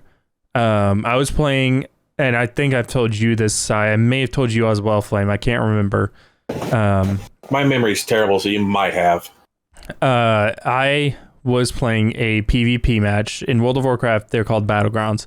Unranked, no stakes in this battleground at all. Not that it even matters. A video game is a video game. There's no real life stakes to it. Unless you're in esports, which that's different. That's a job. And we had lost. This unranked battleground that didn't even affect me. And I got so mad that I broke my keyboard over my knee. I figured that was coming. And whenever that happened, I looked at it and I went, what am I doing? And yeah, it was around that time that my mom also found out what was going on. I got busted for that. And eventually I had to kind of help myself, because at the time gaming addiction was kind of seen as Not as serious as it is now. Not as serious as it should have been. Yeah. They didn't take into the consideration that, emotional damage will do a lot to your brain. And if it's not alcohol that you lean to, it's something else. But yeah, I had to kind of help myself to get back up. So that's pretty much it is with any addiction. In order to get help, you must first realize you have a problem and start and want to fix it. Yeah. No, absolutely. I agree. And yeah, so that's a little bit more into my backstory of my addiction. I would say now, we joke about being addicted now, but like I said at the beginning of this thing, we all three of us have jobs. Real quick before, because it sounds like you might be a little wrapping it up here. Yeah, I am. There's a couple of stories from, I'm just going to say China as a basis, because it's either China, Japan, whatever, the Oriental countries. One of the stories was a couple got married, went to a LAN center, in the tuxedo, in the dress, and just spent hours there. A lady gave birth while playing a game at one of these centers. Went back to video gaming. People have died of exhaustion from video games. People will lose their families, refinance their houses, sell everything they own to play the video games. Just something to feed that addiction, to feed it. And it doesn't seem much. Yeah, sell this item, sell that item. Little stuff. But that little stuff goes... Your Craigslist ads become bigger. They become eBay stuff. They become pawn shops. They become jewelry dealers. It just slowly gets higher just to feed your video game addiction. Yeah. Anything to feed that addiction. And absolutely. And I think one of the big things that as well that, because you said that you have addictive personality. I have an addictive personality. Sai, I don't know if you, I mean, based on what you've told me, you don't seem to have the biggest addictive personality. So I'm not sure if you... He smokes. He has an addictive personality. Well, he could. There's also addiction. That's not the same thing as an addictive personality. Addictive personality is someone who gets an addiction easily. Yes. Yeah. I fight with mine every day. Yeah, I do too. And with smoking, I do this because, oddly enough, when I started working security, almost 10 years ago, I started smoking, not necessarily that job, but when I started working FedEx, I started smoking there because it was a good way to get away from the job. Smoke breaks. It was actually that was escape at that point. That's why I took up smoking. And of course, once you start smoking, that nicotine if you do it for like a very short time, like a week or something like that, and you're like, I don't like this, and you're done. But if you do it for years, that it's not so much the nicotine. You need the nicotine. No, you develop an oral fixation. Not a fixation, but a habit. To basically, you will continue to bring stuff to your mouth. If you're not doing this, you're eating. Do you not see me with this toothpick? Yeah, I've been messing with this toothpick for the last 3 hours. Well, that actually is considered an oral fixation. But it's basically you have to keep something going. It's like I'll drink, I'll eat, I'll do my smoking, and the smoking keeps me from eating all the time. It's one addiction to prevent another addiction. Well, it's one addiction to keep me from being the blob. Not only that, I think that you vape because you're vaping now, which is vape niche. Well, it was what's fat bastard. I eat because I'm depressed, and I'm depressed because I eat. But I with that on tap, like. Absolutely. If people have problems, a lot of people these days, they get real uppity about like, let people do what they want to do. But if, smoking kills you, let's just be real. It does. It kills you. Yeah. And the fact that you do vape, it doesn't harm your body as much. There's still nicotine in it. It does affect you. It affects you, yes. And actually, the studies show that instead of getting the tar and stuff, you're actually getting like trace stuff in you. Yeah, I'm less concerned about that. People who smoke, I'm like, whenever I have friends that have smoked in the past, I'm like, we got to find you a way to cut it out, man. But vape is different. But anyway, but Sai, I noticed that in this discussion particularly, that you don't seem to have that addictive personality trait where you easily get hooked on something. And one other thing that addictive personalities will also fall into, and this is for viewers out there, I think these two can both attribute this to me, is being a workaholic. Oh, God, yeah. Yeah. Happens a lot. You spend so much time at work, you neglect other things in your life. Yeah, that's why some of the most successful people in business are single and depressed. Mm-hmm. Well, hopefully you don't have the depressed issue, but Oh, I have depression, and I will admit it. I'll find Yeah, but, I have depression too, man. I don't think you're human if you don't. Not in this world. yeah, but I was more. It's like, yeah, you have but it's also you press yourself to learn. You push yourself to do everything to get to yourself to where you can be comfortable, and so you don't have to work for the next 30 years. But the thing, you will get to the point where you don't have to work till you're 65. I think.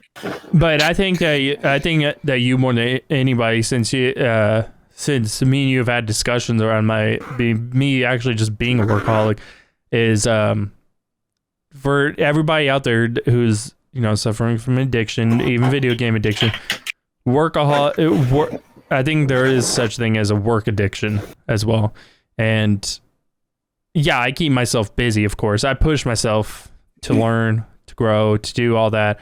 I keep up with current things, but I could very easily, and sometimes have, slipped into being, super driven into where I am actively ruining myself by working.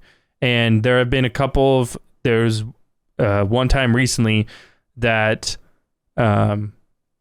for like a solid week, I was just going ham at something, and this is the other thing with addiction, as in particularly workaholics, is somebody had told me something negative and it crumbled me, and it was just like oh shit. So you have to be real careful. Addiction, it's being super into anything. If you do have a typically addictive personality, it can easily drop into the addiction category. One of the things that I ended up developing over time, I think Flame has this too. The give a fuck meter basically dropped to 0. That happened the day I turned 30. Okay, so we'll talk about that off stream or off recording. So I know you're about to end it up, but let's end this off on a high note. Yeah. So I know it's not something major at the moment, but a little bit of gaming news over in April. Like, I don't know how often we're going to be doing this, like once a week, once a month. I'm gonna try to do once a week, but okay, so I'm gonna give a quick bit of gaming news from April to now. Both of them revolve around Square Enix. Actually, no, there's 3 of them now. The first one is about their NFTs. Everybody's been hating on them about it. Their annual earnings conference call. I don't listen to them, but every company has one. They're all public. Oh yeah. They made enough money last quarter, where the NFTs will be a different pot, I guess, like a different bank account versus what they're going to be doing for this game, for their games. So if I remember reading it correctly, you're going to have all the Final Fantasies and all this whatever being paid by customers. And if you want an NFT, it's going to be this little pot of gold over here. It's not going to affect their business. It's not going to affect games. It's not going to affect employment. It's going to be its own separate thing. What do you think about that? That sounds real bullshit is what they are, but yeah, that sounds real shady. Yeah, that's what they said. I mean, all you're paying in NFTs, the whole thing is like you're paying for a receipt of ownership for something that you really don't own. Yeah. Well, the funds have to come from somewhere. I don't know how to feel about that. You have to sell something, someone else buys it, and then you you sell it then? It's a pyramid scheme. No, NFTs actually particularly can't be resold. I thought they could. They're called non-fungible tokens. But they can't be resold. They cannot be stolen either. So you can sell them off, but at the same price you bought it for. It's kind of dumb. What's the point of having it? All you can really do is transfer the receipt. Yeah. The next one out of Square Enix. Sam, how do you feel about them selling Eidos? Eidos Montreal? Yep. Tomb Raider's no longer Square Enix. How do you feel about that? I don't know, because Eidos, they've been under several different names. Square Enix didn't end up buying them until, I don't know, 2012, 2011, something around there. And they've always prevailed, and they're still moving forward with their own with their Tomb Raider. I don't remember who they sold to, but yeah, Eidos has been has moved around. Embracer Group. THQ Nordic. Gearbox. Okay. Yep. I mean, speaking of Gearbox, they bought Perfect Worlds recently too. Yeah, I mean, for me with Tomb Raider and stuff, Eidos, they're gonna keep doing what they're doing. Their sales numbers have proven themselves, so I think that they're fine. The one that I'm a little bit more hesitant, what was the other IP that they sold off? Yeah, there was like 3 or 4 of them, 3 big ones. I'm a little bit more concerned about those, because isn't one of them the Life is Strange IP? No, Square Enix did publish Life is Strange, but they didn't make it. And Deck 9, which is a subsidiary of Square Enix, is actually making it now. They've taken over the reins. I want to say Deep Silver, or I think it was what it was called. Yeah, I can pull up an article about it. I can't remember one, but I think that was part of it, because there was 4 big names plus like 50 smaller ones. It's any of their Eastern markets. DOS X, they're selling that one. Deus Ex. Deus Ex. DOS X. I'm a little... I can't get you on that one because DOS is DOS. Can't do that one. Wait, did they sell Kingdom Hearts? No, did they really sell one of their most profitable. If they did, it's to Disney, because Kingdom Hearts 3 had no Final Fantasy characters in it, or so I'm told. Okay, so Deus Ex. Thief is done. Okay, so Crystal Dynamics, Eidos Montreal, and Square Enix Montreal to Embracer. What I'm seeing here. And Legacy of Kain. So I'm less concerned about Tomb Raider. Tomb Raider's had a really good run these past couple years. Deus Ex has not had anything out for several years. Deus Ex, I would be very concerned about, because they're going to probably try to reboot the series to make money, and it's probably going to suck. I would love a remaster of the first game, but you mean the one that was on like PlayStation? No, it was on I think it was a PC exclusive, but it came out during the Xbox era. It looked horrible. That's all I know. One of the best.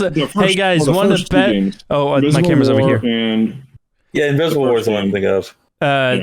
One of the best looking games of the era, and he just shat on it. The Thief games, I liked the original Thief. Oh, Thief is moving too?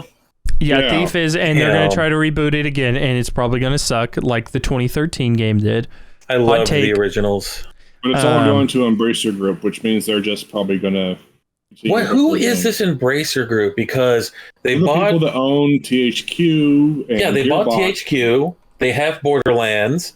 They have... they now just got Tomb Raider and Deus Ex. They bought all the Perfect World games. Aspire.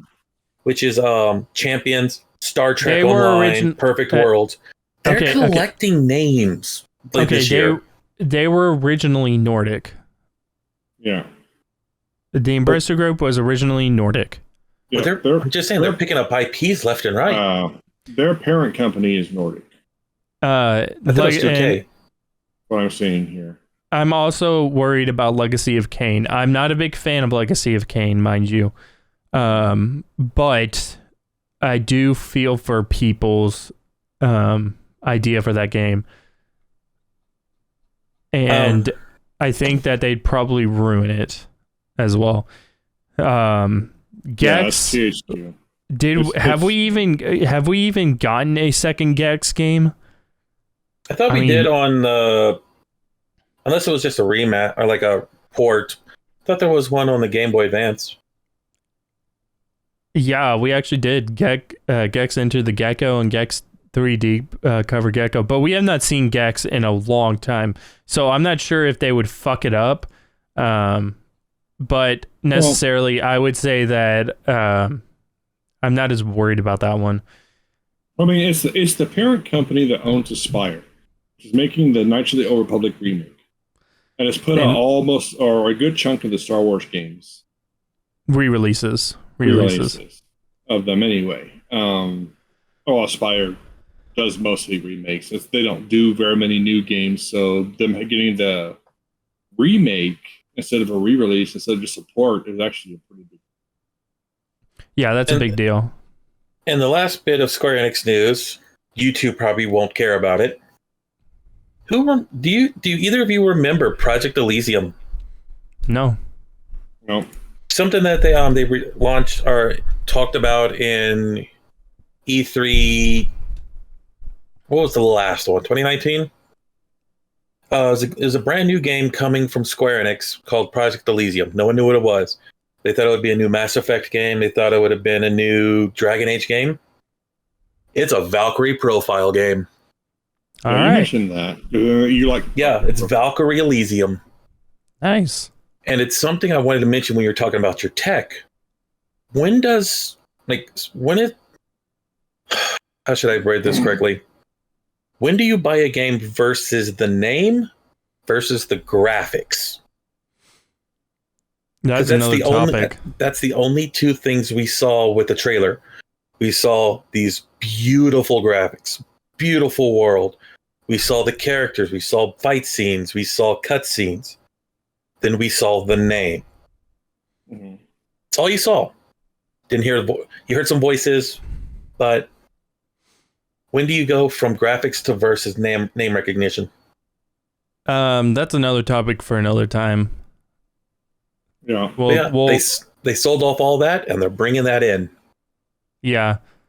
From what I heard, they're going to be pulling in a whole bunch of different and they're also properties. And they're also remastering, or that's the rumor. They got the trademarks to Valkyrie Profile again, so they might be remastering 1 and 2 and releasing them this year. Yeah, I did hear about that one. Them remastering those games. So is Square Enix bringing back the cult favorite Valkyrie series indefinitely? It sounds like it'd be the greatest thing ever in gaming in my mind. I don't know why. If I would say I was addicted to one game, it'd be Valkyrie Profile. It's a fun game. It's slow. But let's go ahead and end this off here. But that's all the news I have. So yeah, because we're like almost 4 hours in. 5 hours. We're at 5 hours. 5 hours. 5:01. Okay, so once again, guys, if since it's our main topic, if you are suffering from video game addiction, the hotline, I will leave it down in the comment section below, but it is 888-594-8501. Go, seriously, if you are even struggling at that moment, those hotlines can really help. And with helping you get through it. It's good that addiction's being taken more seriously in this country. But yeah. So especially after the COVID thing where people were shut in. Yeah. And so guys, go ahead and tell them, tell the audience where they can find you, what you kind of do, and you first, Mr. MIA. What are you saying? Me? No, Mister, I haven't recorded or uploaded in 6 months. Oh, yeah. All right, well, Sci-Fi, you can find me on YouTube at Sci-Fi Gaming. That is my main channel. I really haven't been doing very much with it, though I do plan to start doing stuff here soon. I always say that, and then I never do anything. That's like me and my second channel. But I'm actually working on something, though. As towards the rebranding, it's just going to take a while to get everything in place to get what I need to get done. And since it's a new project, it's just going to take me time to get everything sorted. We're probably going to have a few more of these before I even get anywhere close to finishing that for my rebranding. But that's where you can find me if you want to see some of my old stuff. You can see my pretty face over there sometimes on the some of the videos, but a lot of it nowadays is no commentary, so it's just the gameplay. All right, Flame, you can find me at one of 3 places. My main channel, Flame Inc., INC, not INK. Apparently there is a channel out there called Flame Inc. It's like a tattoo thing. That's where I do all of my main stuff. I am currently doing Fire Emblem, Iron Man, or permadeath sort of thing. I'm also doing a Nuzlocke challenge over there for all you Pokemon fans. Doing actually fairly well for a randomizer. And on Twitch is twitch.tv/Hidden Flame, right? It's no, Flame Inc. Live. Ah, okay. I also have I rebranded my second channel, which was originally Flame Inc. Live, to Final Fantasy Theories. I rebranded that last month.